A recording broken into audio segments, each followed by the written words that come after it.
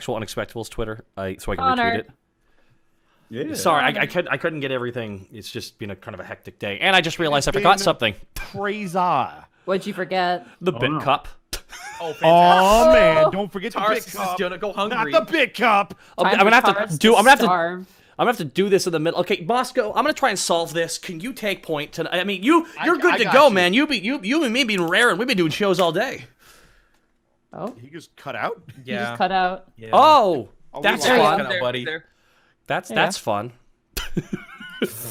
So, I did the interview tonight, and I'm wearing the Unexpectable shirt for it. So I saw that. You handsome promoter. Yeah, I'll take care of this if you want. You figure out your thing. yeah, I gotta go. I gotta dig through Streamlabs here. So forgive me. Yeah, no, you do your thing. So, ladies and gentlemen, welcome in to another episode of the Unexpectables. When last we left our heroes, Task the Kobold. Oh wait, that's your line. Sorry. Shut up. Speaking Stop. of which, Monty, where can they find you? That's my line. Hi. You can find me at Montyglue on Twitter. You can also find me at twitch.tv/Montyglue. Pokemon has consumed my life. It has consumed us all. I have not seen my family for 5 years, and I no longer know what the sun looks like. But I have been trying so hard to get my Skies Arcadia episodes up on YouTube, and I've been failing. So I'm gonna try again tonight. If not, this is gonna be Pokemon tomorrow. Sorry, Monty sounds weird. Why do I sound What? weird? You sound fine. I sound fine to everyone else. Yeah, you said I'm fine in here. If you could That's specify what what we the problem call is. That's what we call in the stream terms one guy. Yeah. Okay. Unless everyone agrees, then. And then, Boo. definitely gonna be a lot of Pokemon this week. Probably a couple of Mr. X runs as well. I'm trying to raise money for Seven Ray D, who is my RE2 speedrun sensei. He has taught me many techniques to survive Mr. X. He's trying to get the AGDQ. So if you ever see me running Mr. X run, that's for me to raise money for that. So just keep an eyes out for that. And that's all for me. Nice. We're gonna move right on down. Connor, where can they find you? Well, they can find me on Twitter at Snake. They can find me on Twitch at Distortion Devil, where peppered throughout the week we've got some Ring Fit adventure that's been going well so far. We're gonna fight one of the four masters next time, I believe. What's Oh, it's OBS Studio just showed up. Oh, there's the cup! Hooray! I got it. I got it. I'm There we trying go. to wait. Yep. What? all right? Friday is gonna be Friday Funhouse. Besides that, Saturday is gonna be The Witcher, and Sunday is going to be more Dungeons and Dragons, trying to figure out what stuff to homebrew, a bunch of weapons, armor, subclasses, characters, all that jazz. Very nice, very nice. And we're gonna move right on down the line, although assuming you were done. Oh yes. By the way, this is 106 episode. Correct. And moving right on down the line, we're gonna move right on down to Gaijin Goomba. Gaijin, what have you been up to, and where can they find you? Oh man, what have I been up to? I just got done doing my video on the Gudra, which are both French and Japanese, because of course they are. At guys, but specifically, Is he cutting out for you guys too, or is it just me? No, it's just you. Oh, You're good. Keep on going, buddy.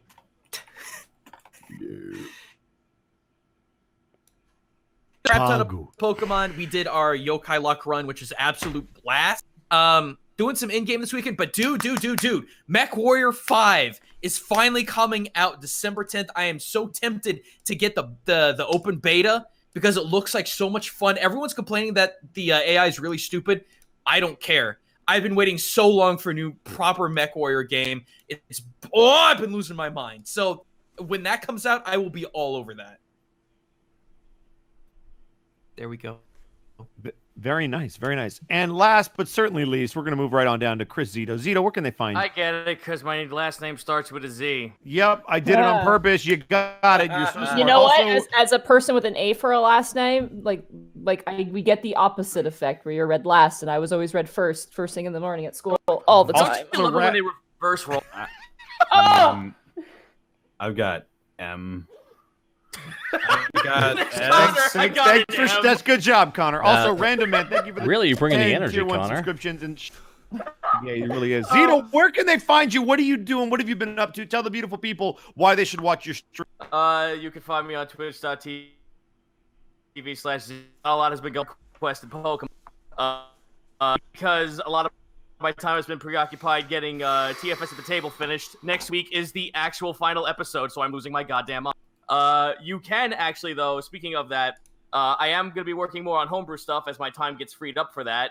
This Sunday, I made a race of playable mimics, and that will be going up on DM's Guild, so look for the mock on Sunday. There you go. And of course, you already know that you could find Takahata 101 right here on his own channel, where this coming Thursday, he will have the latest episode of MNW. That's right. There is a huge fallout from the C101 that you guys are not. The world champion Helixux has challenged the 3 men that have beat him. Bosco, don't even bother. No one can hear you, unfortunately. That Helixux you guys are cutting out so bad, no one can understand anybody. I don't know what to do. Boy.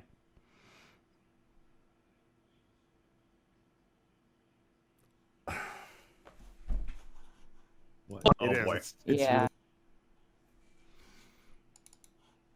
Drop out and come in too. I'm back in There the you go, chat you're now. Hi. All right, you sound good There we now. go. You sound Okay, fine what now. exactly? I don't know exactly what happened, but you're Internet. It's gonna your have. ISP. It's your ISP, probably. Yeah. Oh boy, I'm in America. Fun. Yeah. Welcome. Yeah, no, I was plugging MNW. What's up? Yeah, I know. It's no one could hear you. Like you're Oh, great. like, Okay, awesome. Well, so yeah, big fall from the C101. Helix has challenged the 3 men that beat him in the C101 to world championship matches. Who's going to be the first person to step up? Also, the new 4 horsemen in the Faces of Fear have joined forces. What are they up to? Tune in to find out. Also, you can find me at EdBoscoVA on Twitter and Instagram. You can also find me at twitch.tv/EdBosco. I do wrestling stuff too. Awesome. Cool. We're all done. Shadow Sphinx, thank you for the 1,000 bits walking through Minnesota blizzards and playing Pokemon Sword. Thought occurs if Corv Knight is Raven Knight. Does that mean new Pokemon region is Valithia? Possibly, and I will sue. Just Gag, thank you for the Twitch Prime subscription. Scrolling on down. War of Shadows. Theory, Stendon is not a clergy spy, but the Ginter's Folly incident is deeper than we think. I like that. How deep Blackfoot does it Barrett go? with the 9,001 bits. Thank you, dude. That is very, very kind of you. Maverick the Warlock with 100 bits. Happy early Thanksgiving. I Thanksgiving actually, plans for I believe that I'm all caught up now. I got everything set up here. I think I'm gonna do my read off. All right, do it. Do your thing. Oh my gosh. Okay, I'm gonna try my best here, guys. I do apologize, everybody, for the internet issues. Jesus. We're gonna try our best here to get through this. Kaze3173. Are you running something? Huh? Yeah. Is Lanny screaming something, Kurt? Because you keep No, cutting out real. he's just playing a game downstairs. Oh boy, is it on the internet? No, it is a. All right. Yeah, this is.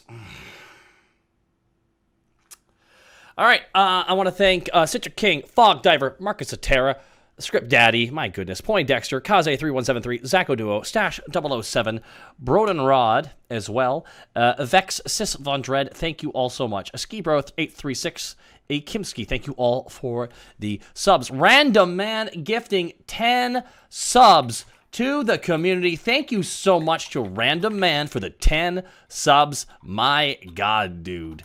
Shadowy Sphinx with 1,000 bits, walking through Minnesota. Oh, you already read that one off. Blackfoot Fair, thank you again for the over 9,000 bits.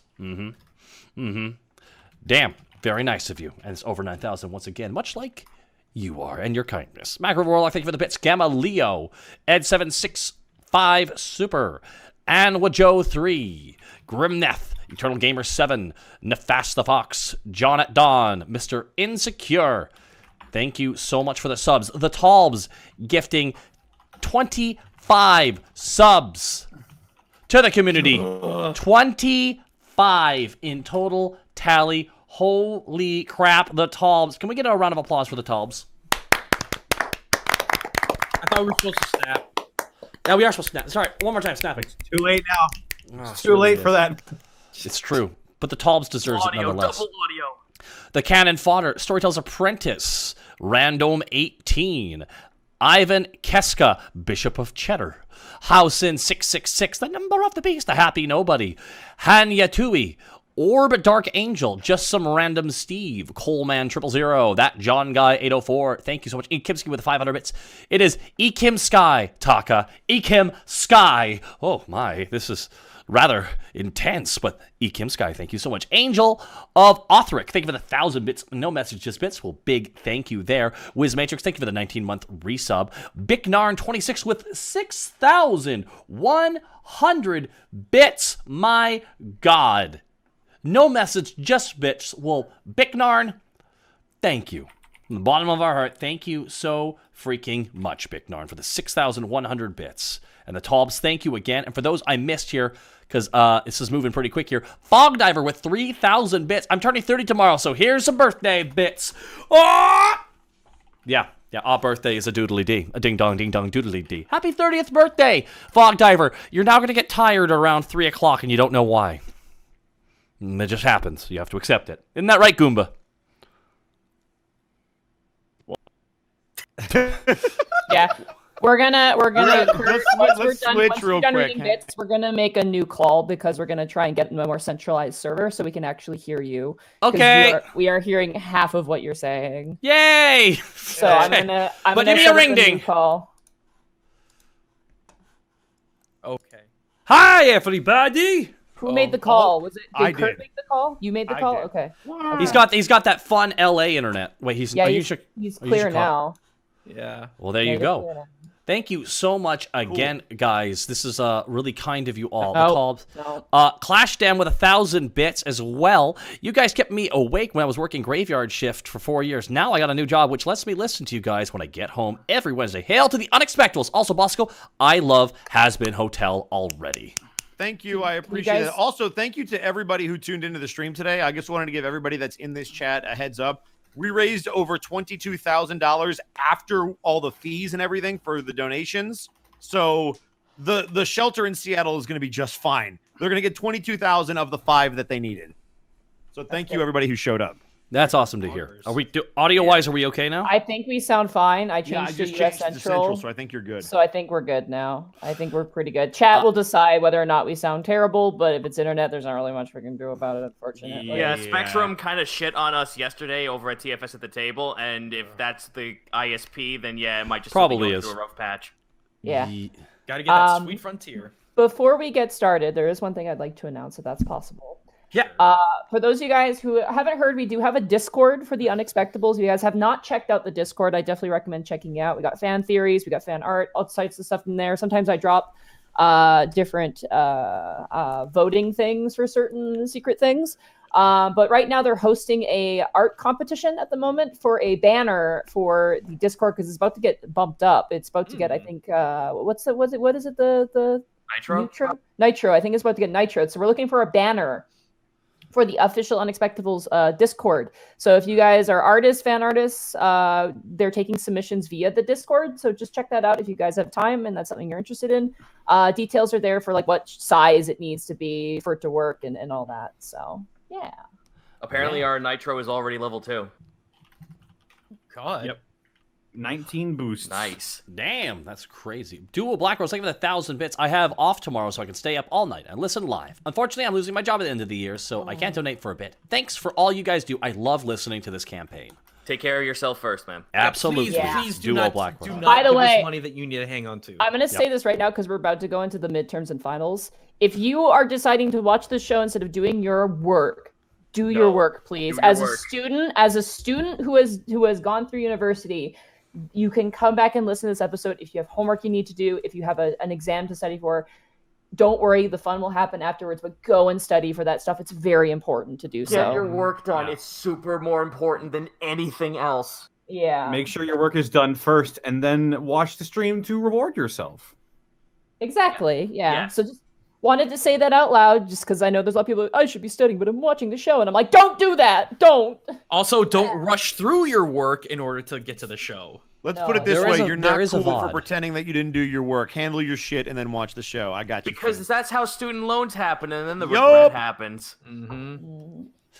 Alrighty. Wolf in the Anyway. Six, Not thank you cool, so much. stay Retro World cool. Knight, thank you so much for the sub. Script Dad, thank you for gifting a sub to Colonel Chero Super Hyper Indie Team. Thank you so much for the resub Super as Hyper well. Indie Team, Tire Force, go! And finally, Bull Honkinator with 10,000 bits. Oh, Because it is the season of giving, and I couldn't be more thankful for everyone on this stream. It's super great, and Bosco, super jealous of the Bulls game you were at. Much love. which one? Oh, don't say that. He's going Thank to be you. even more jealous. Because I was excited about both of them for very different reasons, which I can get into during the break. And he also says, take it from a 2-time dropout, do your work. And that's from Bull Honkinator, who dropped 10,000 bits, so I think he can speak from experience. Bull Honkinator, thank you so much for the 10,000 bits. And guys, let's snap for Bull Honkinator. That's for you, baby. This is the Bulls. All right. Alrighty, Ready? I think We're that 10 minutes. is... We're 10 minutes over, but that's fine. I was expecting that. Wait, hold on. Okay, I'm good. God damn it! That's Gotcha, good. it's No, Zito. no, it's an... It's Remember, needed, guys, baby. if you're 10 minutes over on your D&D game, hashtag blame Bosco. Boo. Alrighty. Boo. Love So- you guys. When last we left our heroes, Bosco, I will fight you. Oh, can't wait to spend. Never mind. You're gonna go happy to- Thanksgiving, everyone. Just imagine a massive photorealistic hand popping out of Bosco's monitor and grabbing him by the neck. It's like literally like the beginning of Take On Me, but it just ends with murder. Alrighty. When last we left our heroes, Greckles the Kenku Rogue, Borky the Orc Barbarian, Remy the Kenku Fighter, Task the Kobold Ranger, and Panic the Tiefling Bard, the party enjoyed some easy-to-do chores around the city of Alivast, planning out new renovations and hirees, visiting friends and employees, and exploring their new lot of land. After a nice evening out, the party met with Taylor the Pigeon Mancer, who tasked them with finding and reading their brother, Ivan's journal. Ivan, the Azamar of Ginter, and the known friend of the force known as Fleur de Mort. After talking with Stendon at the guard barracks, the party was suspiciously allowed within the evidence locker, no questions asked. After reading the journal, the party was allowed to leave with no repercussions. After leaving and heading back home, the party ran into guards running towards the barracks they had just left. Concerned, the party followed them back to discover that Stendon was attacked by none other than the Unexpectables, or so he claims. So, immediately, as he points towards the group of you guys, the people who aren't officials kind of step back from you, and the people who are guards step forward. Not with any sort of motive of like hostility, but just like a hold on a second, you very clearly are important to this. Panic, like, jumps for a second and then looks behind him. Like, what the... Doros, who's at Stendon's side, and Stendon's being lifted now by a bunch of clerics, kind of looks up and looks towards you, Tass, but he doesn't seem like angry. He just seems like confused. Yeah, Tass looks at him just as confused, like, excuse me? And he turns to Stendon and goes, I swear it was them. Doros kind of lets go of his friend's hand and walks towards you guys. And he reaches out to you, Task. His hand out to you. I will gladly just go up to him. Doros, you can't honestly take this for anything serious. I have so many ways that I can prove our innocence here. I can also do it calmly. He nods, but then he pulls out a set of manacles. You are no stranger. Before process. you take me away, Doros, I have a few things to say. You watch as the guard walks up and goes, you can save them for the proper people. We're unfortunately lowly guards. We can't really take your money quite yet. Listen, guys, it's all about the due process. We've been through this before, and they know we've been through it before. We One have guys, Doros looks, guys, I Doros have to looks hop. really... I have to jump out and jump back in. I'm sorry. Okay. Again? Okay. I am sorry. So what? Okay, chat says that I was cutting out, so I completely was blocked out of anything. The last part was where Goomba was at. Oh, crap.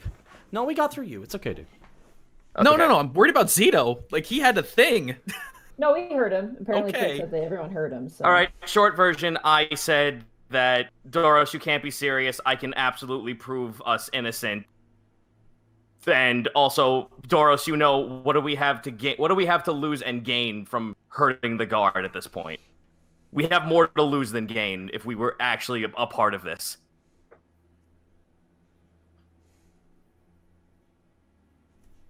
Greckles, Oh, what?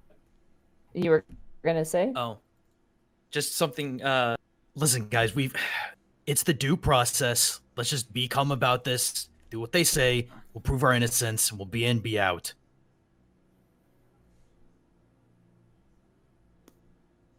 Doros pulls out a set of manacles. And a couple other guards approach too with manacles. Okay, guys, I want you to know. I know it's not personal. And I want you to know this isn't personal for me either. Borky goes limp, falls to the ground. Oh, god damn it. Two of the guards say as they throw their heads back. He did this before. Just roll with it. The madman. Doros walks over and manacles Borky, and he's going to roll a strength check to throw Borky over his Sometimes shoulders. literally rolling with it. If you go limp, it's more problematic for them to get you going. I will not make this easy for you. Out of respect, I warn you. Well, with a 30, I think Doros will. My god, he's strong. Guys, I think I know why Willow likes him. It's the strength. Oh, uh-oh. Oh my god, really? Jesus Christ. That's really bad. Kurt, it's really bad. 1 second. Hey, crazy idea.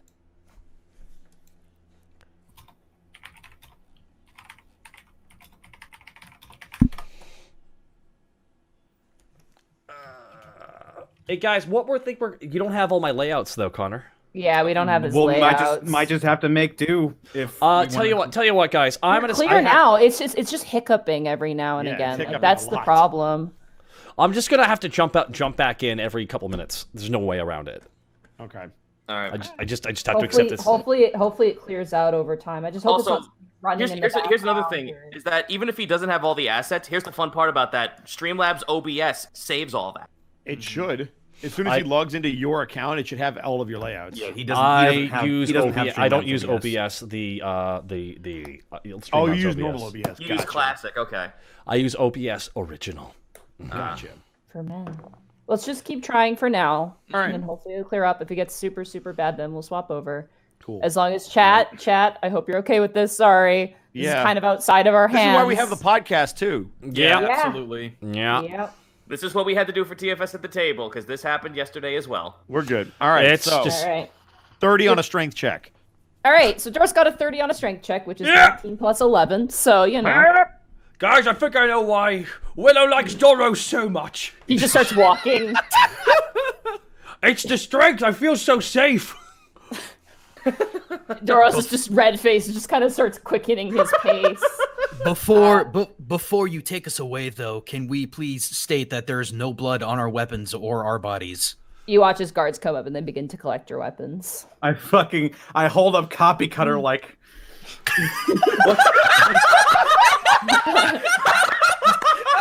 And Borky just yells out, draw "What does that, it matter? please. We have Somebody draw it." prestidigitation." No, draw it, please.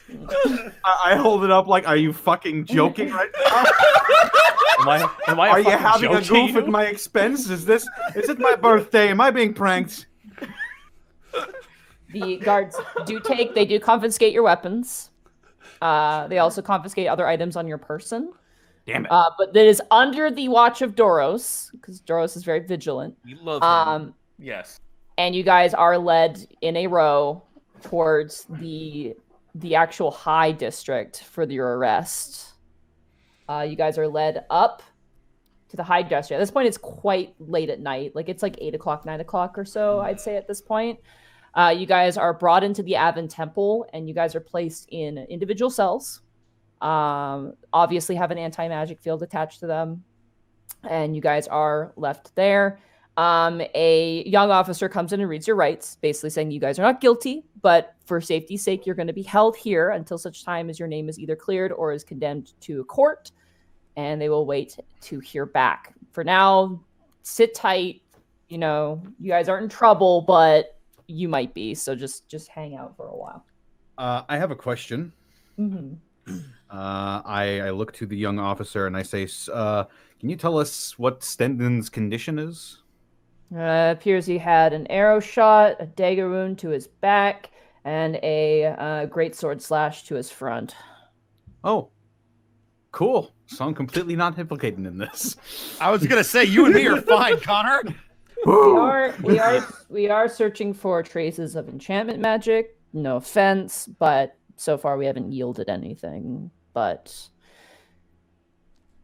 it's not here or there, sir. Can I'm you sorry. also check the fact of the make of the arrow that was the weapon? Because if it doesn't match any of my arrows, then clearly that's a check mark for us. To my knowledge, it was a silvered arrow, and based off of the angle of the shot, it came from a lower target. So. Oh, I can still blow that completely out of the water. That's not a problem. Just sit tight for now. Yeah. Just be patient, guys. We'll get If you're through this. if you're hungry, just hit the bars a little bit. We will bring you food and water, but only one meal. It's just when you're hungry. Ah.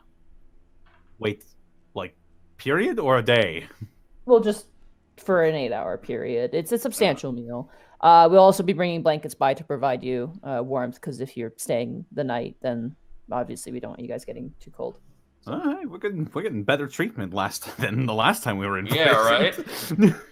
Well, all things considered, it's which legally didn't happen. That's been scrubbed from the record. You are honored agents of Lady Saliandris of the council, so respect where it's due. well, Cool. I Cool. still can't help but there being something fishy going on here. Oh, absolutely. Oh, fuck yeah! All right, so how do you guys pass the night, as you guys end up staying the entire night?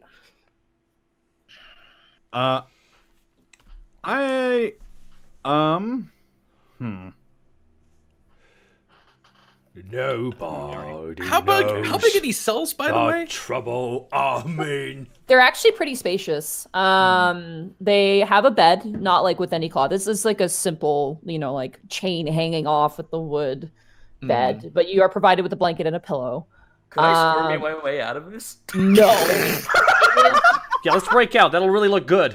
Oh, yeah! It is definitely made to be escape proof. This is an avid. Okay. Can we talk to each other? Yeah, you can. You guys can stick Okay. out, kind of like yell at each other. Remy.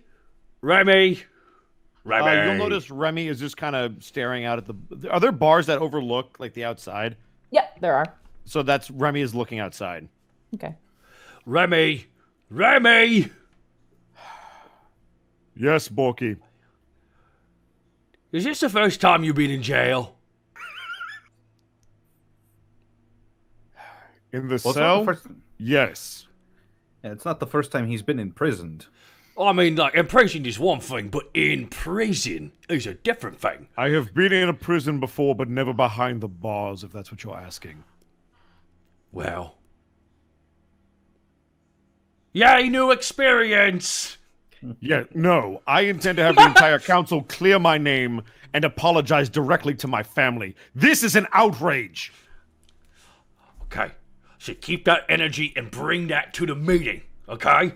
If there's one thing I know as someone who has been imprisoned before, it's just all this is gonna blow over no problem.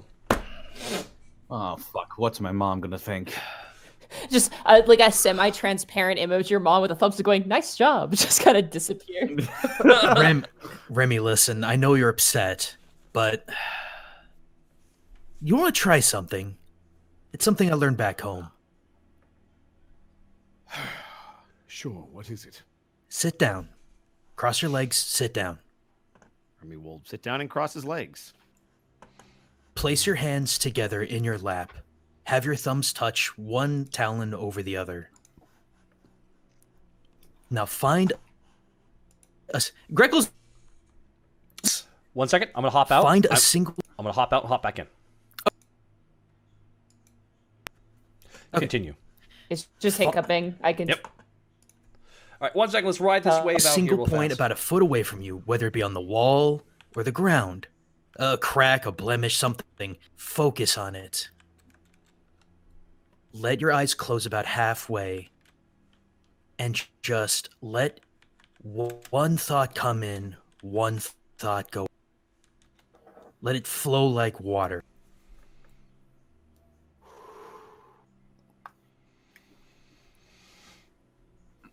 Remy, roll a wisdom check. Like a saving throw? No, just a check. Just a check. All right.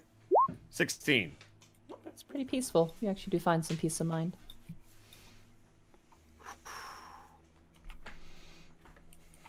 This is Sile's meditation. Of sorts, yes. My father used to do this. Really? We might not have been from there, but he was a very cultured man. Never tried it before. It does absolute wonders.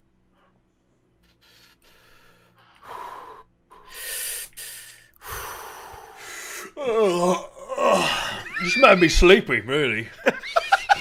Well, You guys Borky, sleep for the night, don't- or Yeah, No, we Remy, sleep. once Remy's done like getting his head together, he's gonna sleep. Yes. Yeah, likewise. Oh, do no. you guys sleep the entire night? No. Do we heal overnight, by the way? You do, yes. Okay. You guys wouldn't keep talking. So you two go to sleep, Bert, Yes. Greckles, and, Yeah. and Remy. Okay. Hey, panic. The rest of you guys? Panic. Okay. Hmm? Oh, I'm here. What, Task? What were you going to say, Task? We're here all night, Task. Hello? What are you going to say?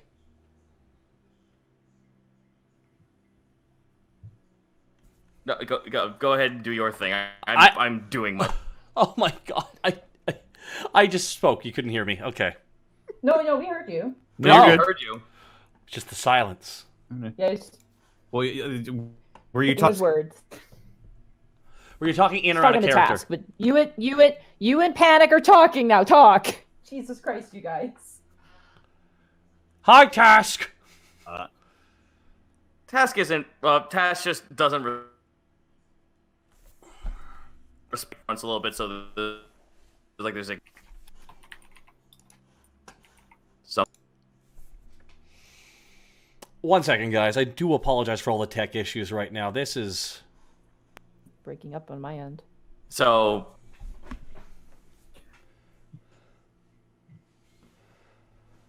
Is he Kurt? here? Can you? Hello. I can hear you. I Okay, can hear, you need to talk when you come back, or else we don't know if you're. I'm you're sorry. I connected didn't or mean. not. I didn't want to cut off anybody. Yeah, no. There's no cutting off. We stop the moment you leave. So. Okay. Yeah. I do apologize. So you were talking to Panic originally. Are you still talking to Panic? Yeah, but then Zito said something, so I thought Task was going to jump in. It's okay. All right. I panic. Yes. Oh, panic. Here we are again, but this time let's not moon anybody, eh? Indeed. Yes. This is just you and me talking in this cell together. It's true. We are side by side, all things considered. And don't Task is have over to. there, just looking like a murderer. We don't have to moon anybody. None of those Orin clergy pricks are here. Except, I mean, we were told there was a spy, right? I mean, can we talk about that here? I don't know. I mean, Best not to. All right. yeah, you're probably correct. We are being detained. We don't have any. Don't know if we're being scried on. Actually, wait, no, I can't do that. What were you thinking? I was thinking I was gonna cast detect magic, but I can't do that. I do love that you could just don't do have that. arcane. What? Cast spells? Yeah. I It's mean, neat. 2.5 seasons in, Borky is fond of magic. He finally understands the concept of magic. I just see Marge with the potato, except it's Borky's head. I just think it's neat. You joking Yes. with... Wow, I just figured I'd tell you that. I'm sorry. I feel weird nice being to be behind. appreciated. I feel weird being behind bars, you know. Because in the end, our fate right now is kind of in the hands of other people, and they have their own interests in mind. That's why I go limp. I mean, That's why I go limp. I is want them to remember. well, that's not the great way to get them on your side. But Okay, I but what saw- else see am I where you're- supposed to no, do? Say I'm innocent, like every murderer has said? Good God. It's fair enough, but I see where you're coming from. I don't know. Uh, Thank God we have Remy who's asleep, and I mean Task always seems to have a way with the guards, and I mean Greckles, I mean he has a way with the guards, but you and me, we's the odd ones out. You know? I mean, everyone's jealous of how beautiful you are, and everyone's also jealous of how beautiful I wish I was. Big, I mean big. Sorry, there was a Freudian slip, but yeah. Anyways, probably just go back to bed. All right. Probably for the best. Task, what are you doing? Picture, if you will. So you know from Phoenix Wright, you know. Oh man, what a way to start! yeah. What a way to Oh, yeah. start! Picture, if you will. Picture, if you will, Simon Blackquill from one of the Oh my Phoenix Wright God. games. That is Task right now as he's thinking about everything in his fucking head. Cue the fucking before case Phoenix Wright OST right now if you want to. So do you sleep or no? You're staying awake, Spike. No, keeping you fuck awake. that. I'm staying awake. All right, you stay awake. Roll a perception check for me. You just clench your fist. I went into this episode knowing I was gonna get my fucking Phoenix Wright kick in, and I'm doing it. Alright, let's see. Task, character sheet, and perception. 9. 9. Makes sense. You're pretty tired. Eventually, as the dawn arises, you hear footsteps coming down the jailhouse corridor. All of you kind of rouse from your sleep. It's a very loud noise. It echoes. The ceilings of these jail cells are actually pretty high. Definitely can accommodate like large creatures. As you hear a set of footsteps coming down, the sound of armor and the sound of like a softer footsteps following behind. And you guys wake up. Sure. Okay, you guys get up, look outside, and you see Bork Bronzefang walking down the hallway. Oh, good. Along Boy. with Kay, who's the wizard who works under Stendon. Yeah. They're both walking down the hallway. And he looks over to Kay and goes, unlock them. And you watch as Kay pulls out a ring of keys and starts to unlock your guys' cells. Boy, isn't this a Wait. bit nostalgic? Morning, Mr. Bronzefang. Doing the rounds? Something like that. My office, all of you, now. Dang it. Well, I owe Panic 5 Rem- gold. Remy's gonna march out and wait for Rourke to lead the way. Okay, watch the end. And he's not breaking eye contact with Rourke either, but he's also not saying a word. You watch as Kay kind of runs behind you guys and just kind of keeps up the rear. She's kind of fumbling with the tea. She's like, ah, shit, okay. You're doing an okay job. We were released from prison. Yeah. You guys follow Burke to a familiar office. You've been in here before. Post Silver King. And he offers you all seats to sit down. Yeah, take it. He just wipes his hands down his face and kind of scratches at his bronze beard and sits down in his chair. Do you want the good news or the bad news? Give us the bad news. No, well, hold on. How great is the good news?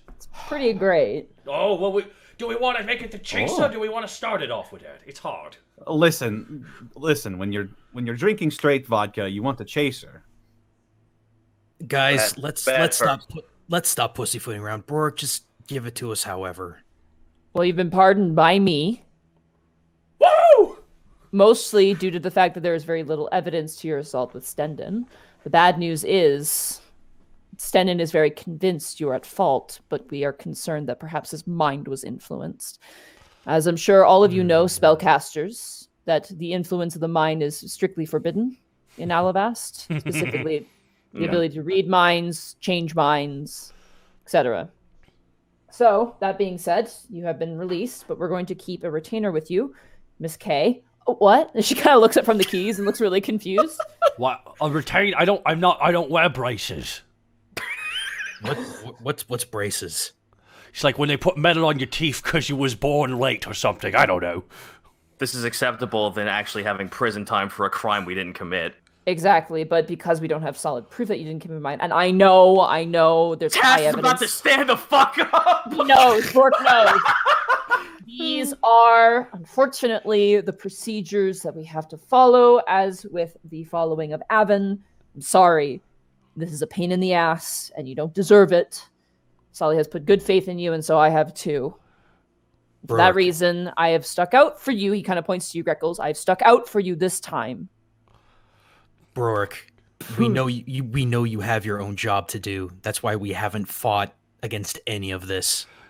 I know, and I appreciate you guys for doing that, because any of that would have probably worked against you. So the going limp thing that panned out well. Was that? Well, Doros carried you, so I think it went fine. Yeah. Rourke, recommend- you know as well as any of us do that we have far more to lose than gain for this. Yes. Panic, could you do me a favor? Yes. Cast detect magic What's in up? this office, please. Oh fuck. All right. I will summon Catharsis to my hand. I imagine it was just sitting at home or in the evidence room and just Scarbles is like, Carrie's like, yes, finally. No! That's canon. That's canon in my opinion. There we go. What are you doing in my room, you little fuck goblin? A fuck goblin? Little fuck goblin. Fuck goblin. I summon Catharsis and I do have detect magic. I will ritual cast Okay. it because As you do so, there's a few little things. Brooke's weapons, obviously magical. You guys, some of your items are magical. Kay, she's a wizard, so she's got a little bit of magic. But up near the ceiling is a little ball of magic that you sense, kind of hovering above the room. is that scrying? Roll a knowledge arcana. Oh boy. Big money. 15. Yes, because you have the spell. Yes, that is scrying. Someone is watching. I always feel like somebody's watching me. Well, actually, all of us. You watch as Bork snaps his fingers, and before you can get another word out, Kay flashes her hands, and it's dispelled, and it disappears. What happened? Now it's gone. Someone was spying on this room. Oh shoot. That's bad, right? That is very bad. Probably should have led with that. All right. Well, Could I? Did I get a sense? I guess with my 15, I wouldn't really. I know. Scrying isn't really a paladin thing, correct? Or like a divine thing. It's more of an arcane thing. it's an arcane thing. Yeah, you would know that. Clerics can use it, though. Clerics are able to use it. It's arcane the Stendon. dominion of warlocks. And Stendon is a paladin. He is a paladin, yep. Is arcane in the domain of warlocks. Arcane, warlocks, kind of, but they're not really utility as much as they are damage, base spells. It's not impossible. Brork, a question. I have a question for you, but go ahead. How would it An be? answer for an answer, then. How would it be that anything could replicate specific wounds? A good assassin would know how to make things look like an accident or like something else. Do you think it could have been self-inflicted? If he wasn't well. I don't know, Greckles. I don't know. First thing to get out of the way, his wounds were real, correct? Like people looked at them before they healed him. Yep, they were real. I know some illusion spells can. Not that good. Why would someone scry you? To spy on you. To spy. Get Oh, information. okay. Do you talk about really private stuff in here? Yes. The arrow wound makes sense, but the act of being able to do so doesn't make any sense either. Compare my size to the room that we were in with Stendon the entire time. I would have had to have been 40 to 60 yards away to actually shoot him that high. That's one of the pieces of evidence that was presented by one of our clerics. As well as also, Borf and Kay here were sent out of the room with no real explanation. And also, there was no written ledger of you visiting that room besides word of mouth. Which brings me to my question. What were you doing with that journal? We wanted to find out something about the fact that when we were out on a journey, going out on a business, we saw a forest, and we overheard that actually had information depending on that. Okay, I've done you a favor, and I'm going to ask you in kind this. I know we have not gone off on the good foot, but who told you about where that journal was? I have no. Mr. Bronzefang, the person who told us that was adamant that their name not be mentioned. And look at where you are now. Yeah, I don't think that was part of the plan, so... And I don't have any problem throwing this person under the wagon. It's a family member. Of mine? He looks really No. confused. Of the one who wrote the journal. You watch his face kind of just like, his eyes go closed, and he just kind of grits his teeth a bit and goes, Taylor Yes. put you up to this? She wanted a peace of mind and nothing more. I know, that's all she wants, but... I can't. He just steps up and starts pacing. Is there anything that we could tell her? Tell her to go home to Chelstonia. Oh, that's new. Ooh, Chelstonia. Haven't heard that one in a while. that sounds very romantic. We've seen maps before. Do we know where geologically Chelstonia That is in the Alton region. It's near Valithia. Ooh. So do I know about that place? Yeah, there was a dragonborn you met who's from Chelstonia investigating the spies and like any corruption in Alivast. She's Right, also the gold from dragonborn. Chelstonia. Right? Yeah. Did you choose gold or Can I ask you $1 million question, Monty? Sure. Did you name that after somebody? No. Okay. That's all I had. Okay. Brooke sits back down in his chair. I understand where they're coming from, but And closure was not something we felt was going to be this damning, Rourke. no. All things considered, we were actually more interested about what we could do about Fleur de Mort. Hey, Monty, Yes. can I insight check him?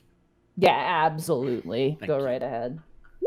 22. 22. He is extremely uncomfortable right now. Like, you've not seen this man look so hot under the collar before in your life. He looks He's looks stressed. Does he look nervous? he looks nervous and stressed, yeah. Based on his answers, does it look like he's trying not to say stuff? Yes. Absolutely. Absolutely. Commander Brook, Yes. permission to speak freely? I'm scared about that, but go ahead. What are you hiding? A mistake, soldier. A mistake that won't heal Taylor, and it won't heal you, and it won't help you either. It is my own demon to fight, and I hope that you can respect that. We can respect that, but with all due consideration, you have to understand, with what we're doing and what we're dealing with going forward, this demon's going to be shared. You're a mutually exclusive demon, you see. This is kind of everybody's problem. Brourke, I'm not saying this to put heat on you. I'm just saying that this is going to be an inevitability. I know. I need time. We have very little of that. Just I hope you understand that. I do. But if you need time, how much? A while, but just let's focus at the task at hand, please. I am right here. Agreed, No agreed. offense. Barky pushes fast forward. Agreed. What I'm Speaking of demons, no, you go ahead. I sort of have No, speaking of demons, what were you gonna say? Well, I have heard from a reliable source that the city might have a Yugoloth problem. I'm in agreement with that, and I'm glad we got rid of that little eye in the sky because I had Doros use his divine sense in our court last night, and he said the place stunk of fiends, and that is my concern right now is Well, they how just- many and who are they? Do you think one of them did this to stand in?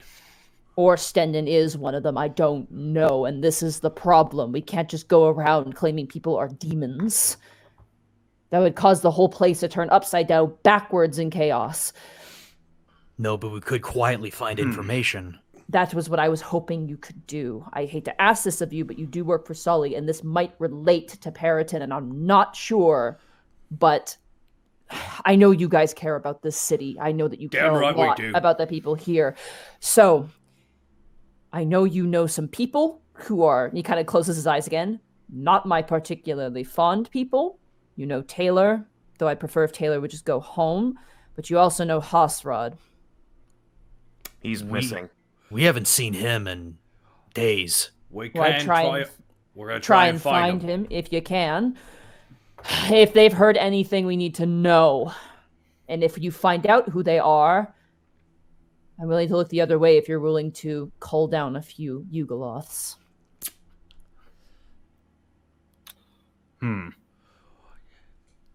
Go around the city, take out things that are hurting other people?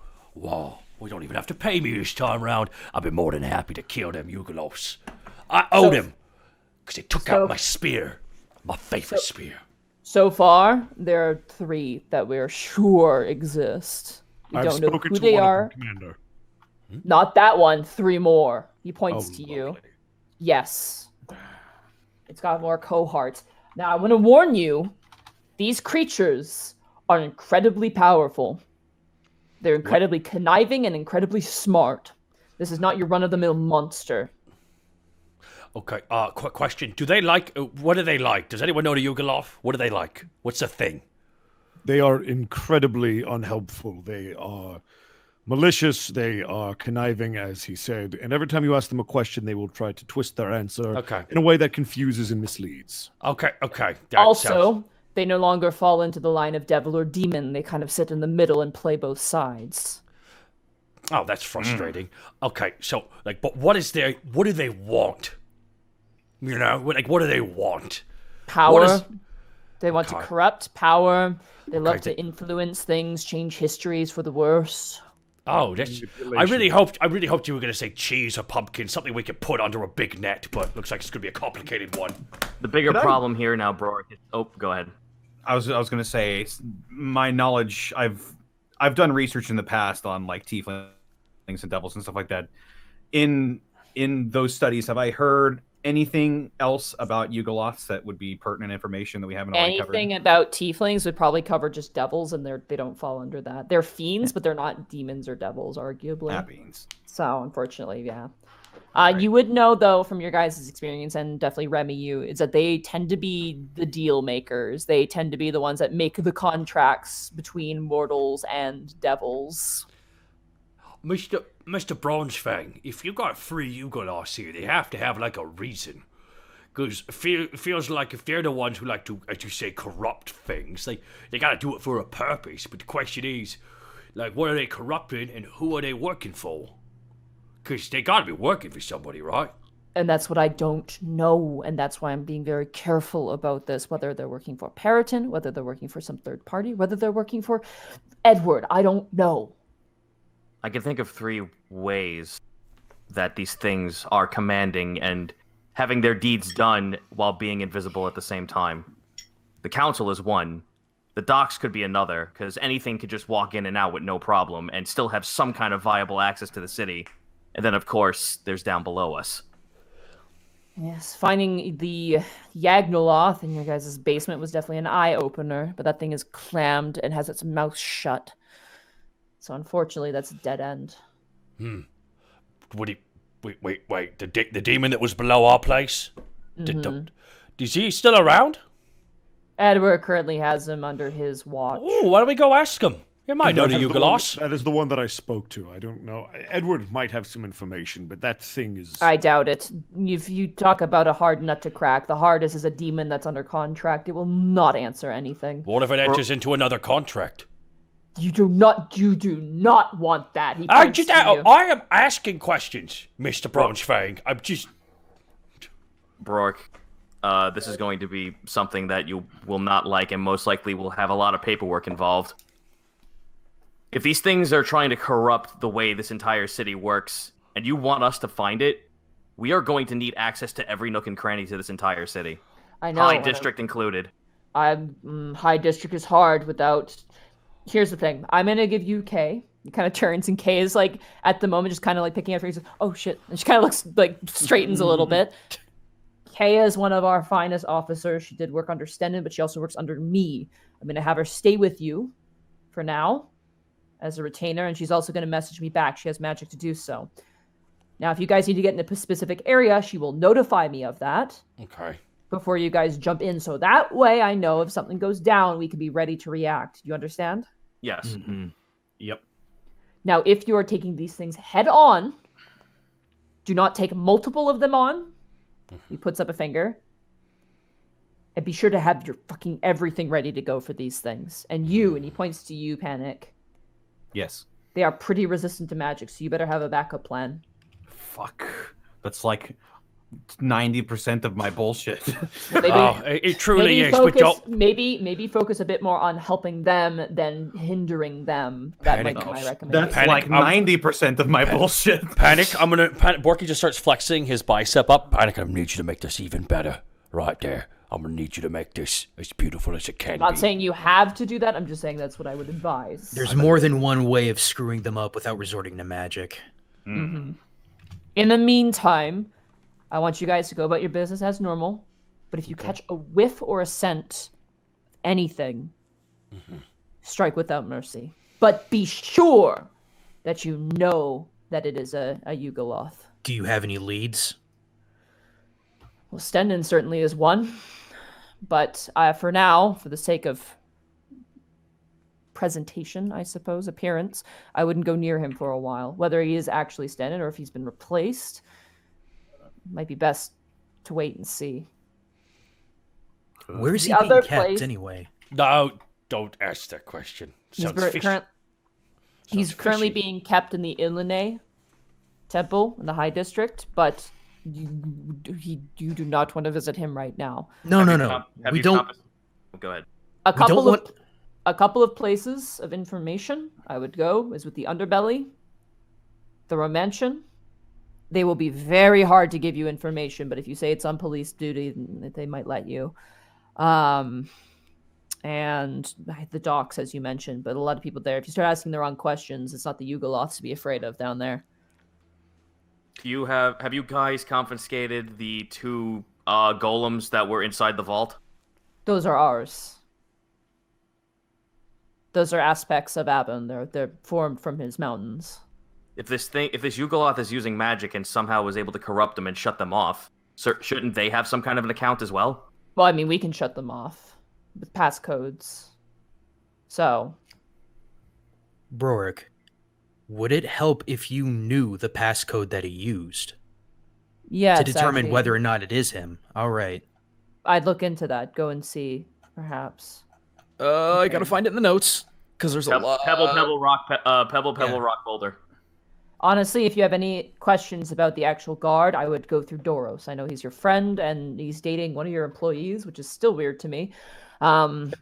So maybe ask him, show him the passcode, and help. For now on, I have to keep my hands clean of this because I know, and he points up to ceiling, I'm being watched. So this is on you.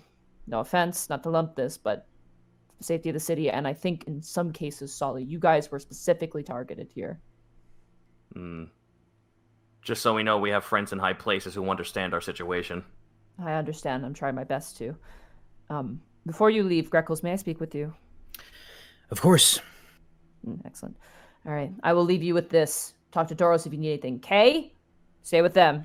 Kay's like, okay. And he turns and goes, anything happens to Kay, it will come back to you. Just kind of gives you guys a point. Kay just kind of like steps up next to you guys. It's kind of awkward. Everyone turns their head slowly to Kay. Friend. New friend. She's definitely got the plucky intern look, but like a little bit more tired. Oh, she's gonna die. We're gonna ruin this whole woman's career. Oh, she's so dead. You guys recall she was actually in charge of guarding you during the Oran clergy when you guys were arrested by the So there's a sort of awkward sort of presence to her. Is she gonna stay with us all the time? So do we gotta set up a room for her at the bar? If you can, that would be good, yes. Okay, so do you want a room with Kiwi or Mr. Borpington? What? Kiwi is like a small little furry thing that has hair and his tiny little arms. And Mr. Borpington is the most beautiful thing on the planet. I'm gonna Bork turns to Kay and goes, I would take the kiwi. It was very soft. Take the kiwi. Take the kiwi. Pet of the kiwi. Eat of the kiwi. Oh. So, do you guys leave? As you guys are leaving, he actually shakes each of your hands very politely and says, "I'm very sorry about this. Thank you for your understanding. We'll be working with you. Take care of yourself." A quick question: Have we been given our weapons back yet? Yes. As you guys are leaving, you guys. So we got our stuff stuff. Cool. You guys got your stuff back. Okay. All of it is accounted for. All of it's accounted for. As you stand up, Greckles, he kind of turns and the door kind of closes behind. I am gonna roll a perception check to listen in on this. I just imagine Remy takes 2 steps to the door and immediately slams his face into the door. God. 16. You watch as Brooke kind of walks over and he grabs a. I'm gonna get rid of the dire, scary music. Please, because I'm worried now. You watch I'm taking notes because I'm listening. Here we go. Brooke kind of leans over and kind of flicks open a drawer and he pulls out a bottle of whiskey and 2 shot glasses. All right. And he just pours a shot of each and he goes, "We both need this." And he kind of pushes with his finger the shot glass to you. Just takes it. I appreciate the offer, Bork, but I need to be my sharpest right now. More from me. He grabs the second shot and he takes it. So I take it she told you, Yeah, she did. Respectfully, I need to know your thoughts on this because I know that you two are very close. I'd say closer than me and her. Bork, do you love her? I do, Greckles. I really do. In what way? I want to see her safe.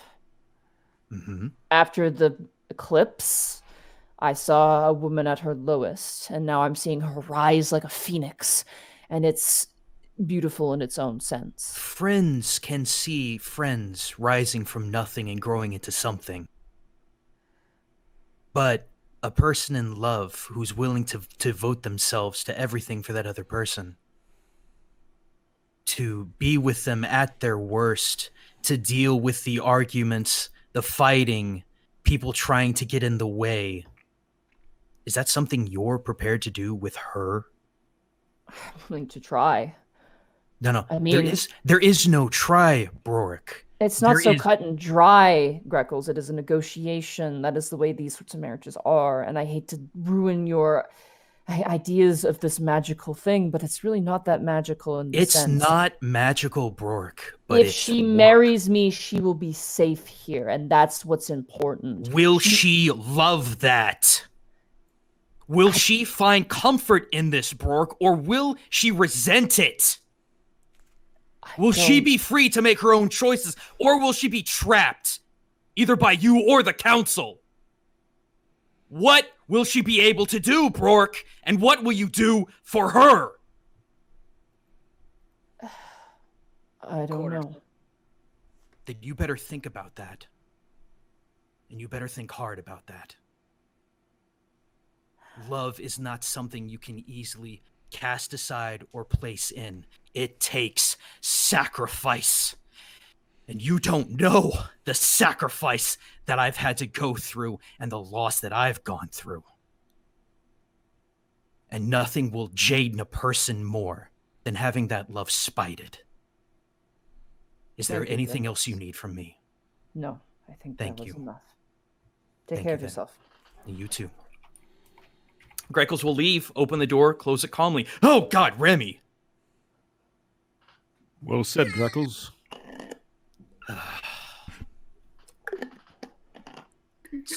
You should walk back in there, grab the whiskey bottle, down it, and then just flip him off and flip back out.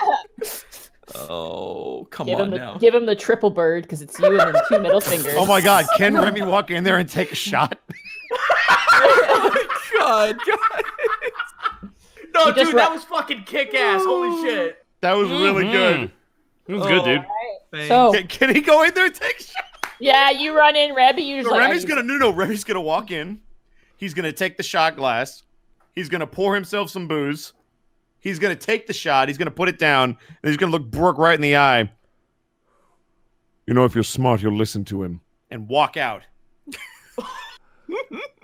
Trials and Tribulations OST playing right now. Cornered is going off like a fucking madman. Alrighty, so you guys make your way out of the High District. Hell yeah, Gaijin. That's like one of my favorite scenes from you. Hell yeah. That was good. dude. That was pretty fucking good. I mean, that's the thing that I love about Greckles is that he doesn't talk much, but when he does, boy, does he have things to say. That was fucking. But it was like a year and a half of build. Like that was so good. Oh, shit. Hell yeah. Kay is kind of trotting behind you guys as like kind of a just like really awkward, like just kind of like just like kind of shifty eyed. You get the sense she has no idea what the fuck she's doing, but she's here. Tess stops, turns around, and stands right in front of her. Yes. Are you ready to partake in the situation that is our daily lives?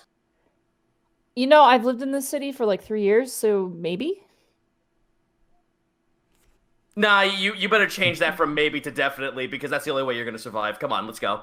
Look, I'm not working for you. I'm working for Burke, and I'm gonna I watch you. understand that, but you're still going to be within our vicinity. I know. I'm aware of your tavern and the employees. Trust me, word gets around here. Ah, good. We'll see how long it takes you to crack. Great. Awesome. I can't wait. Stumbles forward. You guys make your way home. As you guys arrive, the place is bustling pretty well. It's been consistent now. As you guys return home.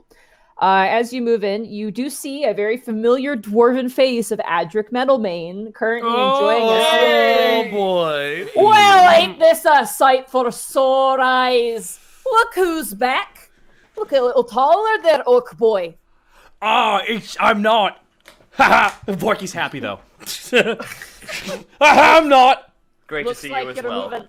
Looks like you're moving up in the world, batting yourself a whole warehouse next door, giving me a nice project to work on instead of working on some weird-ass crystal floating above the city like it's got the eye on the place. Looking for something more mundane then, eh? Panic, you feel a little bit of just like embarrassment deep inside of yourself. I would like to go back to my roots, building houses, filling up with bastards, and getting a nice stiff drink for free. Let's give him the work order and see the look on his face. I've been seeing the work order, boy. It got sent to me last night. I think yesterday morning. Pretty decent. We're already getting started on the library for you. Now, I have to let you know, when it comes to the books in your library, it goes up to your researcher. So you're going to be writing the books, right? Or how does it work? Sure, I'll get right on that. What? Why do you care? He wants it to be presentable. It's fine. I want it to be a nice library. It's not like you'll use it though. The books that you'll get will depend on the researcher that you hire. They're going to have their own selection they want to pick from. But of course, if you need anything in particulars, it's their job to get what you need. So, let's get on to your applications. And he slams down a stack of papers. Yay! Yeah, let's go! Yeah! My favorite thing to do in this game, interview employees. I don't know why it's my favorite thing in this game. Now, the only thing I'm going to let you know about is that your Druid applications will not be coming through me. It'll be coming through the Druidic Guild district. You usually find that they deliver the messages via a little Tweety bird or some sort of cat or something. They like to be really weird, you know? Now, we have a cat and a bird employed, so it's not that weird. Kiwi's like, huh? And just keeps running. Hits a wall and he wiggles like it's a ripple of water. I believe he's I believe he's 80% Jello. Zito. Right now, we're working on the library, which is going to actually go where your rooms used to be. And your rooms are getting moved into the new location, along with your employee rooms as well. Oh, shit. So, okay, you say new location, so where's that? If you go down the employee hallway, you see now that's been converted into your in-rooms. If you keep going, the lion door is right there. All your employee rooms and your rooms are in there as well. Your rooms are a bit more spacious, a little bit more nice. Okay, a quick question. Are we on the first floor or the second floor? You're now on the first floor. No!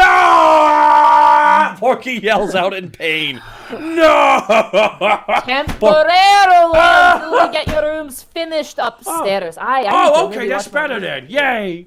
Oh, Lord. Next door to that. It, huh?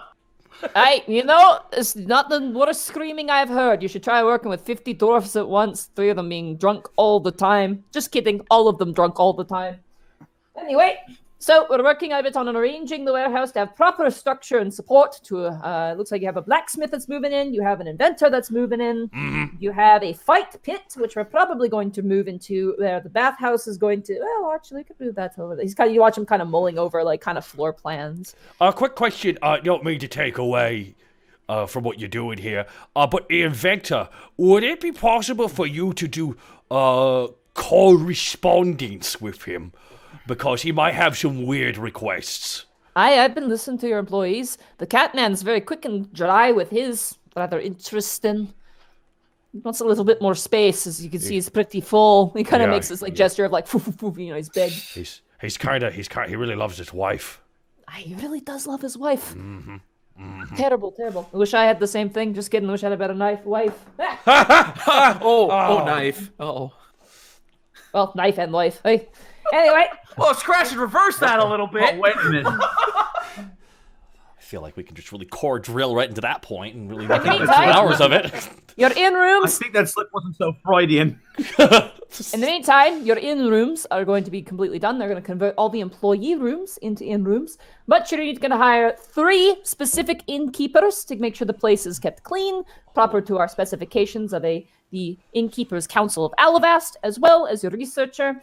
You'll hear from the druids eventually. Are you ready for the applicants? Yes. Right. Excellent. Here you go. You got some weird ones in here, and he slaps down the piece of paper. And Excellent. Here we go. all right.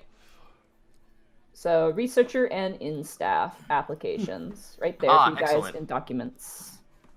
So we should probably do the first one first. So librarian we got first.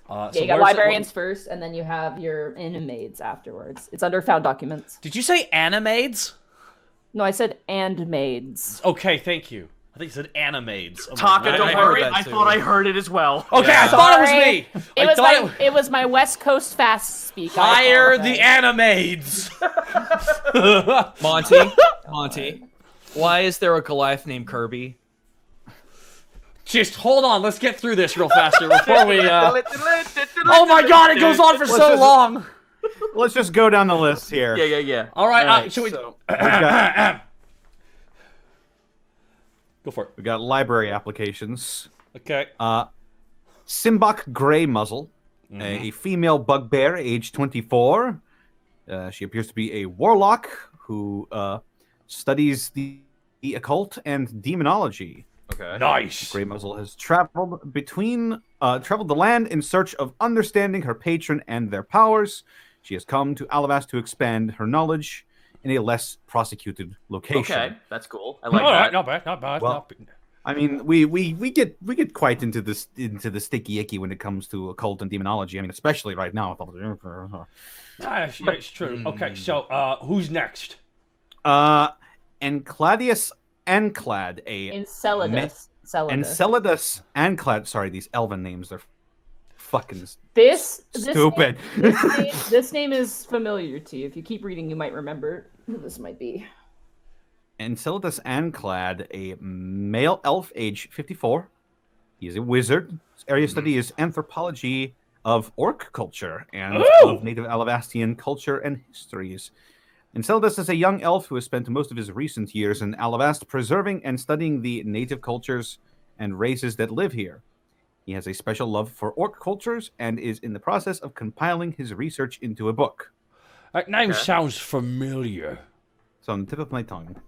Yeah, there were 2 quests you guys never took that had him as the actual quest giver. cool. Yeah. Oh, okay.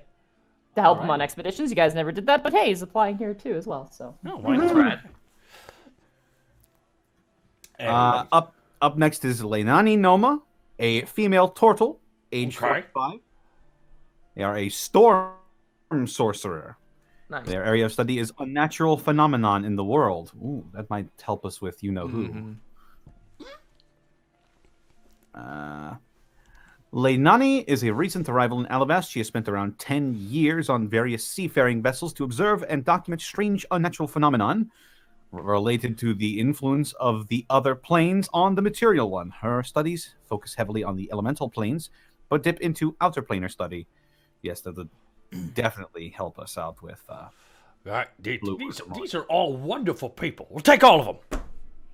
I think- Unfortunately, you can't really do that. You have to pick I think one. we can only we only got one here. I'm very hard up pressed on Simbach or Lenani. Let's go down. Hold on, before we decide on anybody, let's see who else has applied here to the place. That's all of the librarian applicants. Okay.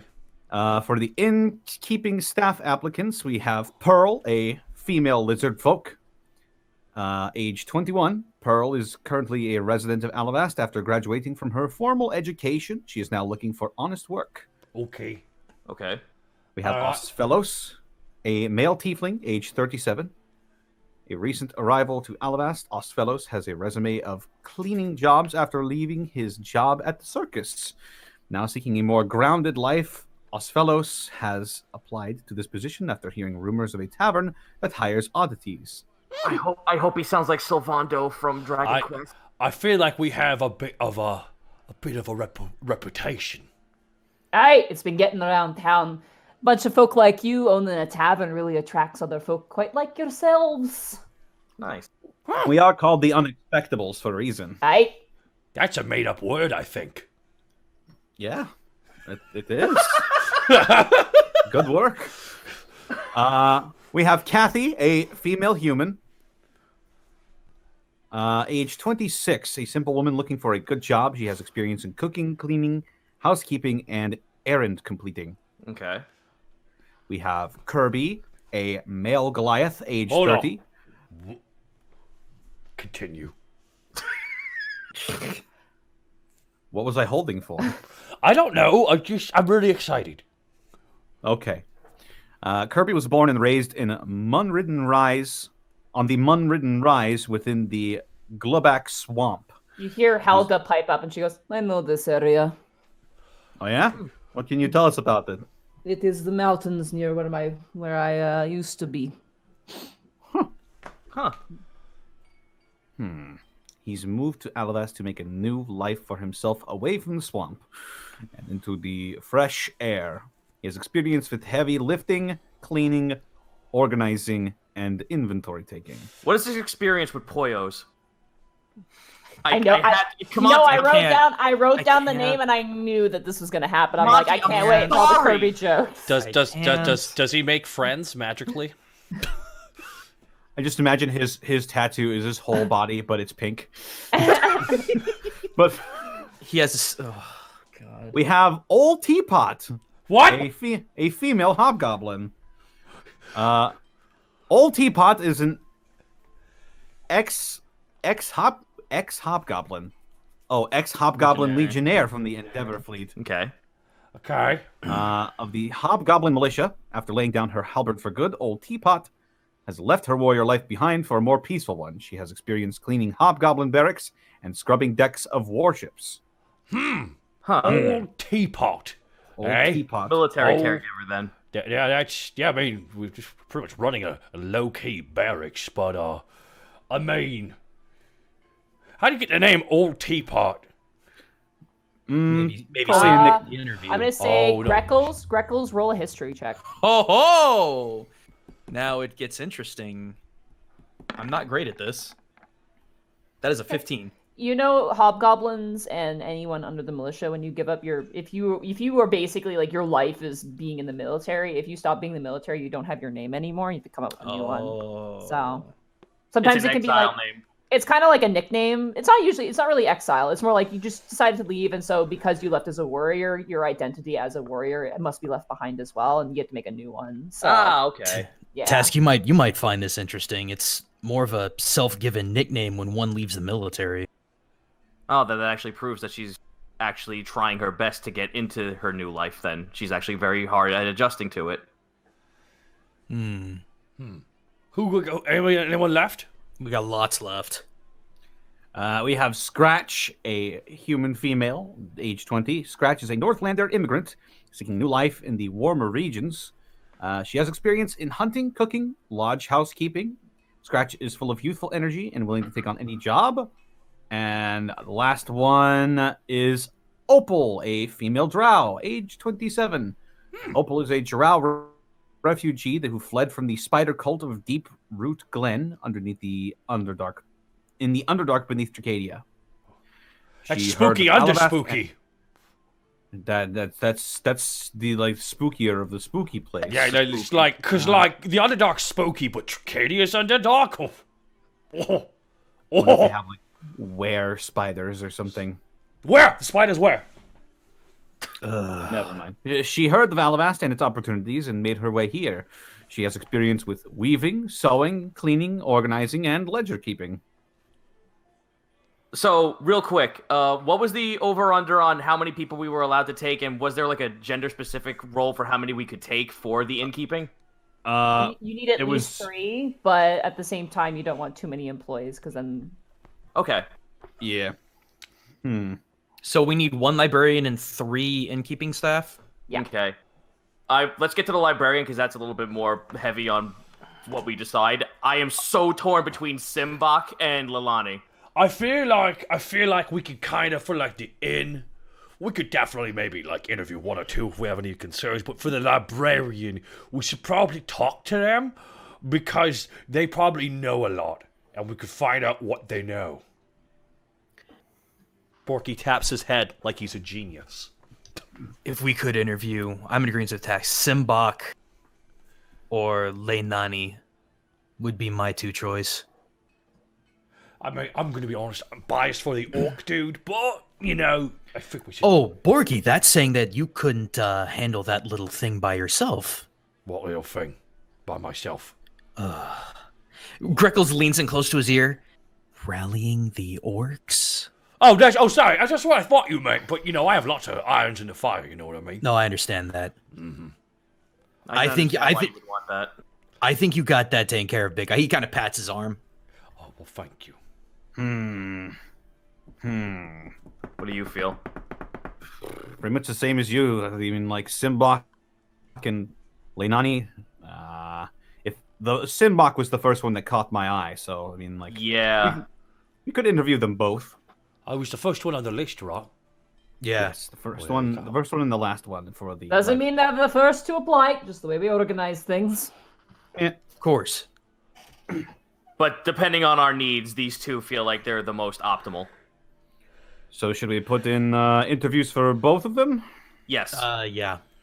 For Simbach and Just Leinani. keep ghosting and Poor Enceladus. I made him at the beginning of this fucking campaign, and he's never gonna appear now. I'm sorry.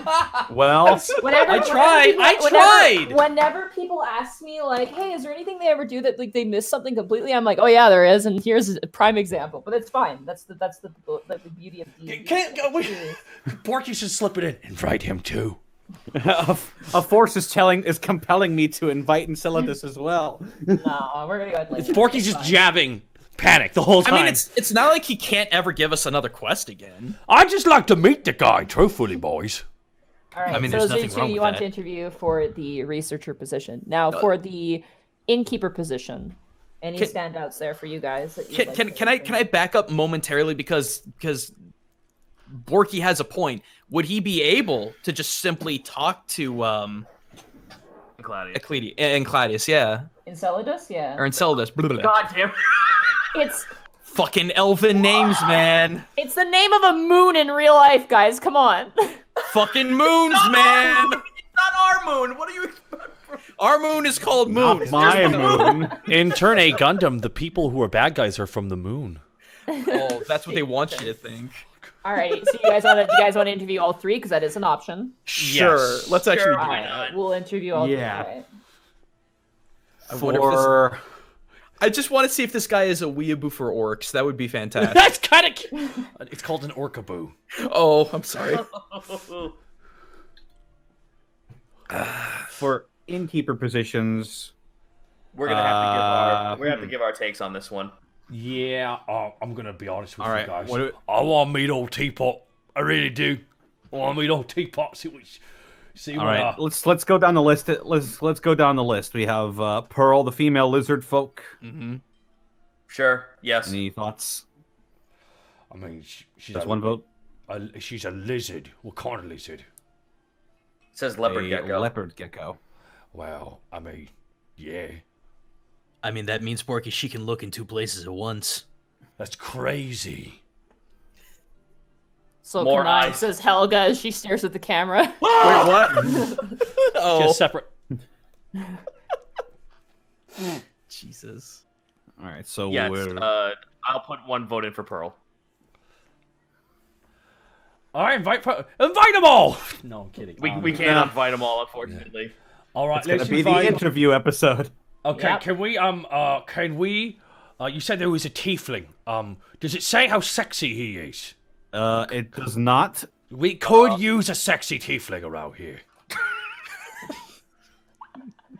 Panic, you're not sexy anymore. You know. You're drop dead gorgeous. You watch You as are Adric drop- takes- You watch as Adric takes a sip of his drink and goes, Gromus breath. Yo, you're drop. You're drop dead. I'm old gorgeous. news, huh?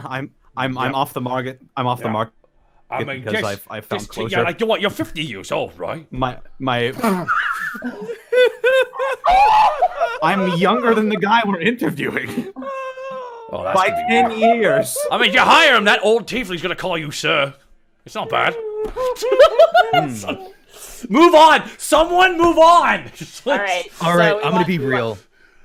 want- I'm gonna be real with you guys. I want Kathy.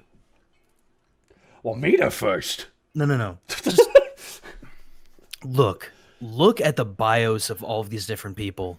They come from military backgrounds. They're obviously larger than life.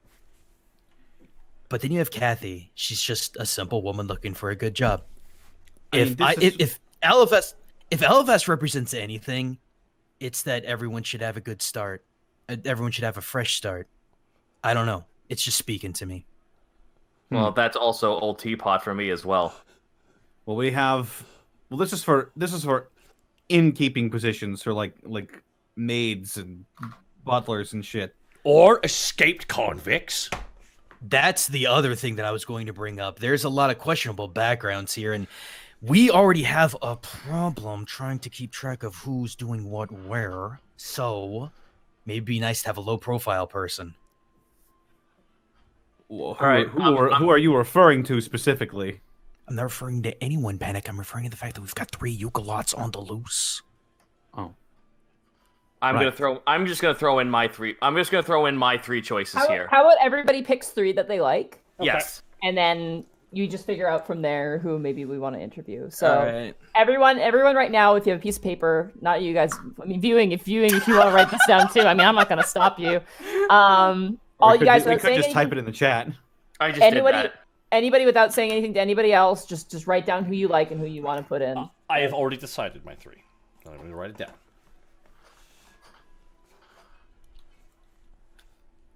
Okay, hang on.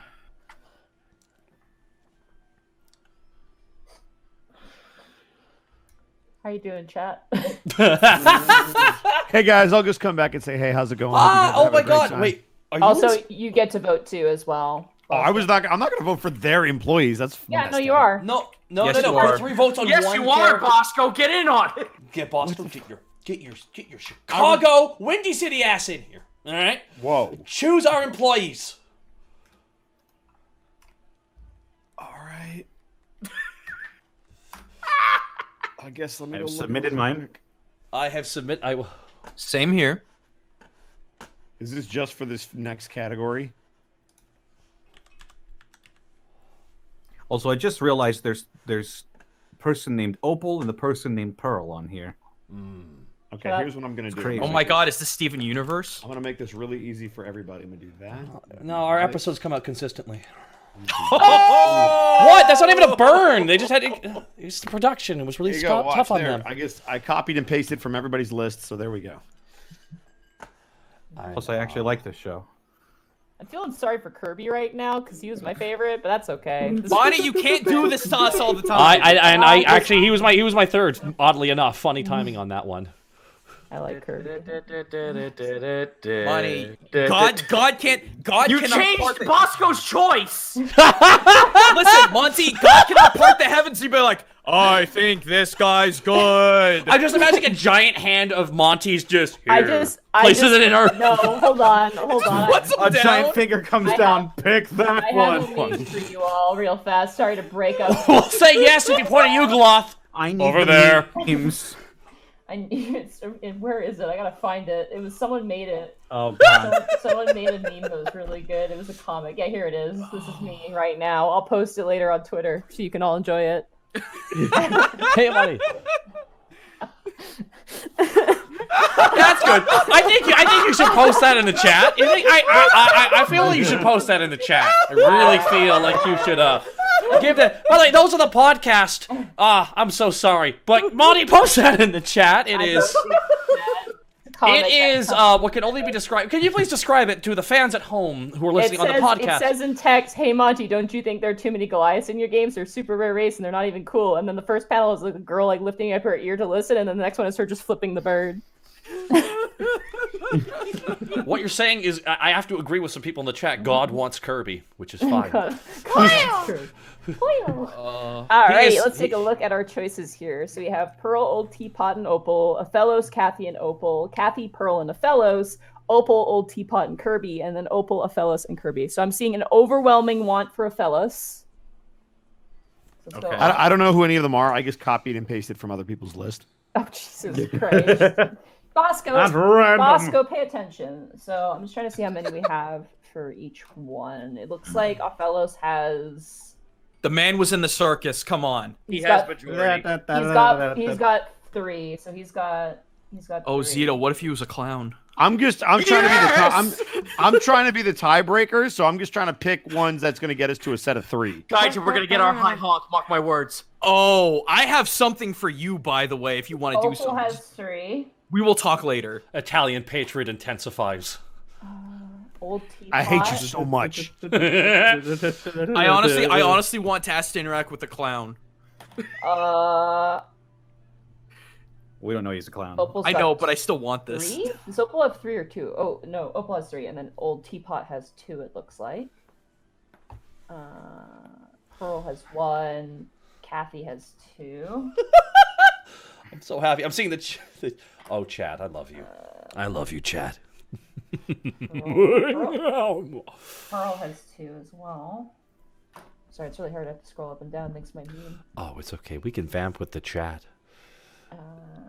I'll just spam honks. Hi, chat. How's it going? I hope all of you are having a wonderful night. Everyone's infecting the chat with clowns. Good. Why? Zito, when I was asking people which of my Pokemon to max out, everyone wouldn't shut the hell up about High Honk. I hope you're proud of yourself. Mm-hmm. So it looks like out of all these people, you guys have chosen Ophelos, Opal, Old Teapot, Kathy, Pearl, and Kirby. Cool. So do you guys want to bring them all in for an interview? Yeah, absolutely. Yeah, That'd be great. Thank you, Monty. Thank you so much. Awesome. Okay. I'm happy to be a part of this. This is great. You're included. I know. This is weird. I'm getting you a shield. I'm literally picking an employee for their in. You're a part of it's your in. Do I get my 10% like business consultant fee? No. Bosco, you listen here. I gave up prime character materials to give to your ass. You're here. You're fucking here. I mean, right, let's so see how good the Patrick- shield is before we call ourselves friends, okay? Patrick takes all the applicants that you guys have chosen. Which of them is going to be the Seth Rollins, do you think? Nobody's going to understand that. Do you guys want to interview a researcher first, or do you want to interview innkeepers? Let's get researchers first. Let's do the research. The researchers sound really important. Let's go down the line. All right, so you guys set up your table that you conveniently have. Okay. Now, okay, who would like to take point in these interviews? Wait, are we doing this like right now? Yeah. Oh, Fuck yeah! Okay, real quick, guys. should Now we've probably done look at these we've done this a couple times here. I feel like we all just kind of go out of our way to ask questions. I always come in with the weird questions to see how they handle randomness, which there is a lot of here. Panic, you're gonna keep trying to seduce them to see if they can resist that, right? No, I've never done that, Borky. Oh, yeah. Actually, you are sexy. Never mind. Just Kay kind of do it looks at naturally. you guys and goes, "What should I do?" Oh, Kay, you're here. Hi. Yeah. Hi. Oh, Kay. Hey, Kay, would you like to interview them too? Sure. What do you Pull want? up a seat. Sit beside old Borky here. Okay. Do you want me to take notes, or? Yeah. Well, yes. If you wish to be a stenographer, then absolutely. Okay. Okay. Just make sure they're ineligible. Okay, Monty, I want to insight her to see if she actually wants to do this, or Sure. I'm very curious about all I was about to this. say, Helga, get her. God damn it with that 9. I mean, she's hard. I mean, she's not like she's hard to reach. She's just kind of like. "Ah." She's a wallflower. Hey, Monty. Hi. Hi. Jesus! Is there a ledger with all the characters on it? A ledger with all the characters With on that it. we're The interviewing. info. It's on the it's on the Yeah, info sheet. I will make a quick list of them. I mean, can I not just copy and paste it to him? Here, I'll just make a list for you to have. You have. There's a document you should have access to. Is there? I Yeah. don't see it. That's weird. It's in found documents up on the top. Oh, there it is. It was closed. Okay, that makes more sense. You're good, Monty. Am I good? Okay, I can stop listing them all out now. Correct. Thanks. Alrighty. So, you guys set up the table. What's your plan for tackling these interviews? Well, I wanna find I'll out get what- back to you as soon as I read all this stuff. Hang on. I want to find out what Simbach's patron is like, and what her end goal. Like, I want to know her end goal and what her Wait a highest second. talent Simbach is. is a bugbear? Yes. Yeah, no. All right, so next, elf. Wait, a dagger ear? No. Wait, turtle. Ooh, that's Jesus. tough. It's a little late for this, Bosco. God. It's really kind of bringing out the racism at like the Is this all worst we time. can God. So we've I, got. I bring it out at the best times. So we got a dagger ear, a confused Urson, and a old dude. Is 50 old for an elf? No. 50 No, Very that's like young. that's like a Very teacher. 50 super young. Yeah, No, I I didn't we've say all they seen were. we all seen what a 50-year-old baby Yoda looks like. So. It's amazing. I just imagine the think tank that came up with that Yoda, but they just do Yoda, but then they put a baby beside it, and then the guy just goes, "What do you think?" And there's just standing applause from everybody in the room. Alrighty. So first up is gonna be Simbach. Yes. She's the first to respond. That doesn't say anything about their characters. Someone has to be first. Right. All right. So you guys sat at the table in your courtyard as you've done before, with the long tables, and eventually you see coming through the double doors. Grab some appropriate. We have interview double music. doors now? Yeah, there's Oh, two yeah. doors that have always led to the courtyard next to Oh. Helga's thing. Yeah, there's two doors that open up and they go to where like the well is and like the temple and the shed and everything. Are we outside? Yes. You guys are Oh, we're doing these interviews outside. Unless you want to do them inside. You guys said you want to do the same place you've done them before. You have done them inside before, but Okay, it's all good. I figured you would want the space. Do it for- outside. It's fine. Mm-hmm. We'll have what's his face be a distraction. So like it's like, are you paying attention? They're not. They did that to me when my first ever interview. They gave me a crayon and told me to hold on to it, and I held on to that crayon. Oh, that's a shit tactic. Hell yeah. Yeah. All right. So you guys set up your tables and your chairs. You got glasses of water.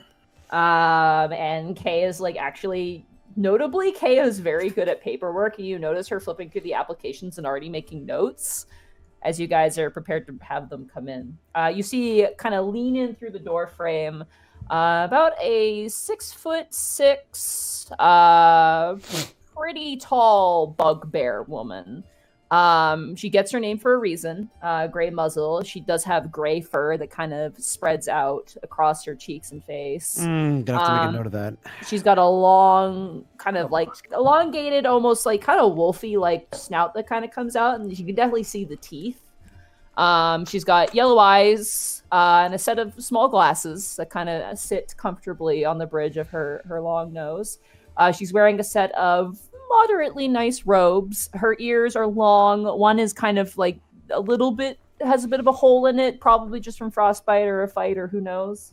And you see her perched on her shoulder is this small lizard-like impish looking figure. With kind of black eyes and these sort of horns that come out almost like harp-like to a point. And it's kind of like these little tiny serrated teeth and a long tail, and it kind of flicks around, like hopping from shoulder to shoulder as she approaches the two of you. Is there some kind of intelligence check we can make to figure out what the heck that is, or is it too exotic? That would be either Arcana or Religion of your choice. Oh, good. Oh, You know boy. what? It's a good thing I'm not bad at either one of those. Oh, that's a fork. I'm getting my garbage rolls now before we have inevitable. Look, combat. Task, it's a little you. Nice. 5. Panic, you know exactly what that is. You know what that is too. Yeah. You two know that is a quasit. It is a little demon. Ooh. Yeah, it's a little quasit. So you said gray muzzle, yellow eyes, a little bit of an overbite. Yep. Might be a werewolf, underbite. so I'm gonna go with no, guys. Might be a werewolf. Underbite. Might be a werewolf. That's the same for any job applicant if you really think about it. It's Bosco's true. just the guy we bring in for the naysayer just to see how well they crack under pressure. That's so He's the bad cop. He's the bad cop. My name is Simbach. Here for the job application. Yes, come on in, take a seat. All right. She kind of steps over. Pretty tall.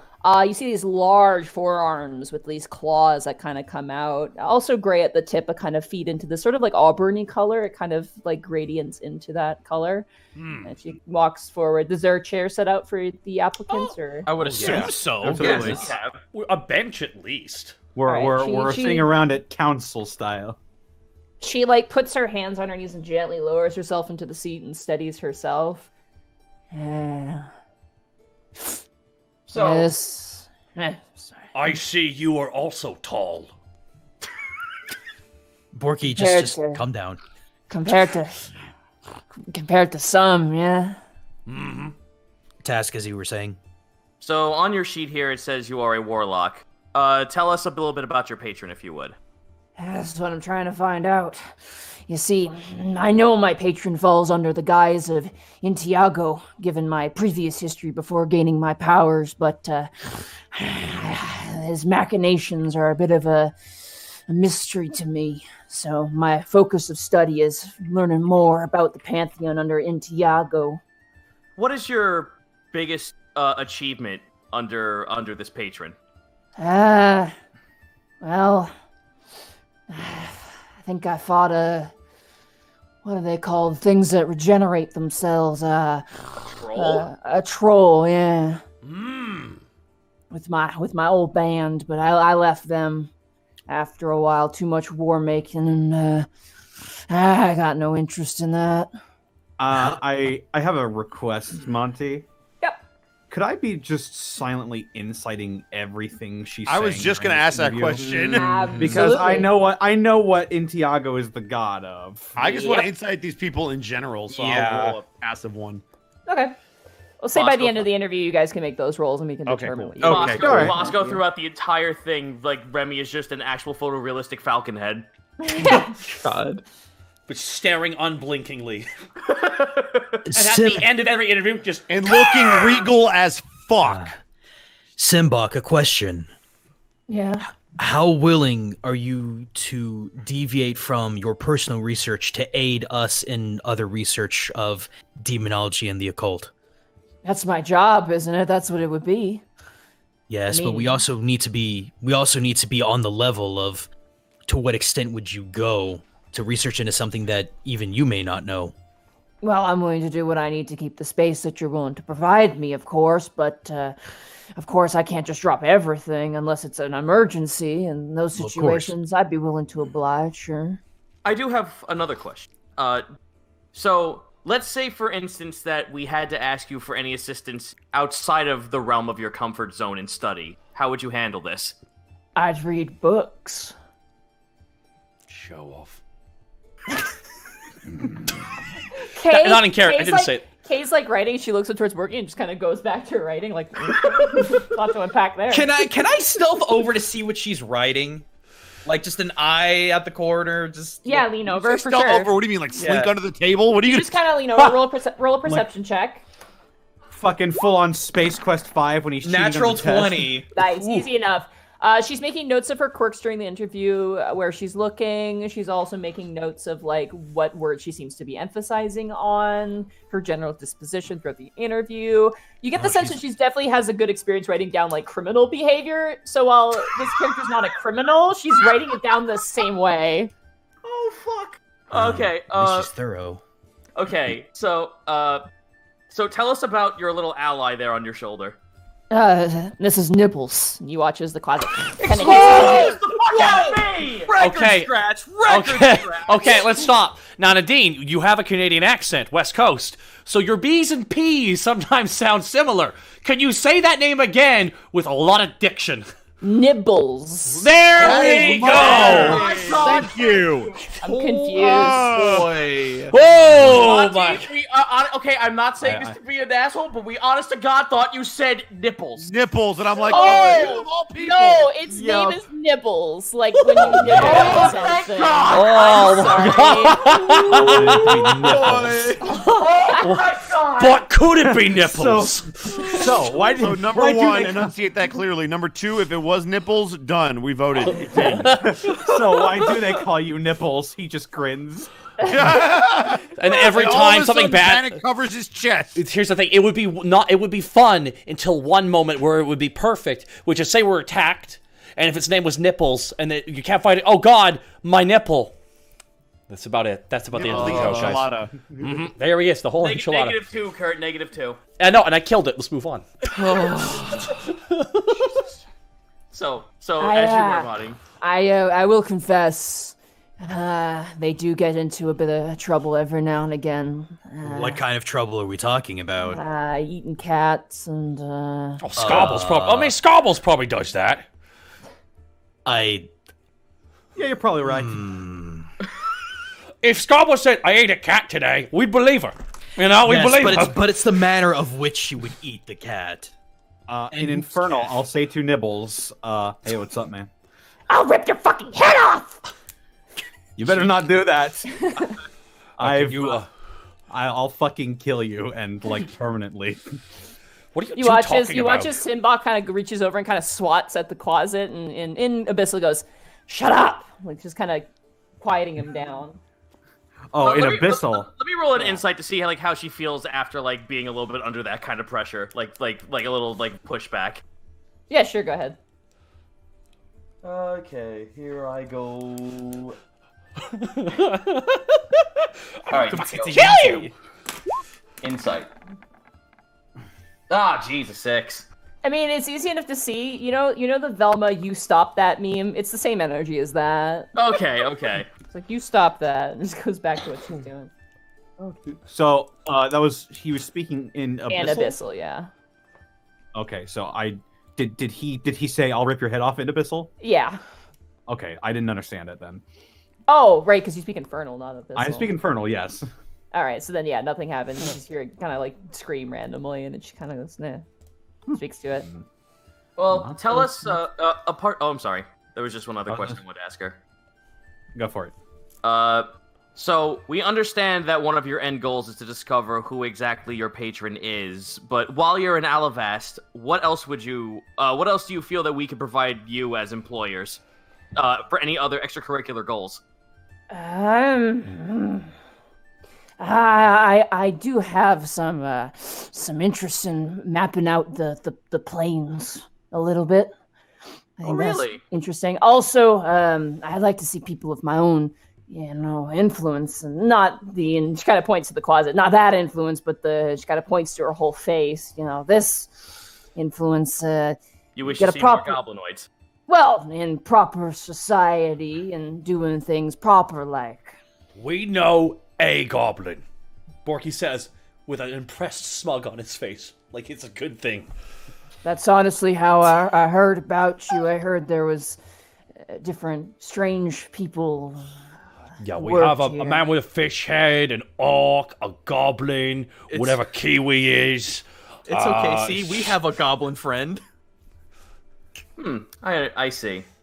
I have no other questions. Bunch of cats. Gentlemen, how do you feel? I'm What? pretty good. Thank you so much for coming by here.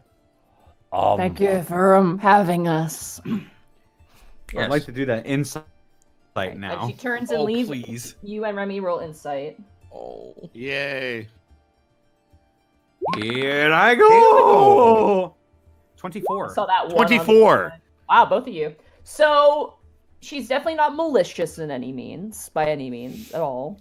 But you do get the sense that she sets a little bit more value on herself and her goals than she probably would on you guys. Mm-hmm. It's not but shocking. being that she's a warlock and her patron, gives her power, that makes sense, because if she slacks on that, she'll lose her power. So you guys understand that well enough for the okay, yeah, she answered yeah, sure, I'll help you out, but at the same time, for certain that she wouldn't be able to, because if she slacks in any way with her patron, then she's kind of fucked. Yeah, so her hands are more tied on that situation. Yeah, she's a little bit more, you're contracting another person under a contract in this sense. But We're subcontractors. She seems pretty cool under pressure. She's the closet as intense as it is. She seems to have it kind of under control, more or less. So okay, cool. You get the sense that she would do well under chaotic pressure, if that makes sense. Okay. But as a researcher, how much you value that's up to you guys. So okay, well, is there anything else specifically you guys were looking? Because you guys rolled over a 20, so I'll let you guys. I was just generally trying to confirm everything that she was saying, because Intiago is the god of lying, right? It's lying, stealing, and stealthing. So rogues and thieves right, and I sort of got a couple tastes of warlock-ish stuff, and I know what might be required of her to keep her powers. So I'll just be probably not that one when she leaves. I will say this: you get the sense that between Bright and that closet, there might be problems there as well.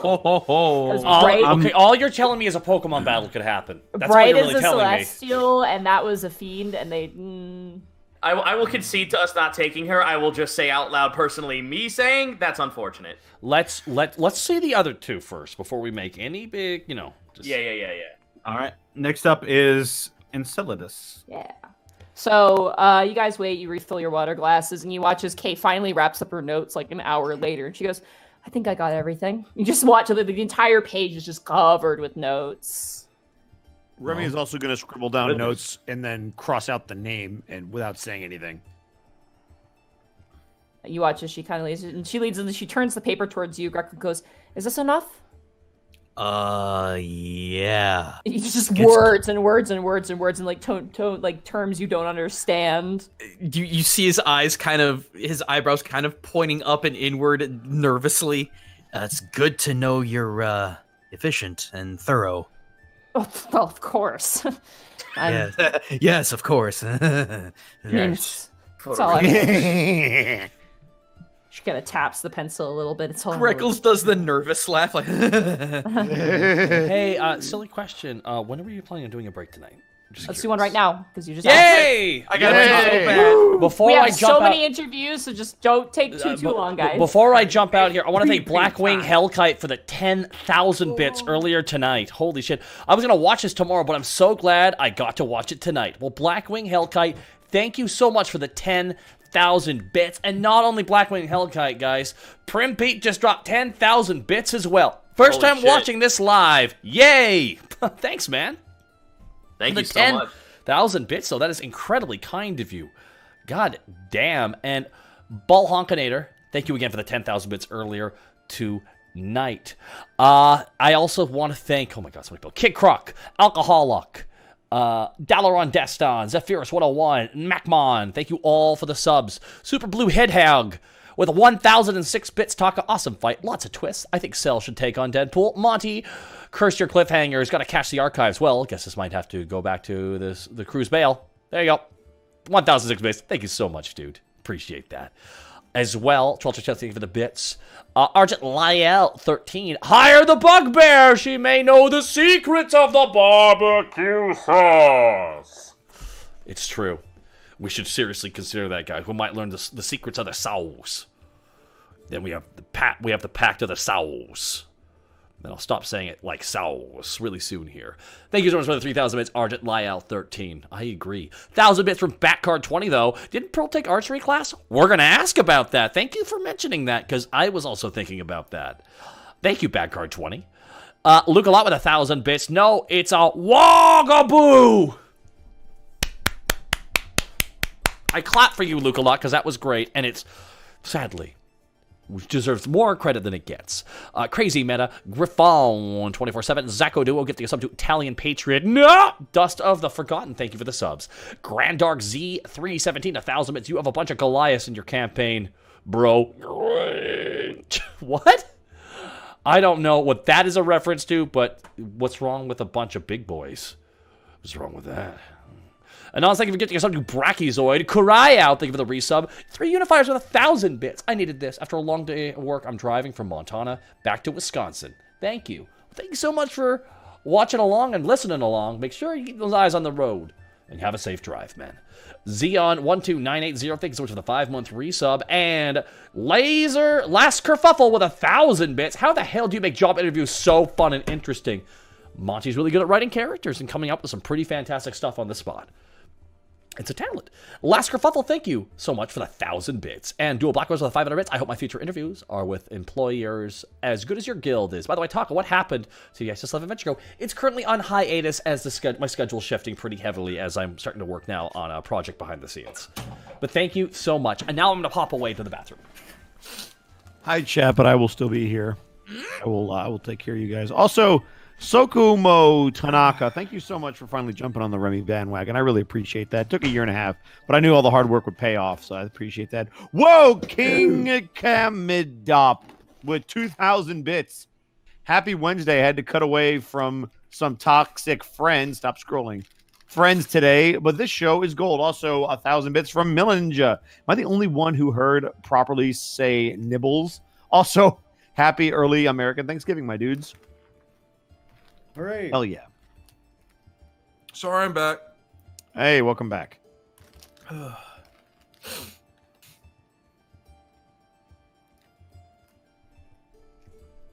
Jake, shut up. I'm gonna go out there and say that real quick. Yeah, get that out of the way. Perfect. Man, your whiskey mic drop killed me. Burnout Vaughn. Hey, man, I was just inspired by you. I saw the alcohol, and I was like, I got to go for it. I got to do a shot of doom.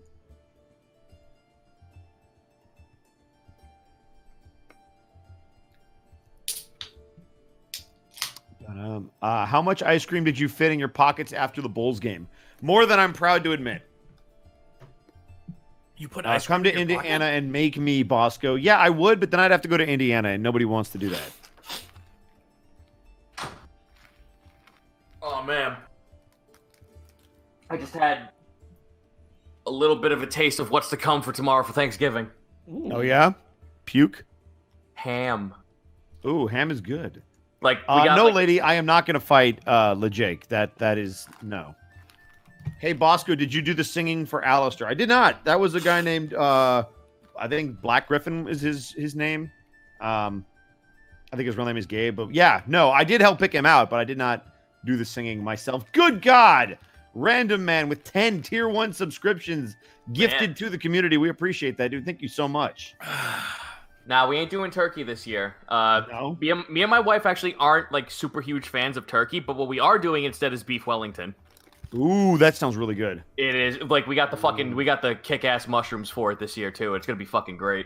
And on the Sounds flip really side, damn Aki good. is going to be making her first turkey ever, so that's going to be interesting. It's not. Trust me, dude. It's not hard. Like it's gonna be fun for the first time. You're gonna make like a wee bit of mistakes, but you'll get it. It's Oh no, I'm not saying it's going to be bad. It's just it legitimately will be interesting. I've never seen her like cook something that requires hours upon hours upon hours to like get. Oh, it, dude, so. last year we tried doing duck, and God, it was good, but fucking Christ, it was fatty. Yeah, it's all dark meat though. I mean, that's kind of Yeah. Oh, thank you guys. I'm seeing some compliments on the chat there. I do appreciate that. Dude, that was one of the best scenes that I've ever seen you do. Greckles doesn't get to say much, and that's fine. That's kind of his character. But I mean, that's the shut thing. up and take the compliment. It was really good. It was. Well, hopefully there will be more to come, because it's just there's so much about Greckles no one really knows. So it'll be interesting to see how it goes Excuse up. you. Hey, we've had some good talks. Okay, aside from you, Okay, but you let me in with everybody else, and I give a shit about you. Your character. You not so much, but your character, I'm like... I was about to say, you might want to amend that statement there. Yeah, no, I don't like... As a person, fuck off. But like from a character perspective, I'm invested in Greckles. There you go. I'm now, well, there's just me folding my arms, sitting here just going like, and what am I going to do with this whole essay I wrote about fucking debunking extended bullshit? Right? Well, looks like you didn't even need it. That's why I felt damn kind it! of bad. I was like sitting there and I'm just like, Bork's gonna get them out because Bork's a bro. So, you know. It's almost like his name is Bro Orc. That's all fine and cool. Like but I'm just like, man, I did my homework this time around. You did do your homework, and it didn't matter, so shut up. Sonovan with the 500 bits. Love you, Bosco. Can't wait for the second episode of Hasbin. Thank you very much. Appreciate that. Kramu says with 100 bits, I live in Indiana, Bosco. My condolences. L Robot with 100 bits. Can't help but imagine Bright and Nipples in Lord of the Rings style war against each other. Very interesting. Hey guys, I'm back. Hi. Okay, that's cute. Oh my god, did you call out Random Man? Oh, yes, we did. Yes, we did. Burnout Vaughn with 100 bits. So who is ready for the true final battle between Remy and Greckles for Kiwi's best friend spot? It's already Greckles. Notice how when anybody walks in the room that's with Greckles, Kiwi turns and goes, Greckles! There you go. Oh yeah, Remy, you're here too, I guess. Oh, it's Remy. No, it's fine. I only saved your fucking life. That's fine. I think it was the other way around, though. Yeah, he saved yours. No, I vividly remember keeping him alive. I remember the situation was Kiwi was tied up in that camp, and then Remy bravely snuck in. And I hit him with a frying pan. Yeah, it was an odd choice for him. And then he wakes up remembering it was a delirious fucking coma from being hit in the head. Listen, Exactly. you can't befriend someone on the level that Kiwi and I have unless you run an airship together. Or unless you have less brain cells than I have. You heard it here, folks. Wait, the only way to befriend Kiwi is to get fucking stranded on an airship and know that the friend has a consistency of silly putty. So Skies of Arcadia, nailed it. 110 bits, Gaijin, love the way you act as Greckles. It inspires the way I play my rogue. Also, 10 out of 10 stream you did. Nice, thank you so much, guys. Look at that. Look at that. Mm-hmm. Shiny Lamb with 100 bits. Guys, don't use the P word. Guys, Monty is struggling with withdrawal.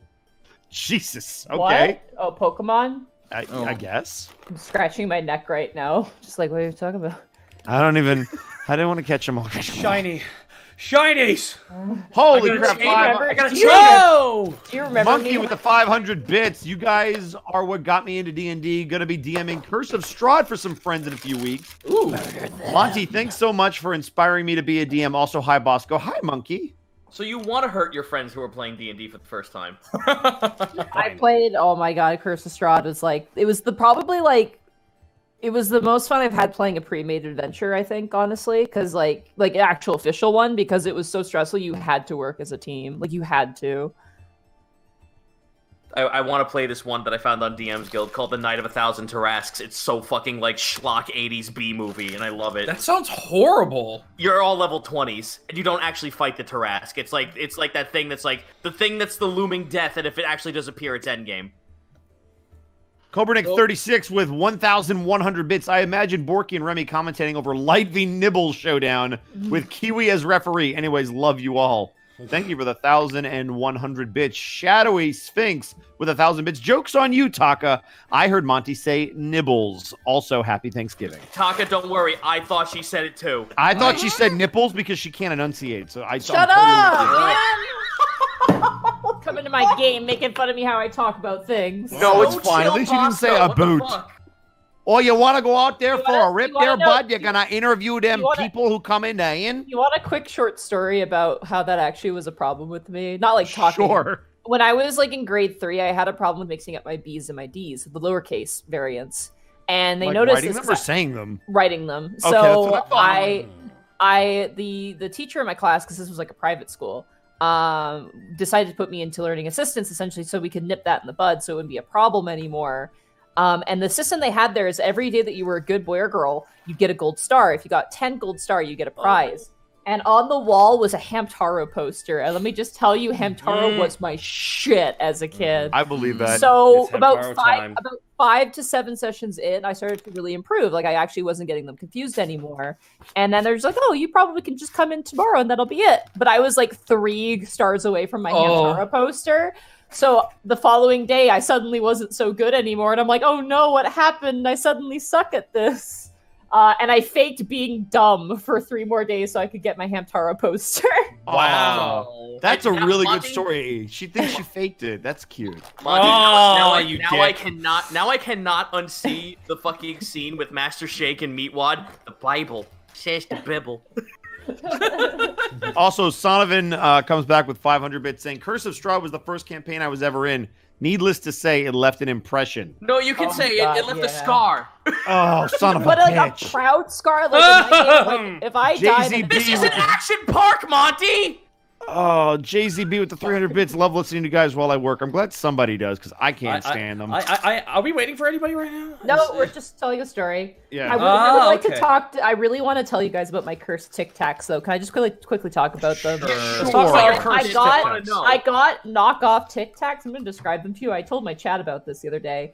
They are mints. They are actual mints. Okay, I want you to guess what flavor of mint they are. They are minty and another flavor combined. Orange. Let's see. Orange, citrus orange flavored. I knew it. They are the yes. most You could say you were cursed citrus. That stuff thing. is cocaine. No, it's bad. It's not like fruit flavored. It's a mint. You eat it and it's minty, and then it turns into orange, and it's horrible. There's actually orange Tic Tacs, and those things are Yeah, those those things are pretty. Those are fruity. This is not fruity. It starts minty, and then it goes into the cursed fake orange flavor combined That's with the minty weird. flavor, which Oh. is terrible. That's like saying you're taking a bite out of potpourri. Then at that point, It's awful. Anyway, back to the game. Okay. Yeah. Bye, Well, guys. We love you. We love you Bye, guys. All right. So next one up is Enceladus. Ah, that sounds. Yeah. We got a long way to go, by All the right, way, so guys. so Yeah, Euclidean we got is Euclidean's the dagger, you're right? yes. Got it. All right. All right, so Enceladus makes their way through the doors. You see a young, very young elf, brown hair kind of parted in the middle, almost like Hammernar's hair, but much longer. It kind of comes to the chest a little bit. They're wearing a set of glasses, have a very nice, like, kind of vest jacket with a nice bow, kind of black bow tied in the front. And you watch as he's kind of got a bag over his side filled with papers and various other things as he kind of scrambles and he goes, this is the interview, yes? Yes. Oh, excellent. Okay. You want me to sit here? Yes. By all means. Awesome. All right. He just slides up. Whenever you're ready, gentlemen. He's got a big smile on his face. He's very. Do I like, save the enthused. insight for after, or can I ride the? I'll 24? say first impressions. I'll let you guys both roll for first impressions. Okay. Can I roll And two, then- please? Sure, absolutely. Thank you. God damn it. 9. 7. Panic, I mean, where we did- are you? I mean, we did just meet the guy. That's fair. Oh, do we not have Right Connor? here. Oh, he's here. Okay. Yeah, Connor's here. Roll. Yeah, I'm a. Oh, we're all rolling for Well, it? you and I are specifically inciting people, so yes. Oh, okay. This is for first impressions. I'm absolutely joining the inside. That's why. At least somebody's 14. close. Okay. So it. You Okay. I have a question for him now. first day at university, plucky freshman, extremely excited. Oh, good. No. Big puppy dog eyes. Super Let's excited. introduce him to the fuck Here's my goblin. question, though, and this might be too low of a roll to know. Is it a genuine innocence? Panic's roll, yes, it is a genuine Okay. innocence of just like, hooray. Then I don't trust it because I don't know that. Of course you don't. Anyway, yeah, okay. So on your sheet here, it says that you are inquisitive to orc culture. Yes! Please elaborate on that. Oh, I wish we had all day. I could go into it. I'm very interested in the current occupants of Alivast, the native sort of organizational groups of different family clans and their social dynamics, the way families are formed, as well as how they maintain with the season changes, as well as, maintaining health and other things. I find it very, very fascinating. My current study is about the current 4 clans that live upon Alivast. I've written quite a bit on them, and my hope is to publish my book. But of course, you're not just interested in that, though I'm sure your friend might be, and he kind of points to you, Borky. Obviously, research for you, I would like to continue research in some manner, so perhaps if you set me on the path, as my previous instructor did with this orc study, I'd be willing to look into other things for you, perhaps some sort of specifics or a broad sense of anything you would like. I am very book learned. I take excellent notes. I am able to do presentations if need be. I'm very well learned. He kind of smiles again. You see this? You see that, Borky? You got yourself a free fucking subscription to Ancestry. That is... Borky says in Orcish, how good is your Orcish? You hear a response. I'd say it's quite fluent. Yes. I've spent some times with some of the clans here. Return visits, of course. I mostly have focused on the Ironclaw clan, with some experience with the Double Tusk, who now reside near our city, which is great. But those are the two ones that I study, and of course reading books on Orcish history. Though hard to find, there is plenty of research. He says all in Orcish. You guys hear, like, from this tiny little elf man, as he speaks in this really loud guttural orc. Borky, you want to translate that? Not really. Fucking asshole. It's more or less good. Borky says in Orcish back to him. Son of... All right, so you got this. No, Borky says in Orcish back to him. I think you might need to repeat that in the non-Orcish to all the non-Orc speakers. He says, which means, of course. It goes, sorry. My main area of focus, I've been studying the Ironclaw clan as an anthropologist of sorts, making ventures every year or so and visiting them and seeing how they're doing in my book that I'm hoping to write. I also have spent some time with the Double Tusk, and I'm very happy to see them here now nearby the city. They're rather nomadic, so it's going to be very fascinating to see what happens in their sort of cultural evolution, as they say, sort of one place for a while. Perhaps new customs could be formed. Sorry, pardon me, I can talk about this for hours. But yes, that is my area of expertise, is Orcish culture. Now let's flip this on a situation that you would be if, let's say you were in a 180 situation at this point. Now say we needed you to look up more civilizations that did not pertain to Orc. How would you go about this? Well, if I didn't have anything immediately in my own personal library, I would probably consult my fellows at the Alman libraries throughout Alivast. I have many connections there. I'd perhaps see if they would have anything on the subject, and of course, with your permission, and perhaps with, unfortunately, a bit of money just to lend out the books, I could bring them in, study them, whatever information you're pertaining, I could try and find it for you. I'm trying to think of a nice way to be like, okay, so now how do you feel like your tell us a little bit about your history and your in studying before you came to your life's calling. So what did you do before being a researcher? Yeah, tell us a little bit about how studious you were, or how you came about magic at your time before you came to us. I'm not probably saying this correctly. No, you're saying it right. Well, before I was a researcher, I was actually a scribe for the Valeran Court, which is an elven city a little bit north of Alman region. It's like a little island there. That's where my family's from. And so I did a lot of writing there initially. And then as, things began to get a little bit more hectic in my life, I took a little bit of magic, just with the thought of maybe having a bit of an unseen servant, a mage hand here or there. But I found I really gravitated towards it. And I studied that for maybe about 10 years. Then after that, I became, in my search for magic, I became a little bit wanderlustful. I wanted to travel the world.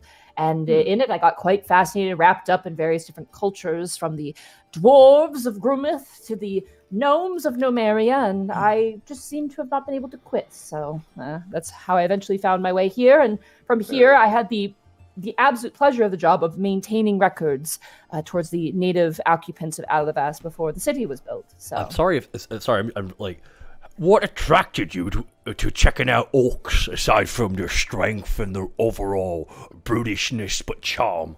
Oh, I actually, this is kind of embarrassing to say, I was rescued by one, actually.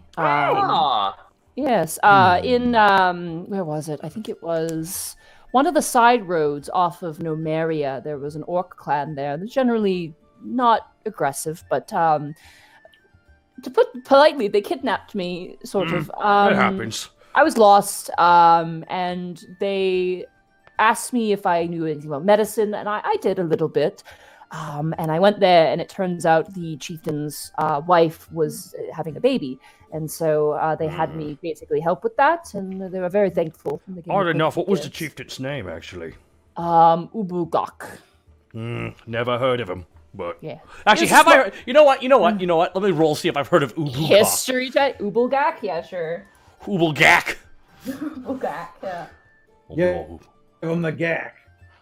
Give me I just a like the get. idea that when he says like Ah, I was yes. kidnapped, then both Borky and Task like nod their heads like yeah, that makes sense. Yep. 4. It makes yes, sense because Ubu- you've never heard of Ubulgak. You watch as Enceladus goes. Well, it makes sense. They're a very small clan, maybe like 10 or 12. Oh more. yeah, it's just okay. Yeah. Ubugak of Nickelodeon. But they Oh, were nice God. enough to pay me back for my assistance, and they set me back on my path to get to safety. Traveling on the back roads in certain lands is quite dangerous. Another question. So Yes. now let's say that we did hire you.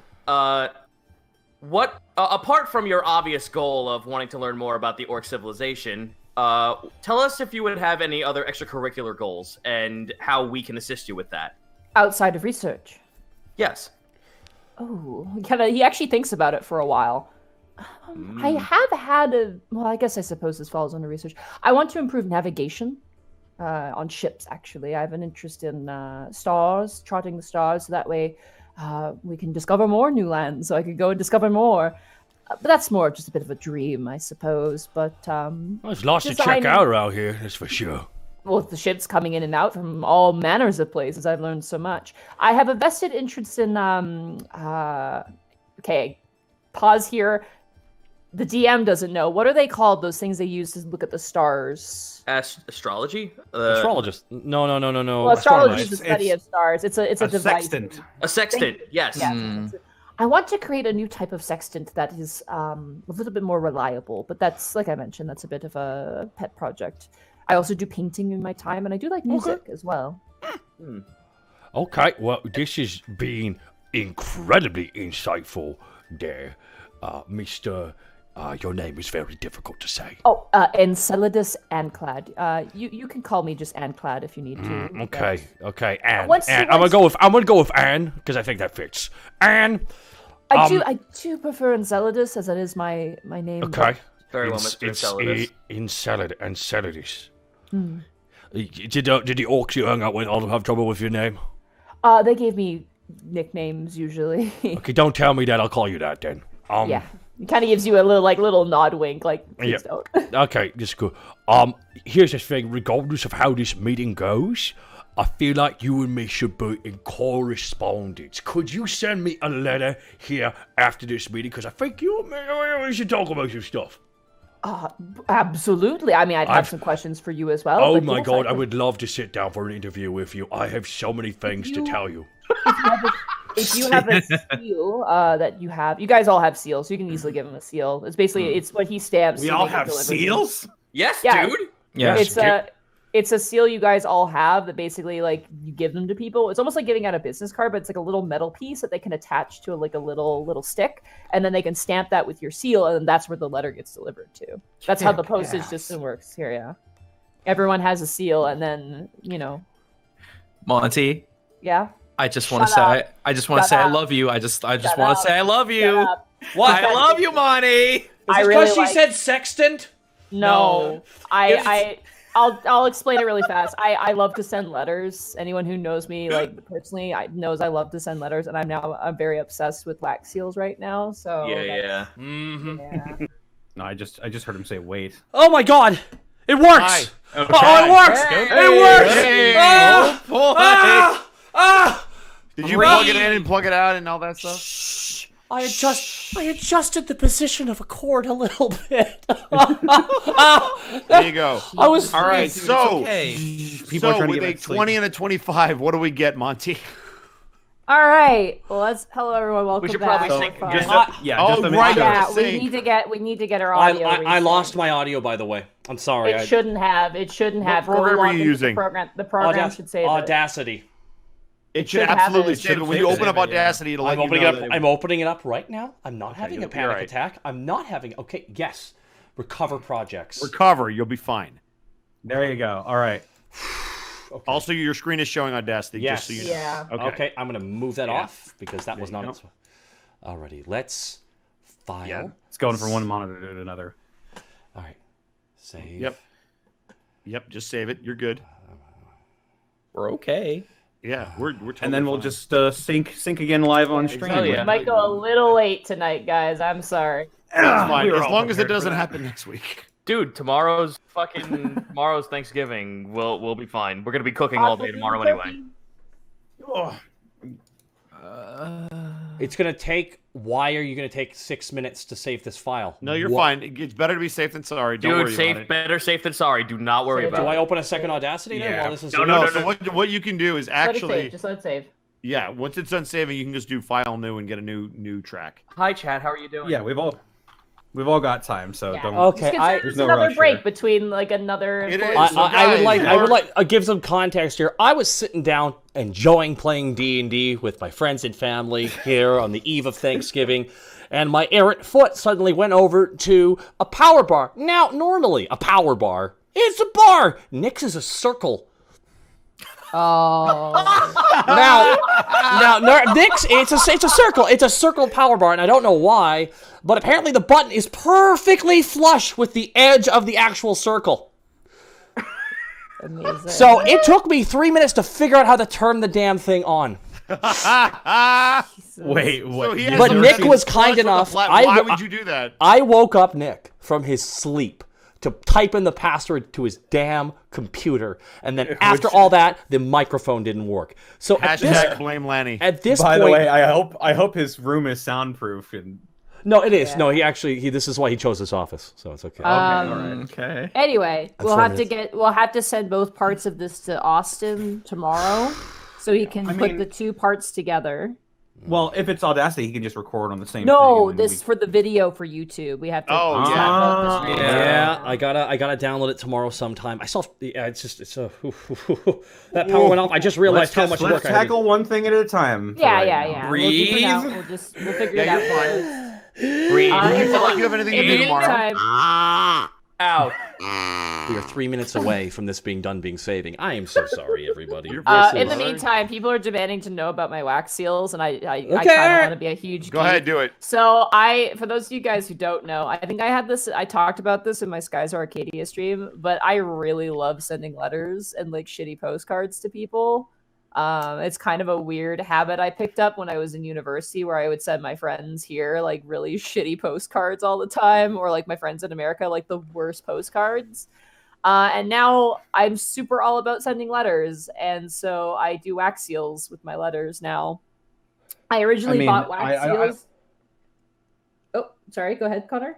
I said I don't think they're shitty. I mean, you sent me a keychain, a wooden keychain with the burned visage of Mr. Prince George. So I think that's pretty quality, actually. Pretty top tier, yeah. And then I love doing wax seals, and I do like crazy shit. And like now I'm like thinking about getting like an actual like melting pot wax seal thing, so I can melt wax like stars into a thingy and then pour out the wax, and then the possibilities. God damn it, you are so precious. It's so cool. But the thing is, and this is my thing on it, is like I love sending letters to people because I like the idea of someone receiving something in the mail that isn't a bill or like an online purchase, because it's something special. You know what I mean? Like just getting a nice letter, it's really nice. Monty, I want to let you know that the moment you said like something that's not a bill, I just stopped, thought about that, and just went, "Fuck, that is nice." Yeah, right. Like I like that. I like people having like looking forward to something that isn't like a package or is like a bit like no one looks forward to bills. But you know what I mean? Like it's just like the old use of ye old mailing as well. And plus they survive. Like Connor's gotten one of my letters, and not only did the it's the still wax sitting seals on my survive- desk. Yeah, and the wax seals right. Didn't the feathers? There were feathers in that. The They feathers are survived too? still on there. Yeah, I am much 2 more minutes happy with and counting. I am so happy we actually I told you to send it to my PO box because I don't trust the mail system down here. So No. I am now way more validated in knowing that I made you send it to the PO box. Yeah, I will say this: the other postcards I do, because Tiki the Troll says my postcard wasn't shitty. My mom got me this set of postcards which are blank, so it's got like the postage like format on one side, but then the other side is completely blank and you can draw on it. So I've actually hand drawn a bunch of postcards too. Whenever I get kind of the urge to draw traditionally, and I really want to go whole ham with it, I'll draw like a really nice postcard and I'll mail it off. So I sent Jack a Toby Kadachi postcard where I drew Toby Kadachi on the back of it and sent it to him. I've sent postcards with my friends' characters on them to them. And I sent one really cool postcard to Rabbit, and it was really funny because it was this really cool postcard, and on the back it said, "I am concerned about the blueberries," and nothing else. I do like to send cryptic, like really stupid letters sometimes that are just really dumb, but yeah, I'm really proud of the ones Monty I've been puts sending. together little snippings of magazines. What about the blueberry? Did you not hear about the "I'm concerned about the blueberries" billboard? No. There's a guy who buys a billboard every year and puts up the message, "I'm concerned about the blueberries," and it's not tied to anything. It's just something he puts up every year. That sounds like a serial killer. Right? You should look it up. It's "I'm concerned about the blueberries." I think there's a whole story about it. I mean, the envelope was beautiful, but this is all I got as a letter, and I'm very confused. What the one I sent you? Yeah, this is what I got as a letter. I'm very confused. It is done. It is done. What? I didn't send you that. Thank you for donating your balls to our I think there's been a mix-up. Hi, Austin. I apologize for the absolute mess that was caused by what occurred today. Guys, are you all ready for a sync-up? Yeah. I don't know. After seeing what Connor just showed, I don't know. I might need him. I'm fine. What did Connor show? What did he show? Thank you for donating your balls. I think there's been a mix-up in a postage system. Yeah, that's a bit odd there, but all right, everyone. Ready to sing? Chad, are you ready to sync? All right, here we go, guys. 1, 2, 3, sync. That's not sync. Whoa, robot. What? That was a bad timing for that. Okay, all right. That was a bad sign. All right. 1, 2, 3, sync. Oh my God. Leave and come back. Kurt. I just. You can't even hear us at all. Chat, I want you to know I appreciate your patience tonight. Good God. An episode. Happy Thanksgiving, everyone. Can you hear me? Can you hear me? I can hear you now. We can hear you. 1, 2, 3, sync. Sync. 1, 2, 3, sync. Sync. 1, 2, 3, sync. Thank you, Mr. Elfman. I was really happy to have you come in. I'm lying down now. All right. So, back 20 to and the 25. episode. All right. You read with him that he is definitely well-learned. This is definitely his occupation. Unlike Simbach, this might be his only experience. So he just seemed to have some experience traveling. His main sort of thing is the sense of travel, not so much for adventure and like treasure. It's more like exploring for knowledge.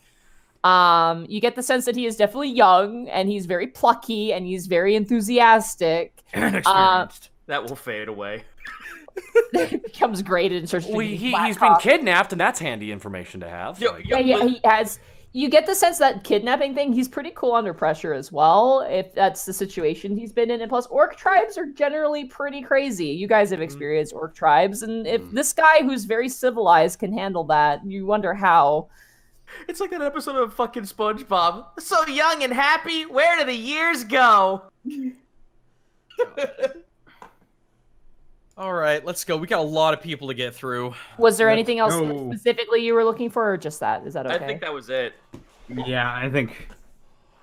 Did he feel like he was being sincere the whole time? We didn't get. Oh yeah. Oh, absolutely. Yeah, Okay. You get the sense that he lives for.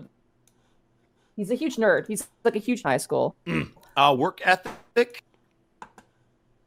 Seems very like studious. Okay. Dedicated. Did he mention what his school of magic was? No. Fuck. He's a wizard. Okay. Did I see any books that would have given with that insight that would have given me a hint as to what his primary, if he's a generalist, if he's a. He's had a bag full of stuff, so you're not sure. I'd imagine he's divination, because that would work well with being an anthropologist.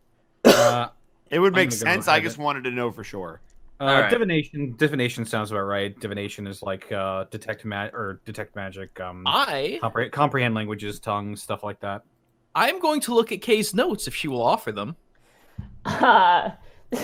Roll. Actually, no. Roll investigation check as you go through her notes because it's a lot. It's like she writes an essay. That's fine. I get a +6. That's a 15. 15. Okay. Same sort of thing, like the way he was sitting, the way he was talking, articulate, educated, seems to be cropping up a bit. in one little margin note, you do notice kind of cute question mark, and then it keeps going back to like, her official stuff. Yeah. Does she mention what the School of Magic is? Did she pick it up? He never mentioned it. He never said it. Fuck. Yeah. I was hoping maybe she saw something. Damn it. You can't see words, Bosco. No, You but can't can see what like, someone does not artifacts say. or books. Wait, you can't see words? You can't see spoken Then words. how do you read? Little do you know, Remy sees infinite. His eyes are just giant glass orbs. Bro, I got them falcon eyes. I see everything. checks. I see fucking everything. Can I hear proceed colors. to understand the thing he didn't say? I'd like to use insight to know who the murderer is, please.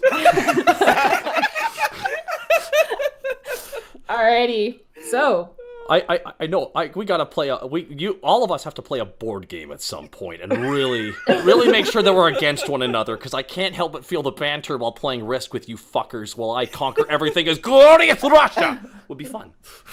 alrighty, next researcher. Leilani.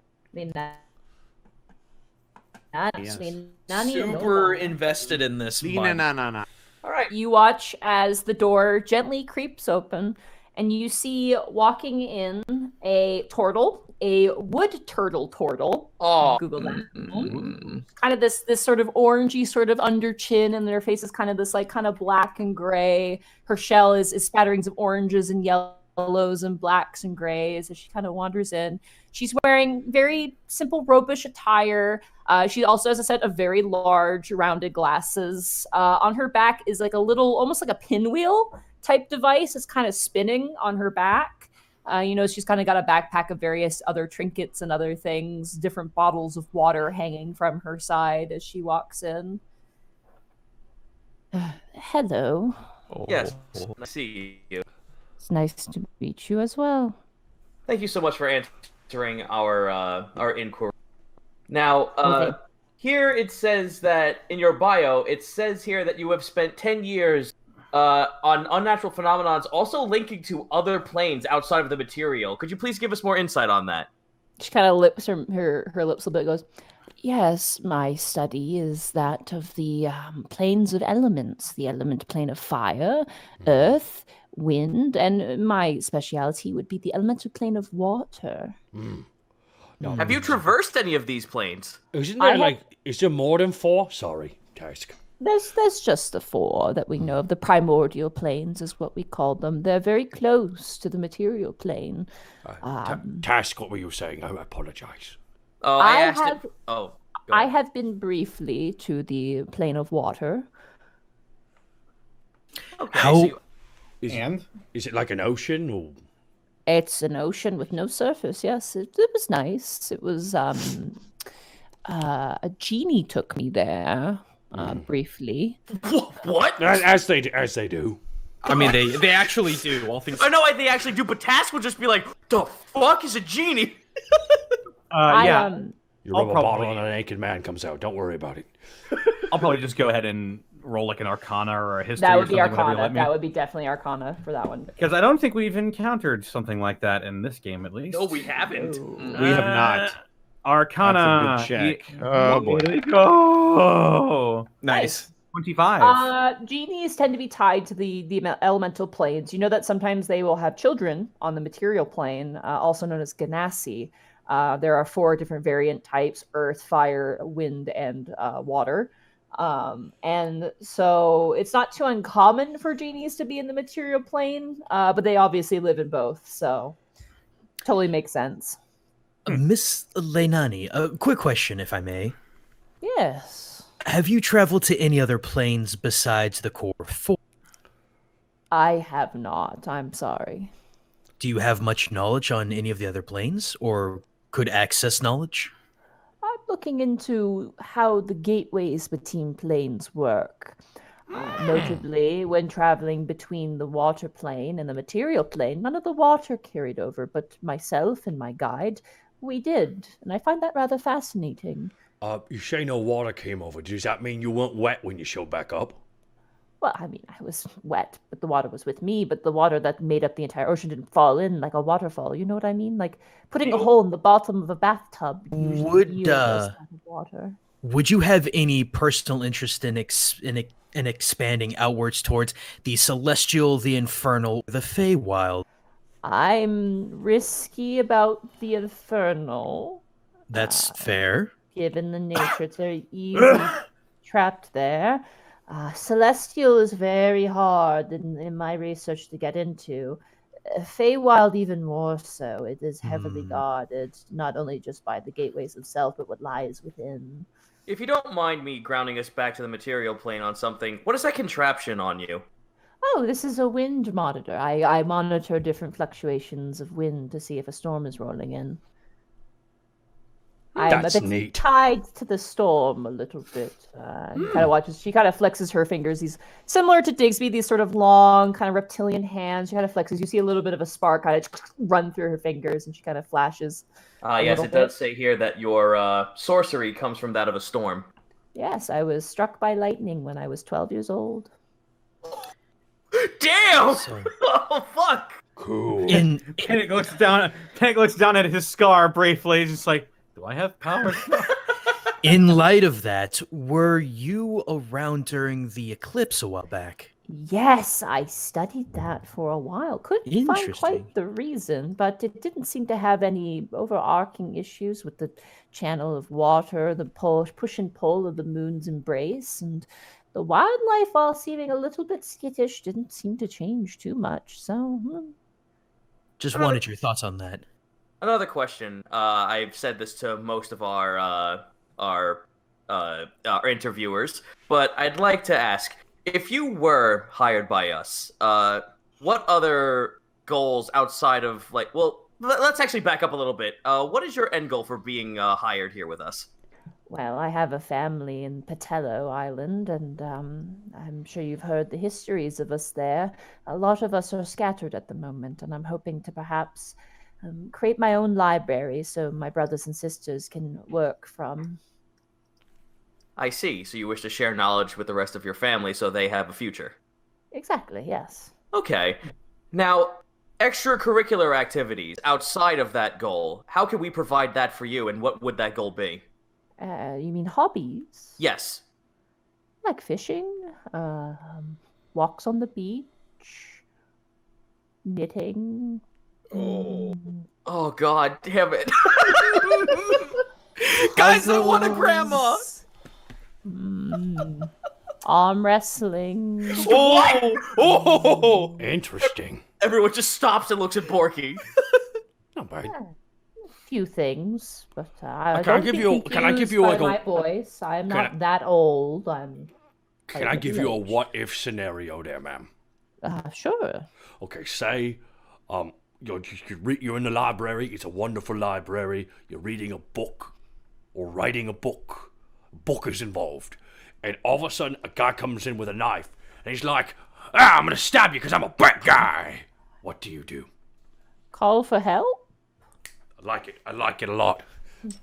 Now, yes, that is a good idea, but obviously you have your magic to back you up. Would you not use it in this case of self-defense? Well, I wouldn't want to set the place on fire, would I?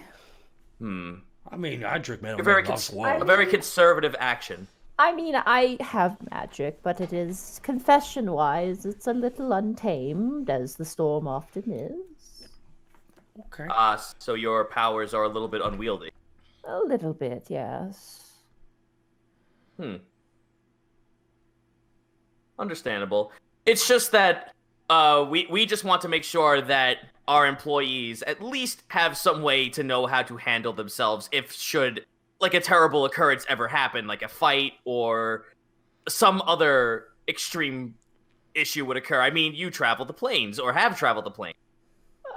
Yes, but generally with people armed, am I going to be assaulted here? No. We're giving you hypothetical situations, ma'am. We are adventurers by trade. We work in a pub, and sometimes people drink a lot, and we also have scarbles, so you gotta factor a lot of things. And we also like to make sure that our employees are at least comfortable or able to, do their work unharmed or how they feel about certain scenarios. It's just to make people understand how they feel. Well, I hope to be in the library where that doesn't happen. Of course. Hmm. I apologize for frightening you, ma'am. I am a blunt questioner. So, I don't have any other questions. What about you guys? No, I'm more than satisfied. Thank you very much, ma'am. You are I pleasant. think I've gotten all I needed. Oh, thank you. Take care. She steps up and she Panic, away. shall we? It's time for the Inside is. Brothers. 21. God, I've been 17. rolling hot all night. Yeah, we are. Genuinely nice. Probably like not the same energy as you guys. But seems, like she probably would get the work done for sure.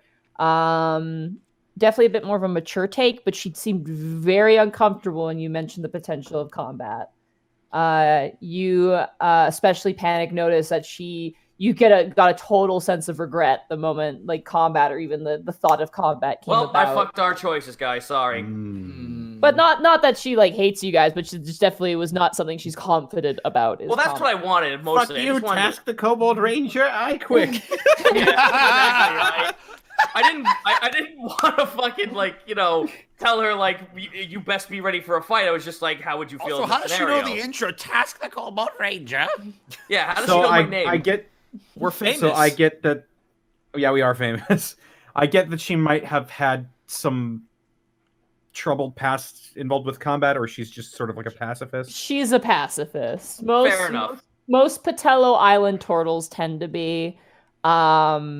You met Digsby, and Digsby was able to fight, but Digsby probably, if they had the choice, they would not want to fight. And this is another case of that. Like the thought of using the magic for combat is something that's probably quite frightening for her to think about. So Okay. yeah. Well, we've met all of our candidates for the researcher position. I think me and Remy got pretty good reads on all of them.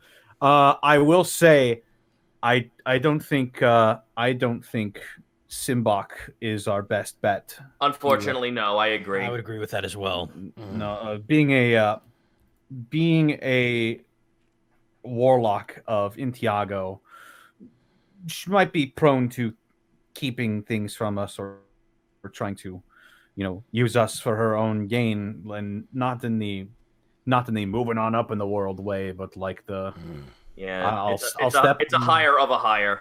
I'll step on you to get where I'm going kind of way. So I'm gonna say Simbach, no go for me. No. Same. Remy's going to turn over his piece of paper with that name crossed out. The worst part is they all seem so nice, and I love making friends, but unfortunately, I gotta agree with you guys. Well, it's not like we're the end of the road for them. Oh, Sometimes you gotta let people down. I hate doing that. I know. This is the moving this is on. The hardest part is choosing. Enceladus, definitely had the right mindset and the drive, I think. Speciality might work for... all things considered, I feel like me and him, Borky winks at them, have a lot to talk about. Because Kay is right beside us. I suppose that is true, but he seems awfully... That's the only pro... he's green, but he meets Scobbles 2 or 3 times. What happens? A person get... Oh God, she might fall in love with him. Oh my God. Moving on. I honestly think he's a little too green, especially for what we're needing right now. But then that also makes me fear for Lenani because, let's be real, we are who we are. We're adventurers, and someone with a little bit of a pacifist nature, I'm afraid about the concept of her having to be somewhere in any danger. I can't imagine her needing to be in that situation, considering where she'll be and the rest of us around. I get the vibe that she wouldn't really protect herself, but say there was just like a child or a baby or something like that, or a babu, if you will.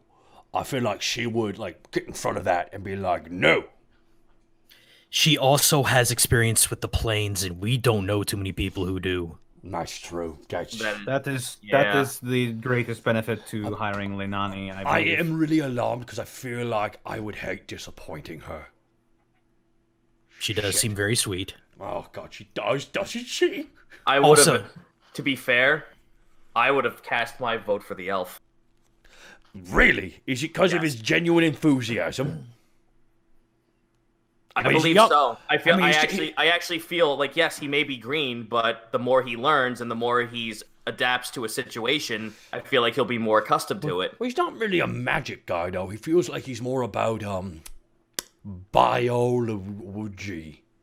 Well, that's just again, you guys can choose however you want. My vote is for the elf. Let's just put it to a vote then. All right. So all in favor for Enceladus and Kled, the elf and wizard, say aye. Aye. Aye. All in favor for Lenani Noma, the purple sorcerer. Aye. It's 2 for 3. So Enceladus wins the vote. We've been outvoted. Oh, damn. I might ask him to help me read. Oh, I see why you made me do this, Monty. Yeah, that's good. I was like, now I get it. I'll go ahead and take special note to. Whoa, this is crazy. Battery Betty has already drawn a picture of him. That's not. I'm joking. You say that. You say that though. Wow. I'm joking. Shots Guys, fired. Here's what's gonna happen. Half the chat's gonna be like, Remy got us the elf, and the other half's gonna be like, you fucked up the grandma. Like, you think I didn't want the grandma and if someone gets picked, it means other people aren't gonna get picked, and that just happens. So you know what? I'll talk to Ith. I'll be like, between the two of them, which one did you prefer? Ith. There's like a bit of silence for a while.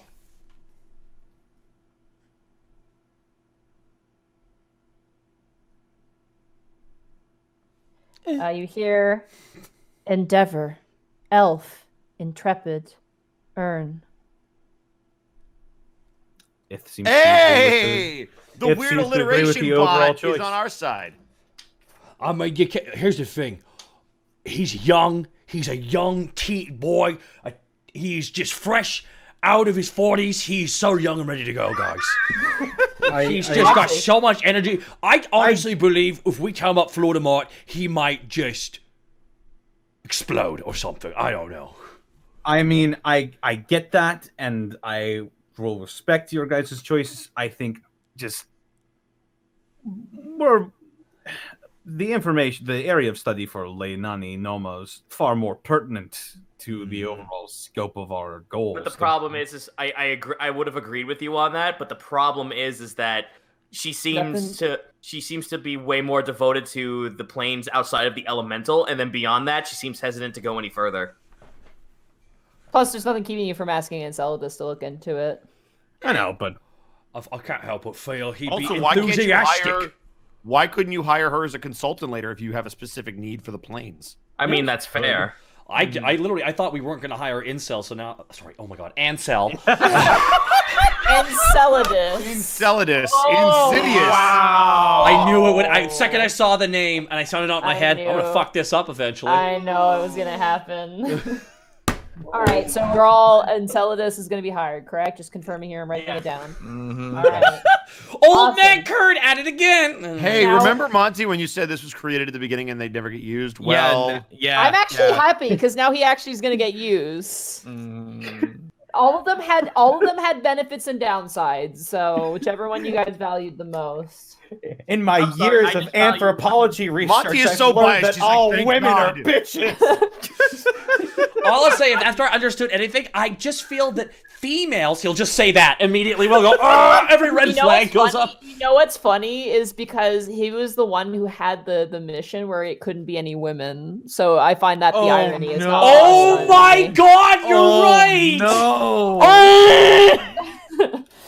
Yeah, there's a Well, reason guys- for that. There was a reason for that. Was there? We are going to Studied many find cultures. out. You can ask him about that.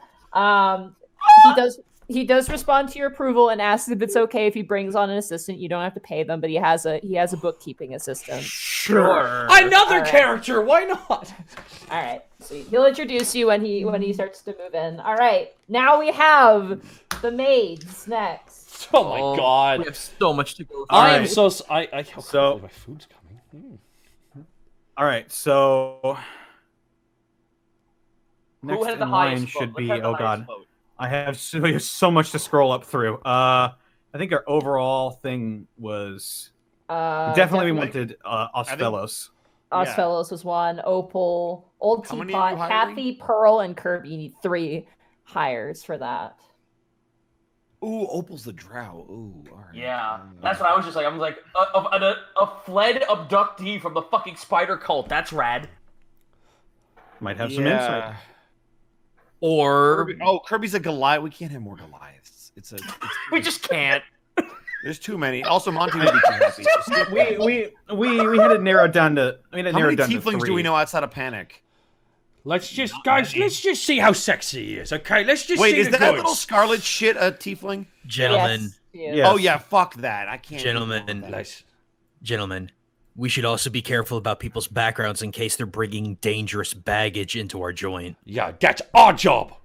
I feel called out, Greckles. Inside checks. That's why we do them. Fuck you a little bit. Like fuck you a little bit.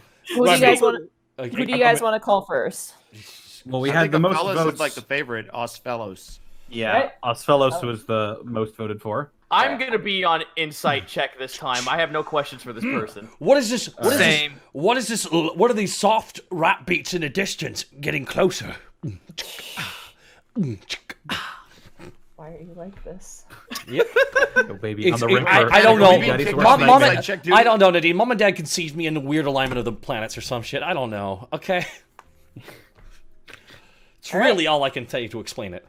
Changing up the music a little bit just to keep things really interesting. Ooh. I don't know. It feels fine. It's Do we have cool clowns? vibes. What? Tell me there's clown music.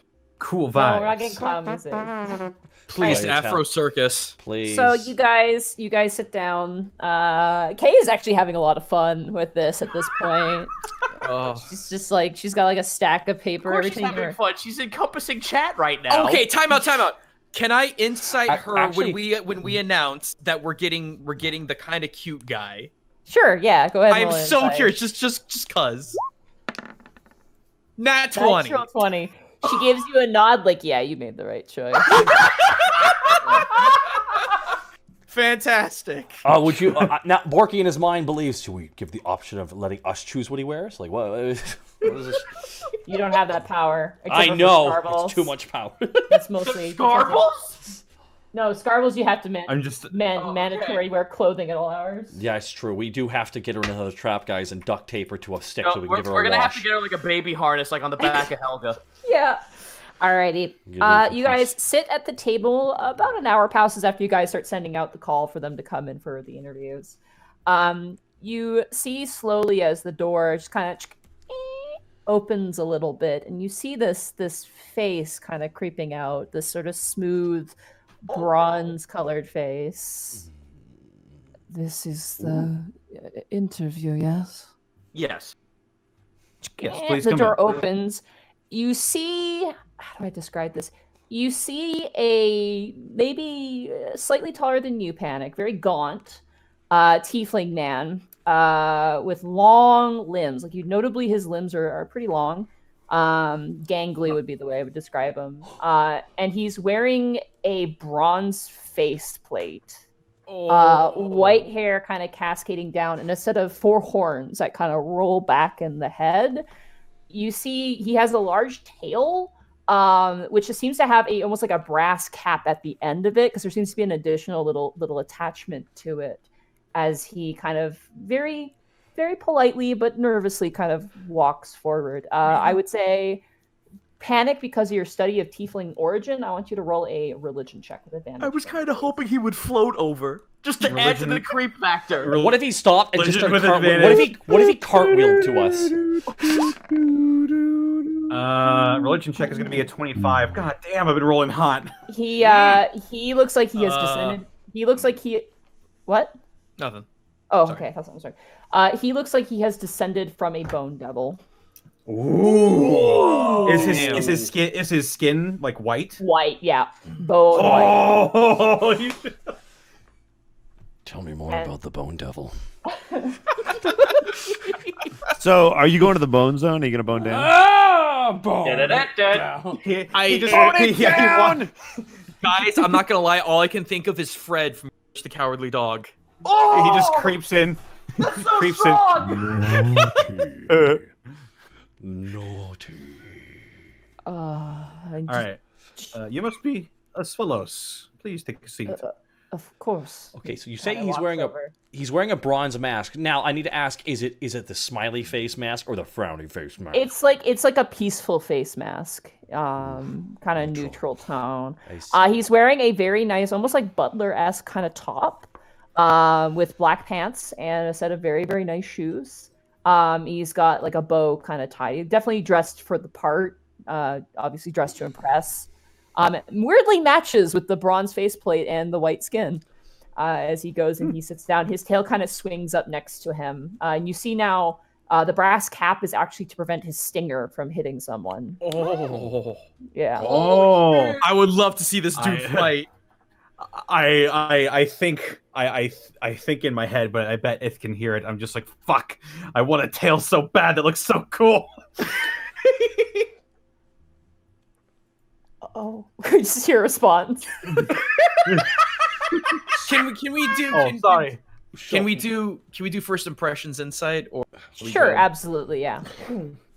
Please do. I'm just imagining 22. I'm just imagining hexadecimal from Reboot. Yeah, Man. that's actually a Hexadecimal very was great. That's a very accurate. That's like a very accurate comparison. more like a masculine version of that. More like it's close. More or less. Even then, it's still a little bit feminine on the. That works definitely for that, and that's a good. Ooh, it's a good. All right, Monty 22. 22. He's nervous. You get the sense that he's sitting down. And he's like actually like shaking a little bit. Like he seems very, very nervous. Just want to put him in my strong arms and make him feel safe. You have no need to be nervous. This is just very simple. Most people send me away when they see the. He kind of waves to the faceplate. Oh, trust us, that is not bizarre to us in any way, shape, or form. That is why I was hoping to be hired here. I've heard that you don't worry about such things so much. And You've heard right. I am curious if you're at all willing to share why the faceplate. Please, he kind of reaches up and he If it takes makes off. you, if No, it makes it's you uncomfortable. no, it's fine. It's just I don't want to scare anyone who doesn't deserve it. You know. Oh, we've seen quite a lot in our travels. I doubt there's anything under that mask that could scare us. He takes it off. Underneath, it's definitely the bone devil influence. You can see it. His eyes are kind of sunken in, and these like these orbs of yellow, with like a single sort of slit, sort of cat's eye in the center. The nose is almost like Voldemort style, just like an open sort of chamber. He literally looks like if you took a cloth and like wrapped it around a skull. His teeth are quite frightening. Mismatching in shape in some ways, kind of larger protrusions in other places. There's kind of a weird elegance to it, but it is definitely, if you were like a commoner on the street, you would run and scream for the hills. You watch as he just kind of gently sort of bows with the faceplate and then just kind of turns. He goes, it's no trouble for me to keep this on. I did when I worked with the circus, unless I was in my act. And then, of course, the mask came off. That's something I wanted to ask. What did you do in the circus? I was a worker. We had this act that was sort of the, frightening creatures of the world. Myself and some others of our influence, we would go through the audience and kind of scare them a little bit. It was fun. It certainly was, but So you enjoy the performance? A little bit, yes, but that's kind of grown a bit old for me now, and the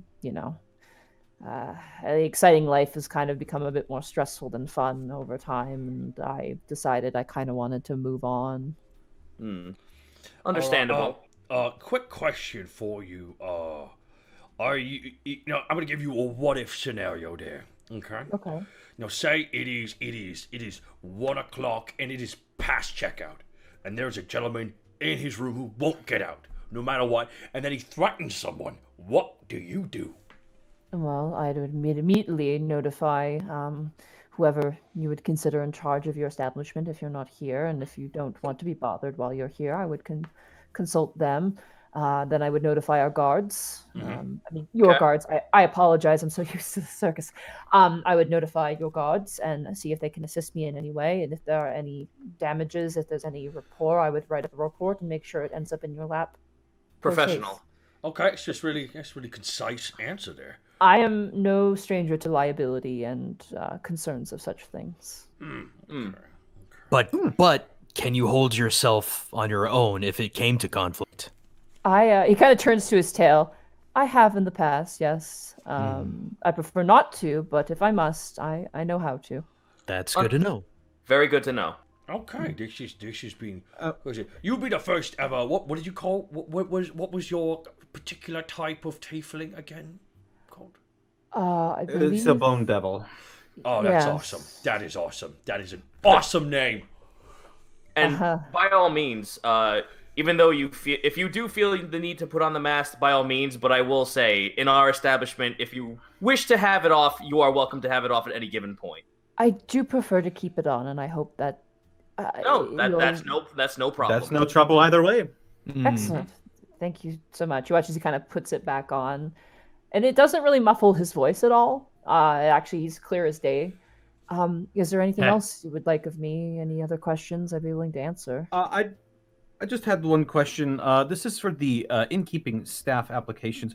If the need would arise, how handy are you with everyday menial tasks, cleaning, drying clothes? I'm okay with both, though my experiences a lot has been in organization, in terms of who goes where, what needs to be, what tents need to be pitched up, and what animals need to be moved where. I think I'm stronger in that way, but if you would want me in these other positions, I wouldn't turn my nose up. So you have experience with animals then? Oh yes, quite a few owlbears, chimeras. Oh goodness, a couple dragons. I mean, they knew what we were doing. They were almost as civilized as we were. Gargoyles. We had some zombies. Definitely want to stay away from those. Would you have any interest in working with our druid, just from time to time? I'd be willing to, but while I have worked with animals in the past, that's not the thing I'm quite too strong at. Okay. I'm trying to be as honest as I can here. That's all I appreciate it. Yeah, I mean, we didn't think we could take off the mask just at us asking, so that's pretty awesome. Oh yes, of course. I would say yes, I could do it, but I probably would not be the best for me to do that long term. Of course. Now I have one. I have one question. One I give to everyone. So, if per se you were under our employment, outside of your normal duties, since you are within our establishment, how would we be able to benefit you in some way outside of work? One of the things I do enjoy doing is card dealing. Card games. Really? Greckles just completely perks up at that. So I do like to go out and do card games.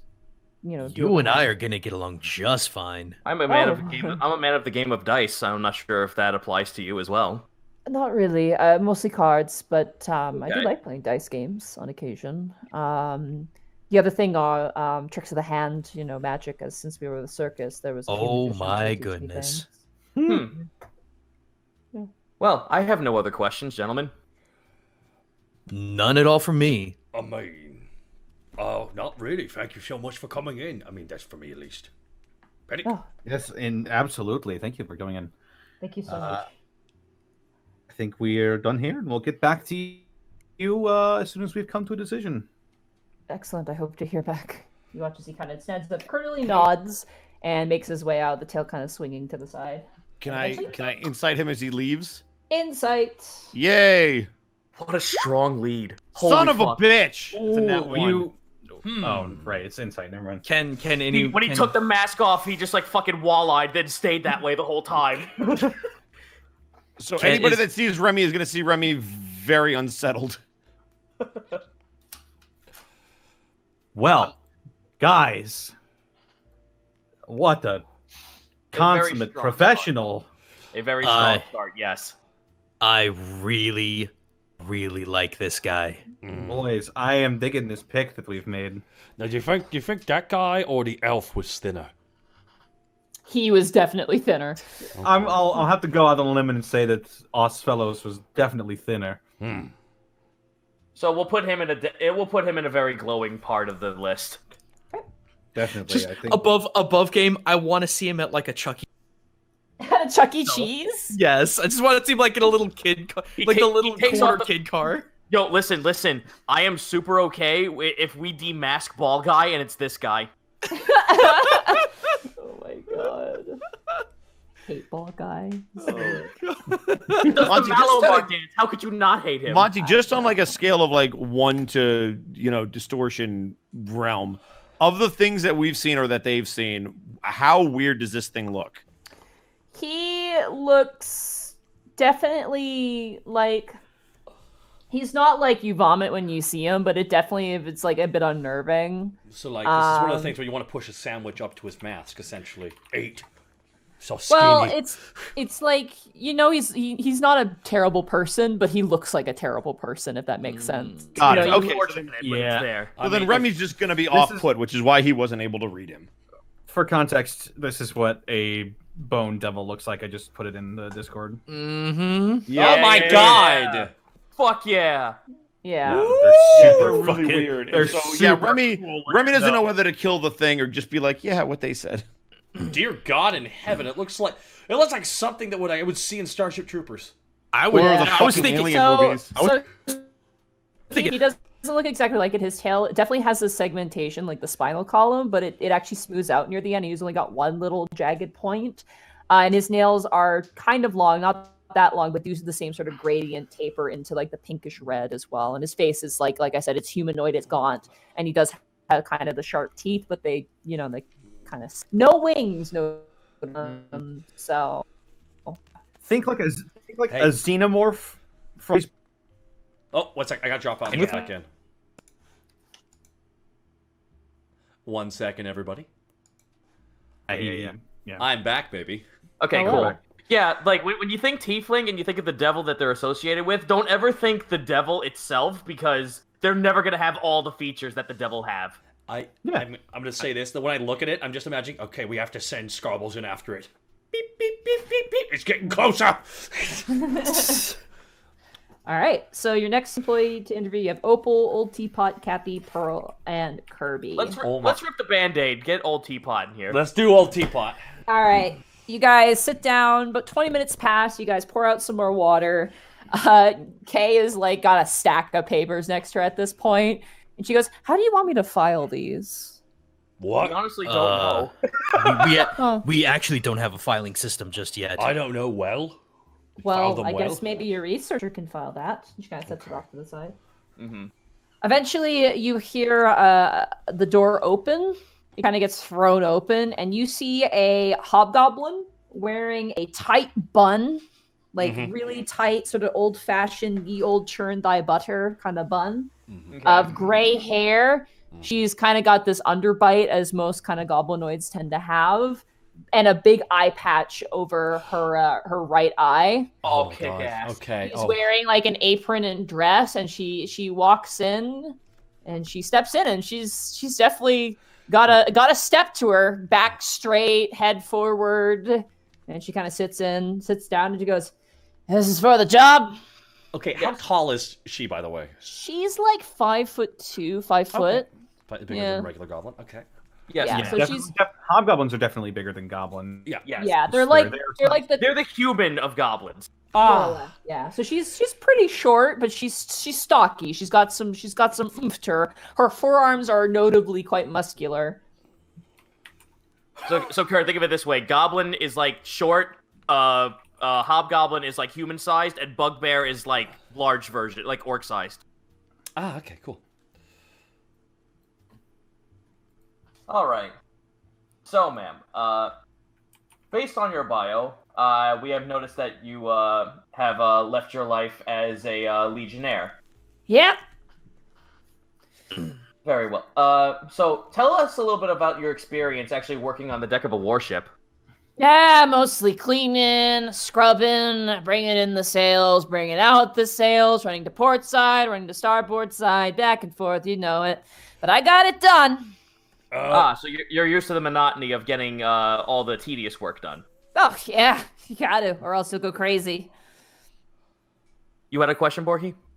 Oh yeah, I'm just curious. It's always my question, I feel like. But what led you to want to leave a life on the high seas? Well, my father was a legionnaire as well. I always admired the man. You could see what he'd do with the halberd. He could cleave a man in half. It was so cool. She kind of waves her hand. I wanted that for myself, and so I became a halberdsman. But most of my duties involved a lot of cleaning. Battle happened a lot, as I'm sure you can tell. And she kind of taps where the eye patch. But mostly doing patrols. We were kind of the first responders to any sort of attacks on our island. We lived on the mid-eastern island of the Eastern Isles, the Red Sunset Isle. I'm not sure if you've heard of that. Who could roll the best history check on that one? Gaijin would get advantage because of Greckles. Hell Okay. yeah! Let's roll it up then. Best after That's that. 17. So the Sunrise Isles, or the Red Sunrise Isles, is like the hobgoblin area. They're hobgoblins who are definitely high militia, but they're low conflict. It's kind of weird. They have sort of a militaristic sort of like life, but they don't revel in war. They're kind of Vetreon worshippers. Oh, Monty, do you know what you just literally said to me? I'm gonna look over to Gaijin right now. These birds have no honor. Oh my god. All right. So- Anyway, real quick though, Monty. How far would that be from the Eastern Isles then? It is part of the Eastern Isles. It's one Okay, I of was the about to say. islands. Okay, I wasn't sure. Sorry, because that would actually bristle him quite substantially. They're peaceful. You know that they're peaceful. These are peaceful hobgoblins. There are evil Okay. ones for sure, but they are a very tiny island. They Okay. tend to scout out, and because they are really all about like military efficiency, they tend to like act as the military for other islands because they only have their one little island. To their Okay, own. because that Yeah. was almost super triggering for that boy. No, so if another like a neighboring island like got attacked, they would probably respond to it if they are permitted to. So like if an island's like, oh hey, these bandits showed up and messed our shit up, can you go hunt them down? These hobgoblins would be like, oh hell yeah, let's do it. We have the efficiency to do it. Interesting. So, yeah, they're kind of a very unique sort of pocket military like civilization, more or less. Okay. But not militaristic in the sense of just like, like conquest and murder and shit. It's more like we want to be like a really functioning, well-oiled machine. Best offense is a good defense. So are they more mercenary-ish? Mercenary-y. They won't do usually they won't do criminal things unless it's, it makes sense for them. But like if you need, you're like, oh, this dangerous part of the ocean, people have gone missing on our fishing boats. You can hire them to go out and go look into it. Essentially, You need a workhorse, you got a workhorse. more or less, yeah. And they there's a lot of honor to them for being workhorses where other people can't. Fucking Klingon. Kind of, yeah. That's actually a really good way to put them. They're so Klingon. That's crazy because orcs come across way more like Klingons, like just from the Ushalakula. Yeah. Oh yeah, the aggressiveness, yes. Super, yeah. Okay, so questions. I'm sorry, I got so lost in my stupid that's bullshit that I'm fine. like... Okay. So, you know what? I'm gonna go ahead and just get my other question that I've asked everyone else early. Under the circumstances that if you were hired by us, outside of your duties working the inn, how can this establishment benefit you for extracurricular activity? I got 2 kids. And I'm teaching them to be sellswords right now, so if you want to help me with their education, I wouldn't snort at that. Well, I imagine because of our occupation, ma'am, our occupation has us...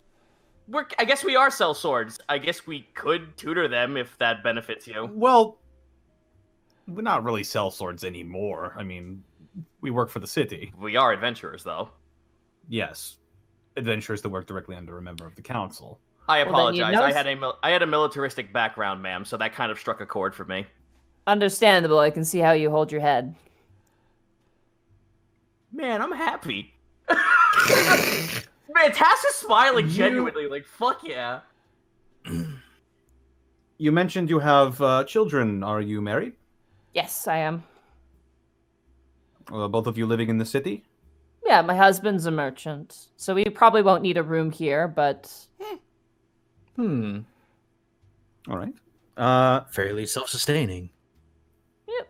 Mostly my husband says it's to keep me out of trouble. Ugh. She kind of rolls her one eye. Speaking of, let's go back. Tash, how would you handle yourself if there was a gentleman who would not leave his room? How would you handle that situation? Arm lock, bring him in, shove him aside. If he doesn't comply, then you go quickly and just switch. You're just going into this whole detailed takedown maneuver with full. Yeah. And then once the guards arrive, if you really want to make him remember, you can twist. But because this is a proper establishment, you let him go. Oh, Task like taps his heart a little bit, just like, oh man. Oh, teapot, you can't. If speaking of, if I may, why the name Old Teapot? That's what my husband used to call me. Because I'm full of cracks, and she taps her eye, but I'm still pretty good at what I do. Oh, it's so cute.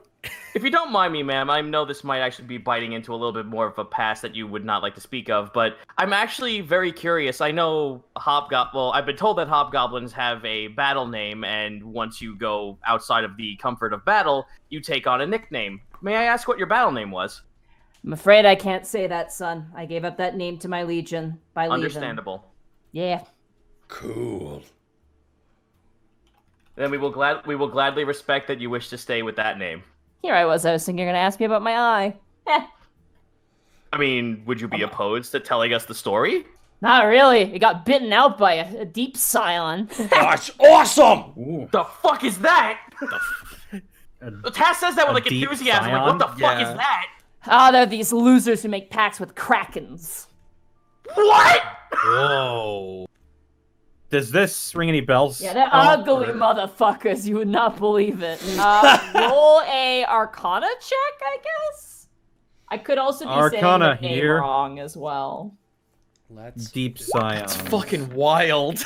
Holy shit. live a wild ass life there, old teapot. 15? You've heard of people making pacts with things other than devils, obviously with certain warlock paths, but krakens definitely are powerful and they can often influence as well. So, not too unheard of, but definitely very strange. Well, I was wrestling with it on the ship, and it put up quite the fight, and we were on the deck, and I had my halberd at throat, and it did a reversal on me, didn't expect it. But how all these tentacle things, right? And it just bit into my eye with one of the tentacles, took my eye clean off. Yeah, it makes for a good story, though. So yeah, I can do anything you need me to do, except for I lack a little bit of depth perception. As a sea joke. Laugh! Task genuinely laughs. Like she gets like a genuine chuckle out of him. Yeah, that's what they look like. That's what they look like that Connor just posted. Fuck yeah! God. They look like Kraken people, which is cool. Yeah. Fucking mouth though. Oh. Walk like Kraken, walk like people. Well, old teapot, I mean, that does it for me. I'm settled in as well. Yeah. All right, sounds good.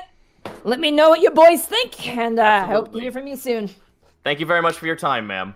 All right, bye, boys. She leaves Okay, the room. Okay, Oh my god.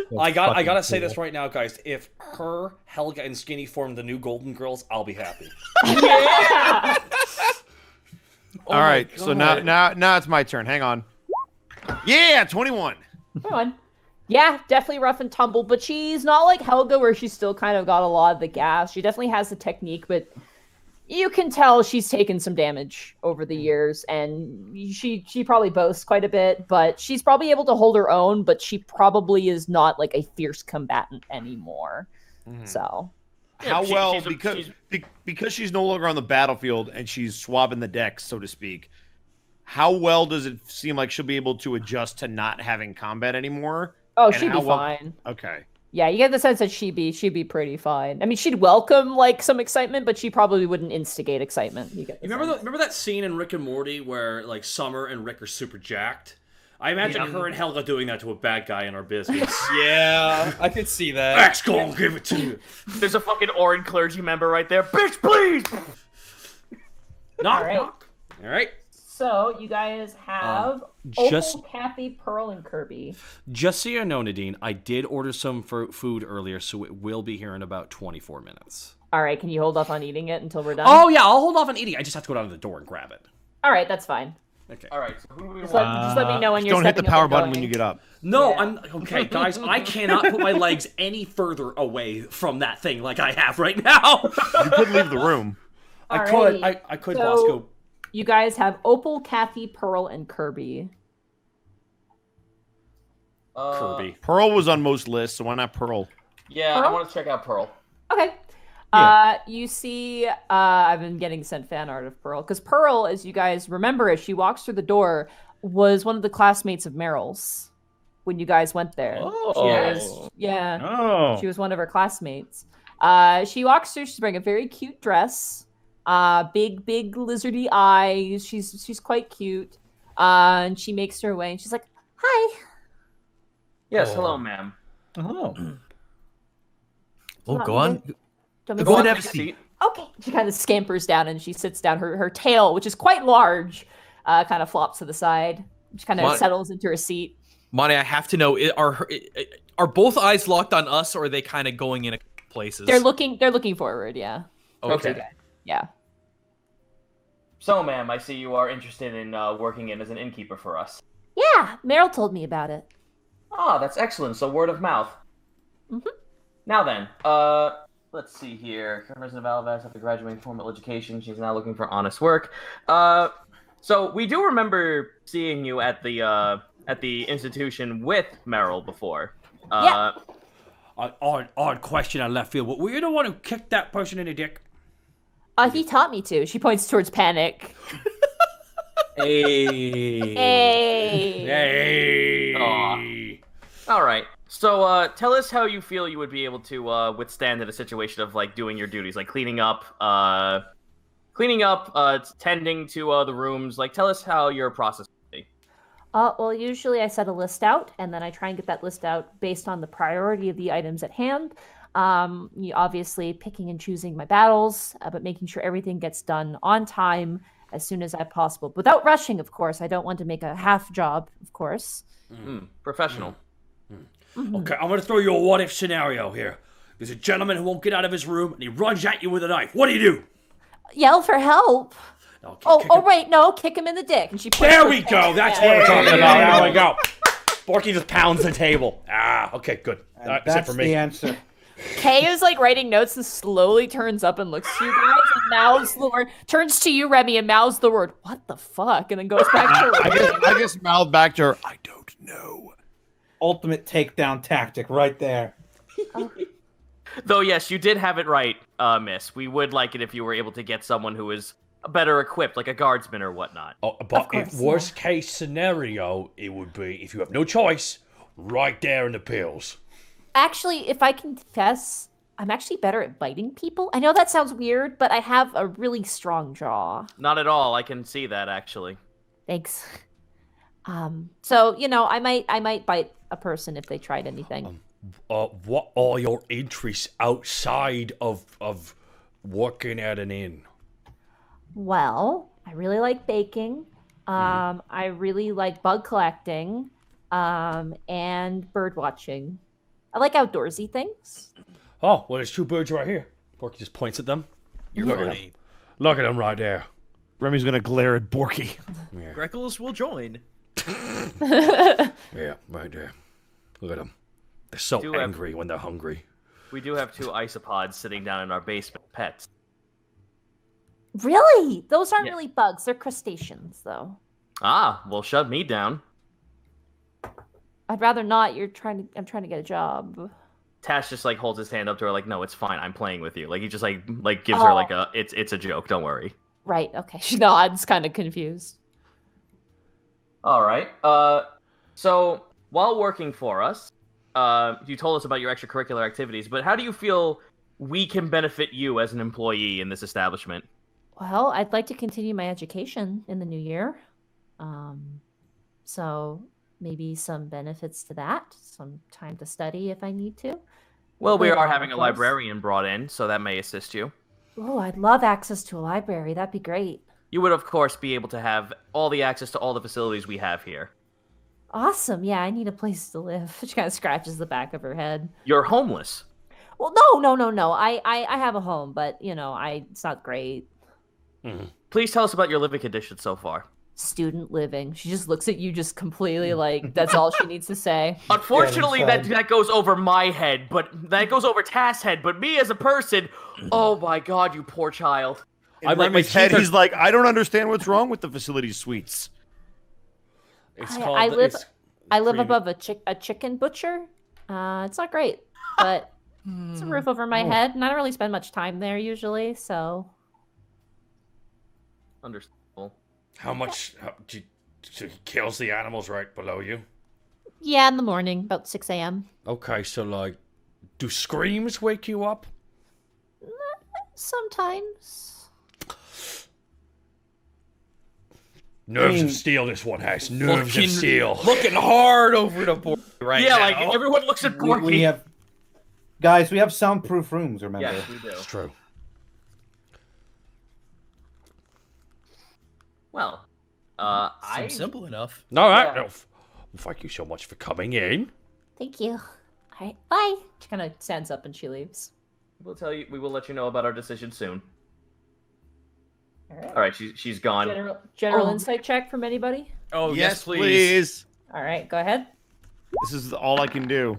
Nat 20. Nat 20. Wow. Oh, wow. Oh, boy. Oh, You was boy. talking shit about the birds, and we all over that. Yeah. I'm just imagining you two with realistic So- eyes for a moment. With the 2 natural 20s, she definitely has experience. She has experience in this particular job, but she didn't mention where. Like, you get the sense that she really knows what she's doing, but when asked about like any sort of previous thing, you get the sense that she had another job, but she didn't mention it. And that's kind of weird. But beyond that, she's very nice. She's very young, and very clearly cares about her education. That seems to be kind of her goal, but she's willing to work for you guys, but that seems to be her priority. I mean, like we did that with Meryl. I gave her like $500 to continue her education. Right. I'm not gonna like she might be better served to just stay in school rather than having this job. Good question. Let's just open up our own school, guys, at this rate. Like that. That's my question to you, Monty. Do I get the sense that like she might be like, yeah, it'd be nice to have a place to live, but she does have a place to live, and she's also going to school, and it seems like that's her focus, which is great. And I almost worry if this derails her a little bit because she can still come by and use the damn library if she needs to do research. That doesn't mean you have to hire her. It does. It does need to be a person to use the library. They have to be an employee. Oh, do they? Or- Okay. Yeah, they have that's to. kind of the rule. Yeah. Alrighty. All right, who's next? We have Opal, Kathy, and Kirby. I kind of want Kathy. All right, let's do that one. All right, let's go do Cassie. She's so normal. Yeah. It's normal girl. And sure enough, a normal girl shows up, and she looks as normal as possible. She's got brown hair tied up into a bun. The only thing that stands out to you, like her clothes are very simple. The only thing that really stands out to you guys is that her eyes are like this incredible shade of like almost bluey purple. As she steps in, she looks. Is it unnatural? Arcana check, I guess. Oh, I'm super curious I about that. would like to look at that as well. She steps in and she's like, my Oh, sword, I am- for them. Purple eyes, the fuck is that? Tara Dune Unexpectables. 16. Loktar Nogal. I guess actually this would be more of like a 25 medicine again. check. Oh my god. But it's an intelligence check, whatever. I was gonna say this is more of like a medicine check, but whatever.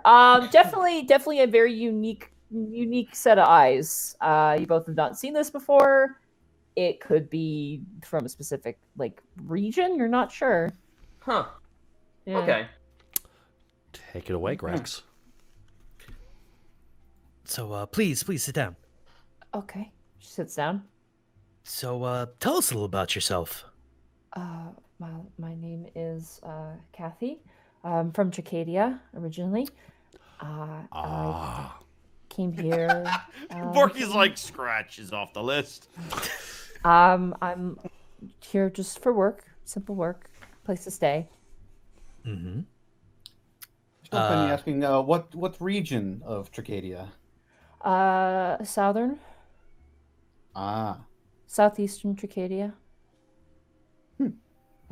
Interesting. So We have another employee who is from Southern Tricadia. Well, two now, actually. Oh. Really? Credit's kind of a hell of a place, wouldn't you say?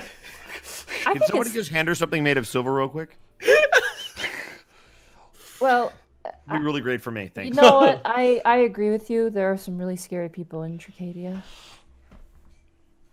well, that's fair. So, can you tell us a little bit about your work history? Well, I I'm gonna can I insight this? Yeah. This is real suspicious. I mean, do I have to wait on my insight, or can I hit him right now? 22. Now, normal human things happening right here. Yes, sirree. Greckles, you get the sense that this might be her first job Oh, of this nature. Wow. Boy. Hello? Yeah, we're here. Uh-oh. We're Yeah, here. we're here. Monty. Unless you can't hear us. Oh no! Uh-oh. Oh, What no. happened to Monty? We Oh, can hear- no. Oh no! Could jump out, jump back in. Oh, she can't hear me. No! Oh, hello? Yes, Hi. yes, please. Hi. Sorry. Yeah. What happened? I don't know. That was weird. It's okay. Just- You're back. It's fine. Just You're put safe. out for You're blood safe. today. Kick the power button? Yeah, did you hit the button? Dude, my Okay, feet- guys. My feet are on my chair. There's no way. Anyways, Did you shoot your Did you shoot your computer then? Shut the fuck up. This isn't about me, you ass. But why not, Bosco? You always try to make it. alrighty. Anyway, back. 22 insight. You get the sense this is her first job, or her first job of this nature. She seems a little bit stressed having so many people looking at her. And she's kind of just like, you see like the gears turning in her brain. She kind of looks up. She goes, to be honest, not really. I was mostly a, I guess, a secretary of sorts. Oh, I see. For a while. And then I worked as a chauffeur for a while, then as a fisherman, and now here. So really, kind of went all. The job was kind of all over the place. You travel a lot. Yes, a lot. So, Nothing weird about that. what kind of things do you like to do outside of work? I like to take walks. I really like plays and theater. Poetry, music, that sort of thing. So you're versed in the arts then? I wouldn't say I'm versed in the arts, but I appreciate the arts. I'm a watcher of the arts. Gentlemen? I'm just trying to think of a question too. Why do you want to work at an inn? Exactly. Well, I need a place to stay here, and I want to experience something new, I guess. Fair. All right. Respectfully, I don't want to be tied down too much with a career, more so honest work for a long period of time. That's fair. Perfectly understandable. Yeah, yes. Make that bread. I can if you need me to make bread. No, don't worry. It was just an orcism. Don't worry about it. Okay. Do you actually have any questions for us? Not really. Is there anything you feel our establishment could benefit you, apart from the obvious? Besides room and food, not really. Understandable. Well, gentlemen, if you don't have anything, I suppose we're good. Nope, I have no other questions.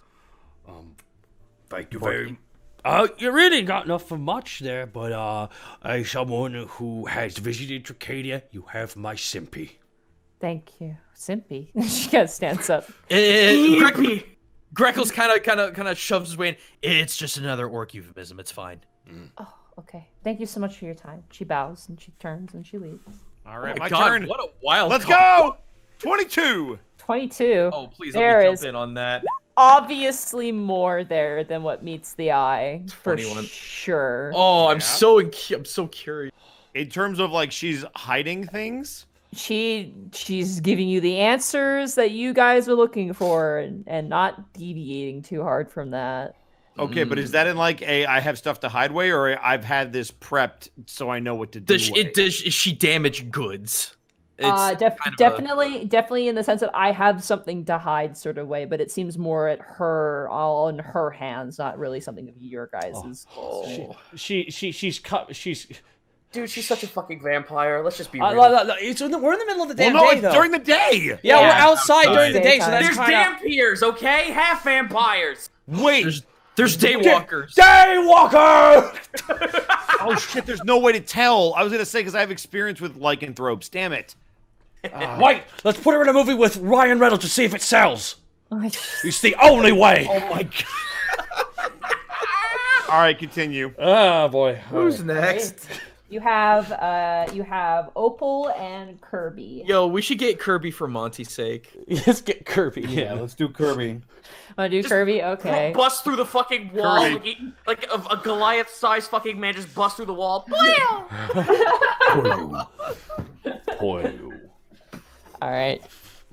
Easy enough. You guys call in Kirby, who arrives, opens the door and leans in. He is definitely a lot taller, like lankier in his height, not so much like built like Doro. I mean, Doros is still kind of skinny.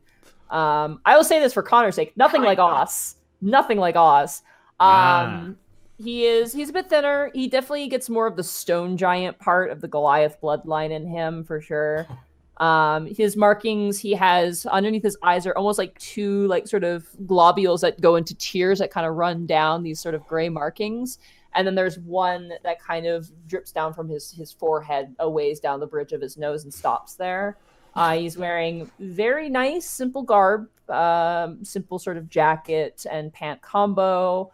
And he kind of gives this little half smile as he enters in, and he walks over. Monty, let me dream that he comes in on the fucking like the warp star. Yeah, he comes in on a warp star. No, he actually wrong. He's actually coming in on that wonderful Kirby racing game. He's actually trying to find all the power ups he can right now. The lagoon. He comes in on the fucking dragoon. Yes. Yeah. Oh my god. By the way, this is like my Garfield because apparently in the Adventure Zone there's a character called Garfield and like everyone draws him as the cat every time. Yes. Yeah. Absolutely. His name is Garfield. What did that McElroy brother think was going to happen? Anyway, I'll name this Kirk. Oh my god. Hello. He kind of sits down. Yes, hello to you as well. Greetings. I mean, $1 million question, but you've been asked this a lot. How tall are you? I am I'm 7'5". Duck your head and coming in here, huh? Bunked my head a few times, yes. Let's see. Born and raised in Mervyn Rise with the Glueback Swamp. Moved into Alivast to make a new life away from the swamp. Experience in heavy lifting, cleaning, organizing, and taking inventory. So, I understand that you wanted to get away from the swamp, but please, that's actually somewhere we've never heard about before. Tell us a little bit about your time there. We lived on top of the mountain peak. It's a pretty temperate mountain, not that cold. We lived there for, he kind of counts his fingers, 5-6 generations. Lots of changes in the ecosystem, I suppose would be the word for it. And the air was getting a little bit, how you say, poisonous in such ways. Oof. It's not a bad thing. It happens on occasion. Fungi grow, others die. It happens. But my mother was in miasma. Not really. It's more my mother was getting a bit sick, so I thought, I'd accompany her here and then, find the future here for myself as well. Okay. Oh, so, sorry, Tax took me to take away. What did you do in your homestead you're going there? I was hunter-cooker. I also could collect herbs for medicine. Mostly just sort of a utility hunter-gatherer sort. Jack of all trades, master of none kind of deal. I'd say I was pretty good at hunting, but also good at managing foods and things like this, which is why this job appeals to me. He kind of nods too, kind of joining in. I just imagine like the both of you are just like nodding and humming like fucking like what do you call it? What's that show? Regular show? Mordecai and Rigby. Yeah. So, say we had an incident during your time here, an incident that a customer was getting rather rowdy. How would you handle the situation on getting them out of the vicinity? Well, I would probably like pick them up and then just kind of hold them at arm's length and then just make them leave the building. Usually works, but I fought my fair share of beasts out on the mountains, ettins and other such things. Real quick, Monty, I need to step away. So Borky's just going to keep nodding for the rest of this interview. Okay, sure. I'll pop in another question then for him. I'll pop in the same question I have been for everyone else. So while you're under our establishment, obviously you have access to everything we have to offer. Outside of your work, how can we as a company benefit you for your extracurricular goals? I would definitely like to see about finding a doctor for my mother, just to make sure that she is okay. But I believe with proper employee payment, I am able to manage this okay. I would like a place to live here, though, as my mother is living with my father at the moment. Well, I believe it's part of the contract. Yes, Monty. If they work here, they can live here. They can choose whether or not to have a house here or not. Yeah, that is accommodating. If you wish to have your own lodging here. Absolutely. And while I definitely am here because of my mother, I love her, but it's also my life to be concerned about as well. That's why I'm more concerned about wanting to know what you want to do with your life. I do not know right now, my friend, but I think I need some time to decide, so hopefully... Fair enough, a chance to spread your wings. Exactly, except for I do not have long wings, I have muscles. He like holds his arms up and flaps them. He's actually pretty well built, but he's definitely like lankier, I'd say. He's definitely like, he's a bit shorter than some of the Goliaths. The shortest Goliath you've seen has been Vel. Vel is like 6 foot. Yeah. Doros is healthy at around 8-ish feet or so. Zeus is like around like slightly taller than Doros as well. So he's definitely like the second shortest you've seen. But he's definitely still impressive to look at. You hear a cat. Is that probably? I think that's Lanny's cat. Lanny's cat. Yeah. She's here. Yeah, because that's not Matilda. Matilda's in my room sleeping. That's really funny. Yeah, it's not Goblin. Oh no, you could tell if it was Goblin. Goblins makes really, really cute. Oh my noises. god, it's right up against the camera. I know, right? It sounds really clear. Hey. Lanny's cat. Yes. Oh, the noise! I'm not talking to you, I'm talking to Lanny's cat. Sorry. Kurt? Oh, okay. I think it was Nick. I think Nick got the cat out. That's amazing. That's hilarious. Cat, what do you feel about this hire? Just hear a window crashing seconds later. I know that this episode had a lot of a janky, stupid shit, but God, this episode's been really fun, guys. Nick's cat turns off the power cord. Oh no! Oh no! Oh man! Oh my God! This is Dude, the, I've actually been super paranoid that Goblin's gonna do that because I have the same sort of situation where it's like a switch and like she loves to hang around there, and I'm just like, please no. Last thing I need is you hitting that when I'm streaming. Still there? Bosco, stop. What? Yeah, I'm pretty sure that was Bosco. What? I didn't do nothing. I'm You're making like cat zoned out. noises. You son of a bitch. I didn't do anything. Why am I getting blamed now? Because it's so easy. I saw you making cat noises earlier. You saw me making cat. How did Yes, you see me? because you're your a green ring reticle. lights up. Yeah. I don't have a ring. Yes, you do. Everyone does when they talk. Bosco. I feel like Discord might be I've been glitching looking for at you the guys, screen man. this That's entire weird. time. anyway. You put it back to the interview. Any more questions you have? No, I'm good. I personally don't have any other questions. No, I'm fine. All right, then I will say whoever wants to do their insight checks, go ahead. Yay! I'm what? Yeah. Damn it! 9. That is 18. Okay. Definitely seems like an honest Goliaths usually tend to be pretty like not really the most like hiding things from you sort of people. They tend to be pretty, they kind of hold themselves on their sleeves quite often. Mm-hmm. He definitely seems like a hard worker, but definitely seems like kind of a person who is in between, parts of his life at the moment. So you get the sense that he's a little bit lost, but not completely, forsaken, if that makes sense. Right. Yeah, so. Okay. I'm back. Welcome back. That was fun. Did the you cat hear was the cat was on the microphone. Yeah. I don't know how that happened. I stepped in, it slipped right in, and I started hearing the meowing while I was waiting downstairs. I'm like, motherfucking cat snuck in. Also, It wasn't me. Be sure to eat when we're done, Kurt, because it does pick up on the microphone. Absolutely. Thank you. All right. So we did Kirby. Now the last one we have left is Opal. Yep. All right. So Opal comes in, a drow, beautiful. She has a kind of white cut bob hair.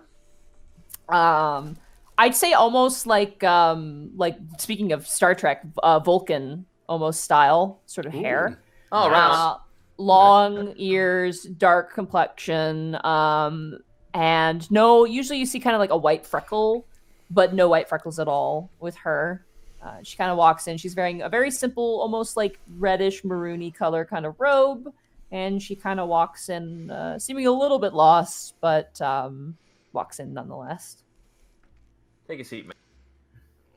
Yes, of course. She kind of, almost wistfully, kind of like steps over and sits down, almost like a ghost. Killer. I hit Remy over the face with the fucking clipboard. Oh, never mind. Can we do first impressions? Absolutely, go ahead. Thank Yes, you. please. That is a 22. Nice. Maybe another 9. Yeah. All right. Definitely elegant. Definitely has a lot of, she doesn't look like, you wouldn't get the sense of her being like a super, like a refugee or any sort of like, like rough and tumble life. There's definitely a sense of like almost like political elegance to her. Oh. So. Huh. Well, Opal, here Hello. in your bio, you are very experienced with weaving, sewing, cleaning, organizing, ledger keeping. Very good qualities. I'm very interested in hearing about your time underneath Tricadia in the Underdark. You watch as her face kind of shifts a bit. I would rather not speak of my time as a slave, if that is all right with you. Understandable, man. Understandable, man. Oh! Damn it. I understand, ma'am. I apologize. It's just that coming from someone who has a little bit of experience living within the Underdark for a time of his life, I was just curious. Not to mention all of us being a little bit in the Underdark. I understand, of course. It's just a very painful time for me. Then let's move on to more peaceful time. In Tricadia, I worked a sewing shop with a human woman for some time. She taught me some skills and helped me buy a ticket to come here to learn to do more jobs. Why did you choose Alivast? Because it is a place of new opportunities, and many drow have been coming here for a while. That is true, actually. We are friends with a drow. A half-transparent image of Corian doing a thumbs up. Hey. Kind of No, get him out of here, not him. And another one is Scarlet. Yeah! Scarlet like eating a sandwich. Yeah, it kind of goes past. My favorite part is when Borky says, "No, get him out of here." It turns into that half transparent smile turns into the Rich Evans sad transparent head. Yeah. Oh.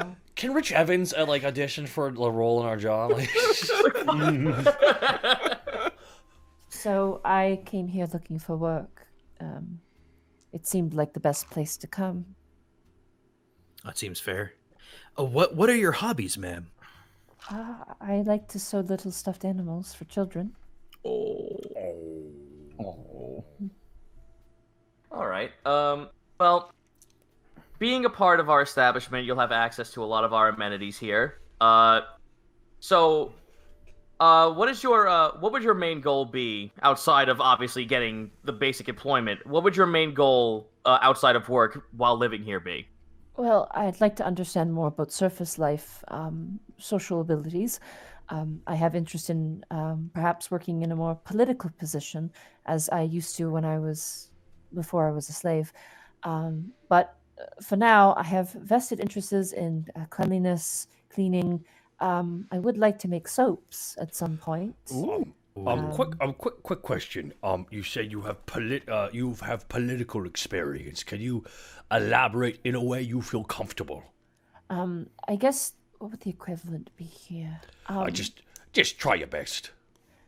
I used to.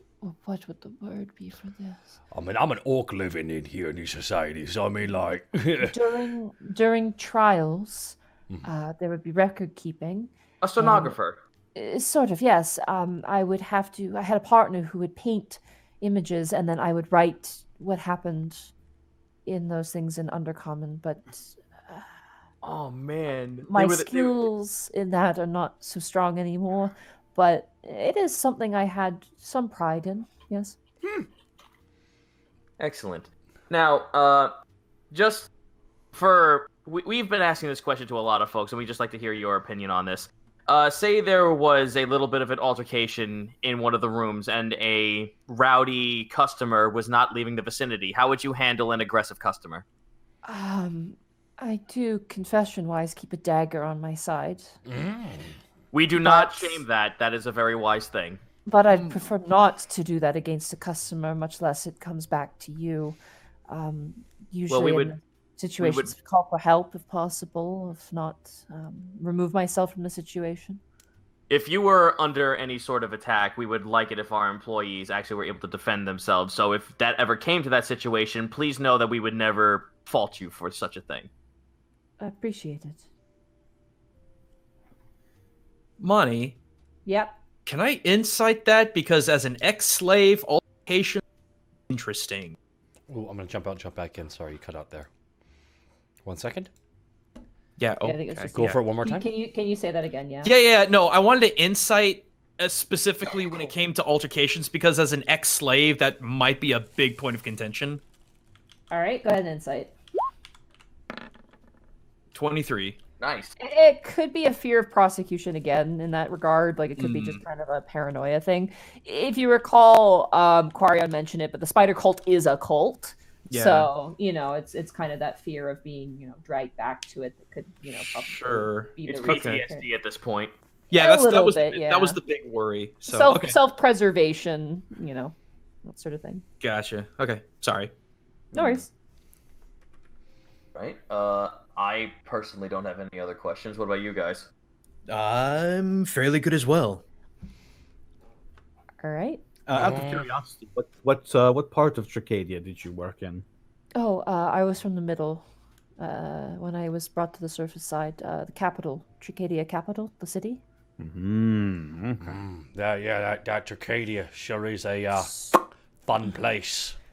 It's pretty safe inside of the walls. If you guys recall, Doros and Stendon and Bork are all from the city. So Yes. yeah. Just giving. Or as opposed to Panic, who didn't live in the city, but he lived in a safe enough place. Yeah, he grew up in northern Tricadia. I lived at a safe enough place as fucking werewolves jump over the rooftops behind him. So witch cackling and throwing fire down on the village. It's pretty alright. I mean, I'm safe because I'm resistant to fire because I am a tiefling. Quick, wear Panic! I like how you made him younger. God! Quick, rend his flesh so we may make a Well, coat! this is me, flash panic. Yeah, just like, and then Widow Panic, a fucking, a vampire comes in, just fucking boots him across the field. Hello? Alrighty, no more questions to ask? No, we're good, I think. Now we're good. Hang on. Politely. Oh. She politely. Are you going to say something? 23. No, I'm just inciting her. All right, roll your insights, guys. 23. Except for you, Greckles, because you used your insight. Yep. I guess that's it then. That's it. Yeah, that's me. Borky ain't. Borky's not been inciting a single person. Definitely a very polite woman. She's definitely been through some shit. But good head on her shoulders. Drow are always kind of mysterious, but she's definitely trying her best to be as normal as your expectations would have her be. Okay. How do I feel like her particular set of skills would fit in with the rest of the crew? Like the rest of the crew is in the party, or the rest of the crew no, is like in as in like the tavern, employees? like having a drug, because they have a reputation. So do I think it would be fine? You get the sense that she probably applied because she is a drow, and you guys do accept kind of weird people. But you are curious about how she would handle the chaos when her business in the past has been on a more peaceful sort of manner. So that is definitely a point of that you kind of pick up on. You're like, wait a second, she's only ever worked in quiet places. She's never really worked somewhere very crazy before. Okay. So demeanor might be an issue. Got it. Yep. Alrighty, so you guys have gone through all of the employees, and you must pick 3 of them. Spelios and Old Teapot, fucking hands down. Yeah. Yeah, boom, boy, Let's just copy and paste it, boy. So Bone Boy, I'm okay with. I don't know about Old Teapot because there's a couple others that I like. No, the problem is they're all so great. The Bone guy is just really interesting. Here's the reason I like the Bone guy is not going to get work anywhere else. Like this is it. Yeah, this is all he's got. So the Bone guy is as creepy as he was. Got to be the Bone guy. So he's in. I'm actually going to withdraw my original statement on Kathy because baggage. Baggage was the one thing I was trying to get away from. Yeah, I'm fascinated about her from like a what the fuck's up standpoint, but not as a hire. Without you don't lie. There's something there, and I don't know if that's good or bad. So it's like interesting, but it's not something we need to deal with. Like above game, I would love to figure out what it is, but actual as Greckles, no. All right, so danger. Kathy's out. Yes, Kathy's out. Yeah, Kathy's out. Right? Unfortunately, like this sucks because all the characters you came with, Nadine, are awesome. I'm also going to suggest, and again, I could say it in game if we want, but Pearl I would cut simply because I think she has a future in school and handling that. Mm-hmm. She's also not going to be homeless or without a future if we don't hire her. Right. Unlike like Bone Warrior guy. Yep. She's going to be okay. Here's my fucking problem though, is that I like the idea of Opal, but the fact that everyone believes that she's so like weirdly off-putting because of her background, I agree with that. So I had to backpedal on that choice. Yeah, I don't know if Opal's the best fit. Well, did you guys get your voice? I put my vote in. Yep. Okay. Oh, we're actually voting. Yeah, we're putting it in chat. Okay. Hang on. All right, so it looks like Old Teapot is in. Yeah. Oh gosh darn it. Her name is Old Teapot. It was doomed from beginning. So you got Aphelios as well, yes? Oh yeah. Looks like Opal is her next hire. Okay. Because we have. It's 4-1. It's 4-1. It looks like unless Bosco. Yeah. Unless Bosco's against Opal. I am against Opal. The question is, who do I pick though? But it doesn't matter. That's still 4, isn't it? Yeah, it's still 4. Yeah. It's still 3. It's still majority. Yeah. All right. So your guys' new hires are Aphelios, Old Teapot, and Opal. Yay! Yeah. Get to it, fan artists. Alrighty. So, look, I'm just saying, it's gonna happen. As you guys start to pack up the table for the day, Kay kind of has this massive stack, like textbook stack of papers that she's compiled, and she kind of hands them to you, Greckles, and goes, "Well, here you go. I've wrote it down every single during the interview. Different physical quirks, behaviors, if they've probably stolen something before, surprisingly low, amongst other things." I was just kind of like going through everything. Okay, well, job well done then. Yes, we will definitely have to give those to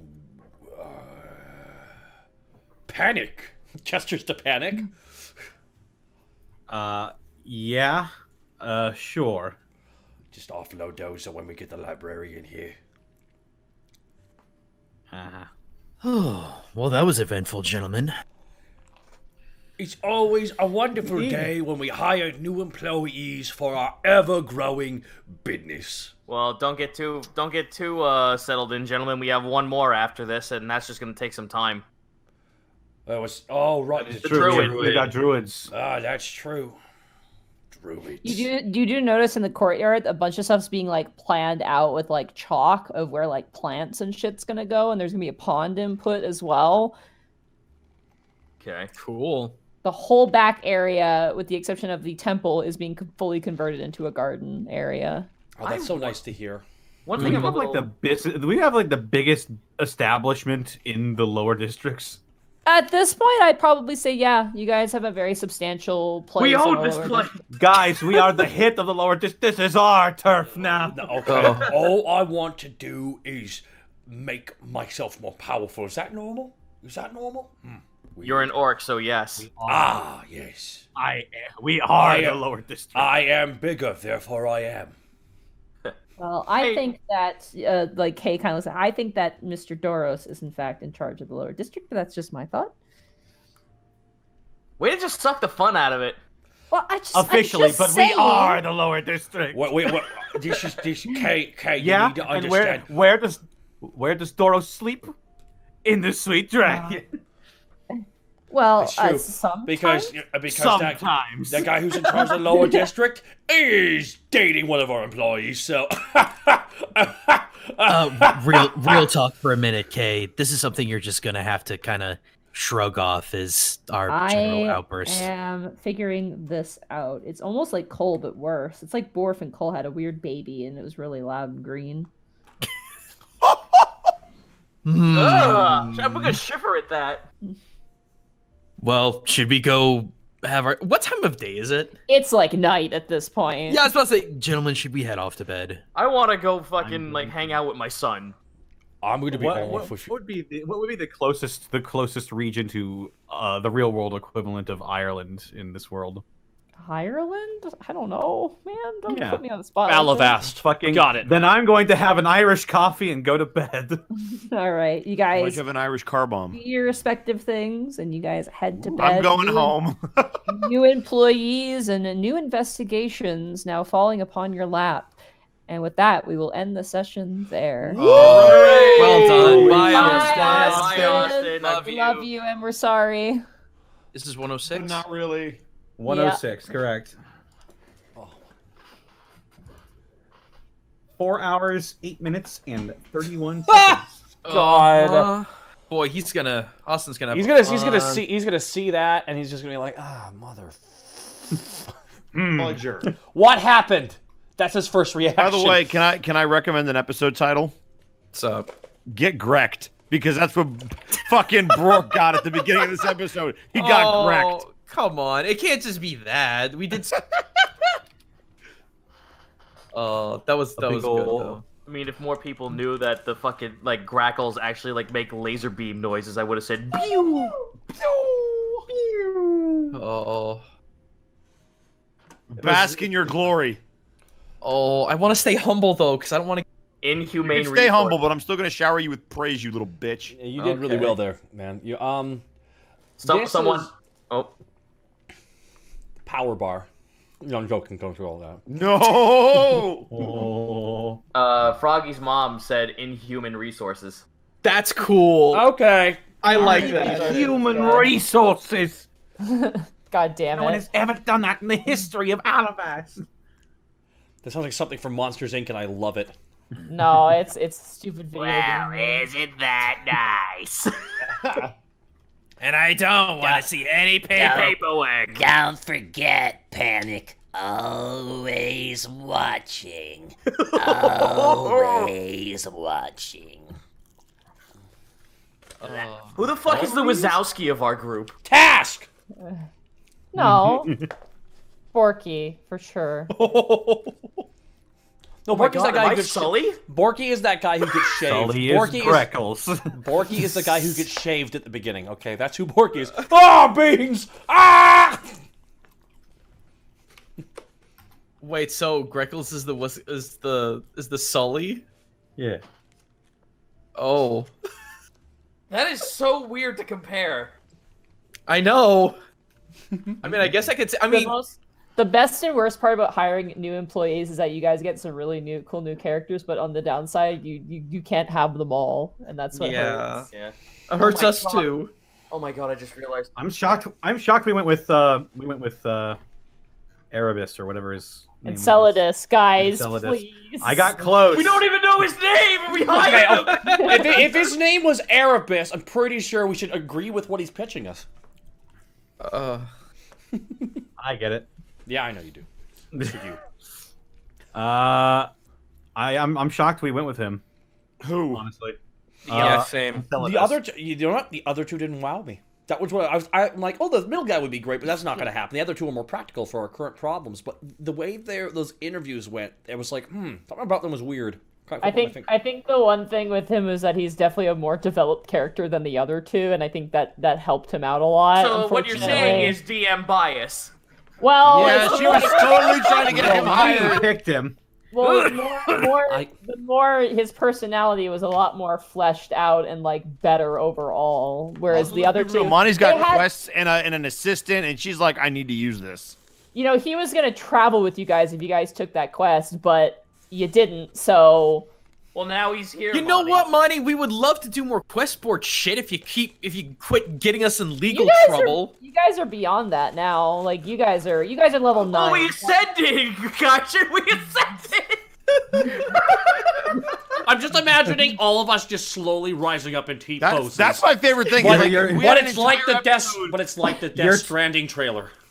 We had an entire episode. Now it's all desk work from here. We had an entire episode to do whatever we wanted, and what's the first thing Greckles does? He's like, I want to go to the fucking job board. And Monty's like, ah, shit. There's one thing you do have to choose amongst the 3 innkeepers you chose. Who's going to be the senior of the 3? Oh, gotta be Bone Daddy. What do you think? It's gotta be Bone Daddy. No, old Teapot. No, it's gotta be old Teapot has.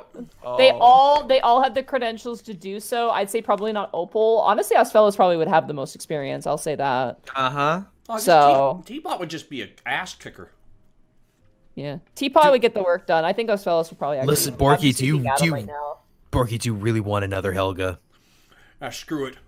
Powerful women are hot. Let's say because you guys gravitated to him so hard, I like the idea. Let's go with Osfellos because he's probably going to have a really good. Yeah, my vote was on Osfellos as well. Yeah. Just thinking about that. The dude has a paralysis tail. Come on. Let's have the Bone Demon be the fucking the management. I'm just really happy we didn't pick any humans. Boo, humans. Yeah. Well, I'm just saying, with names like Kathy. Well, honestly, I'm really interested in Kathy. I was kind of heartbroken at that because I'm just like, oh, by proxy, that's my mother's name. Oh, no. I'm just like, that was actually the name of one of my soccer soccer teammates when I was a kid. It was just a name I really liked for some. I really wish you would have had one named Karen. Rabbit a while ago was making a joke in a call with me, and he said something along the lines of "Thanks a lot, Brenda," and I'm like, "Whoa, wow, damn!" Also, Brenda Vaughn, I play humans too. Shut up. I also play a lot of humans as well. Yeah, humans are great, and they're broken when you use the variant. But now I'm all about those Goliaths right now. Well, you don't say. I tried to pick Kirby, but I was out of vote. Yeah, and there goes Kirby. No, I honestly, as I was writing it, I'm like, they're not gonna fucking pick Kirby. Monty, I'm sorry, they're gonna make their fucking Kirby jokes, and they're gonna ignore the shit out of them. I like Kirby. I wanted Kirby instead of Opal. Listen, okay, you know what? I'm gonna look directly at the chat now, Monty, and this is for you. Okay, everyone, I need you to draw at the end of. Remember at the end of Revenge of Meta Knight when Kirby's riding off on the wheelie? Oh yeah. Draw Kirby on the wheelie riding off at the sunset. Just Kirby, but this Kirby. But Goliath Kirby. Goliath Kirby on a wheelie. He'd be the Hammer Bro guy. Because of how big he is. What? No, well, when you get the hammer and you make it a Fred, he becomes the mini boss. God, so wait, so I get it. Bonkers. So he's a bonkers. Oh yeah. He's bonkers. Let's be real. Dude, I lost my mind when Bonkers showed up in the official Kirby anime. I cried. I was so happy. Do you get JoJo pose in? Or like what? No, he wanted Kirby to be a sensei, and Kirby didn't understand because he's Kirby. Okay, addendum to the Kirby wheelie fan art. Also have Masahiro Sakurai doing the directly to you pose in the background. Except it's Monty. Zito, do you want to just paint? You don't just draw this yourself, man. I feel like you're like I need to. This needs to exist. No. Are you he's sure? Actually saying that time. He's saying that to himself, guys, not to us. It's okay. What a night. Okay, Boston, do you want to sound us out? Yeah. Greckles, where can they find you? At greckles.twitch.greckles. No, at meandrdreckles.com. Oh, no, at Weird Dr. Greckles. Weird Dr. Greckles, whatever. It's the same shit. It's really not. Where can they find you? Nobody. You got a great scene. Now shut the fuck up. You can find me at twitch.tv/gaijin. Taiko Tuesday is good as it always has been. Meme songs, animus, classical music, Zito. You need to be there for the entertainer one of these days. Hell yeah. Aside from that, we've been doing a whole lot of Pokemon. I've been doing my own rules of only doing yokai themed Pokemon, which has been a lot of fun. That'll probably wrap up this weekend. Mech Warrior 5 is coming out very, very soon. I'm going to be probably playing the shit out of that because I love me some Mech Warrior. I'm excited, but I'm cautiously optimistic. be cautiously optimistic because apparently it's easy shit. That never bothered me, but that bothered a lot of my friends. Yeah, that Neckbar was a hard game. That was kind of the point. Aside from that, I've still got stuff on my YouTube channel. Just got done doing a video talking about the cultural origins of the Gudra gang, speaking of Pokemon. And my follow-up video, which will be out next week, is my top 9 or so British isms in Pokemon Sword and Shield, and they're really freaking interesting. So that's nice. Zito, where you at? Can't believe Marnie was very close to saying a slur in that game. So you can find me over at twitch.tv/Zito, where I'm playing a Pokemon Nuzlocke like every other fucking human being on the planet, except this one has Lars, the kid who has no soul anymore because all of his happiness was taken away by Hop, that little bastard. You can also find me doing Karen Quest, which is Monster Sanctuary. You got your Castlevania in my Pokemon. And also the mock, Playable Mimics, will be out this upcoming Sunday on DM's Guild. So if you want to play a Mimic, get excited. Yeah, boy, Connor, what you up to? They can find me on Twitter at @Snake. They can find me on Twitch at Distortion Devil, where I'll be doing Ring Fit Adventure throughout the week. Probably going to be doing a lot more of it because tomorrow is American Thanksgiving, and I'll need it. It's our National. It's my day where I look at my diet and I say, "Fuck you." Yeah. And then I'll come back tomorrow and say, "I'm sorry." I'm sorry. Take me back. 1 second, guys. 1 second. Sorry, I have to jump out and jump back in again. Something's going on. You're good. All right, go ahead. They can find me doing again. I know. Friday Funhouse. So I play a bunch of party games with my friends, like Jackbox Party Pack and Tabletop Simulator. Saturday is going to be The Witcher 3, trying to finish the main campaign, then move on to Blood and Wine. And Sunday is going to be more D&D homebrew stuff, taking suggestions from the fans to turn weapons, armor, and characters from media into the 5e equivalent. Sweet. That sounds dope. Yeah. And our DM extraordinaire, Monty, where can they find you? Hi, you can find me at MontyGlue on Twitter. You can also find me at twitch.tv/MontyGlue. I know I should keep going with Skies of Arcadia, but I think I might play Pokemon tomorrow. Because give in. I'm sorry. I really want to play more Pokemon. Do it. So probably tomorrow. I know there's a lot of people who like the Skies of Arcadia. I'm probably gonna do Pokemon tomorrow. Just because I'm still having issues with YouTube. I just checked to see what my upload's at, and it's still frozen at 91%. So I just closed it out, and I'm just gonna try again another day. So you guys can catch me tomorrow doing that, and then on Sunday should be another stream there for you guys. So keep your eyes peeled for that. Fantastic. Nice. And as always, you guys can find Takahata101 right here at twitch.tv/Takahata101. Where tomorrow it is MNW. Yes, the fallout from the C101 continues. Big matches planned. Find out what the new Four Horsemen in the Face of Fear, now combined into the Face of Fear, are all up to. Hopefully we get some answers. Also, Helix Lux challenges one of the 3 men that beat him in the C101 to a world title match. Will it be Citric King, the Beefling, or the other guy that beat him that I'm spacing out on? You should tune in to find out. Shit's going to be real. Also, you can find me at twitch.tv/ErBosco and on Twitter at EdBoscoVA as well as Instagram. Thank you very much. Tomorrow over on twitch.tv/Lanny Pator, I am going to be Lanny's soup chef. I will be helping him with supers. Ooh. I'm going to be helping him cook Thanksgiving dinner as well, so I'm going to be on 2 streams as well tomorrow. It will be a lot of fun. I will also say this real fast. Don't forget to check out twitch.tv/Octopimp because he's in the chat. Everyone look at Octo! Oh, hey. Don't worry, they'll get your letter eventually. You just have to come in at the right time. Right? Oh my god, it's going to save us. It could Also, be screw you, Script Daddy. I saw that. There's some point tomorrow there will be this C101, but the MNW. I don't know what time. I will keep you updated on that because, by nature, coming here is a bit of a cluster F. So that's okay. It's all good. Heck yeah! Now we have to figure out who the heck we're gonna raid. You want to look at quickly in our private server chat for the image I just dropped in because it's pretty fucking spectacular. Oh, it's amazing! I saw that. Yeah. That's cool. Who are we raiding? I see Tiki and Bracky are on. Bracky's playing Pokemon. Oh, Z-Ray D is streaming too. Who? That's the speedrunner guy who's trying to get the AGDQ. Oh well, he's my sensei friend. Do you want to go raid sensei? Yeah, it blows fucking minds. All right, let's do it. I put his name in chat. He's a clown. He actually juggles and does handstands and shit. It's actually really cool. Oh, fuck yeah! Yeah. Okay, real fast, everybody, make sure we gotta refer to him as sensei. Sensei. Sensei. And yes, but guys, thank you so much. Apologies for all the tech issues tonight, but this is. Hope you guys liked it at least. We made it. This was funny. Let's go raid a real clown, guys. An actual clown. We're not raiding me. What? No.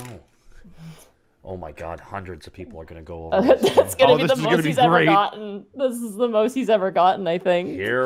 I really hope he's not on world record pace. 3. Oh, here we go, and here we go.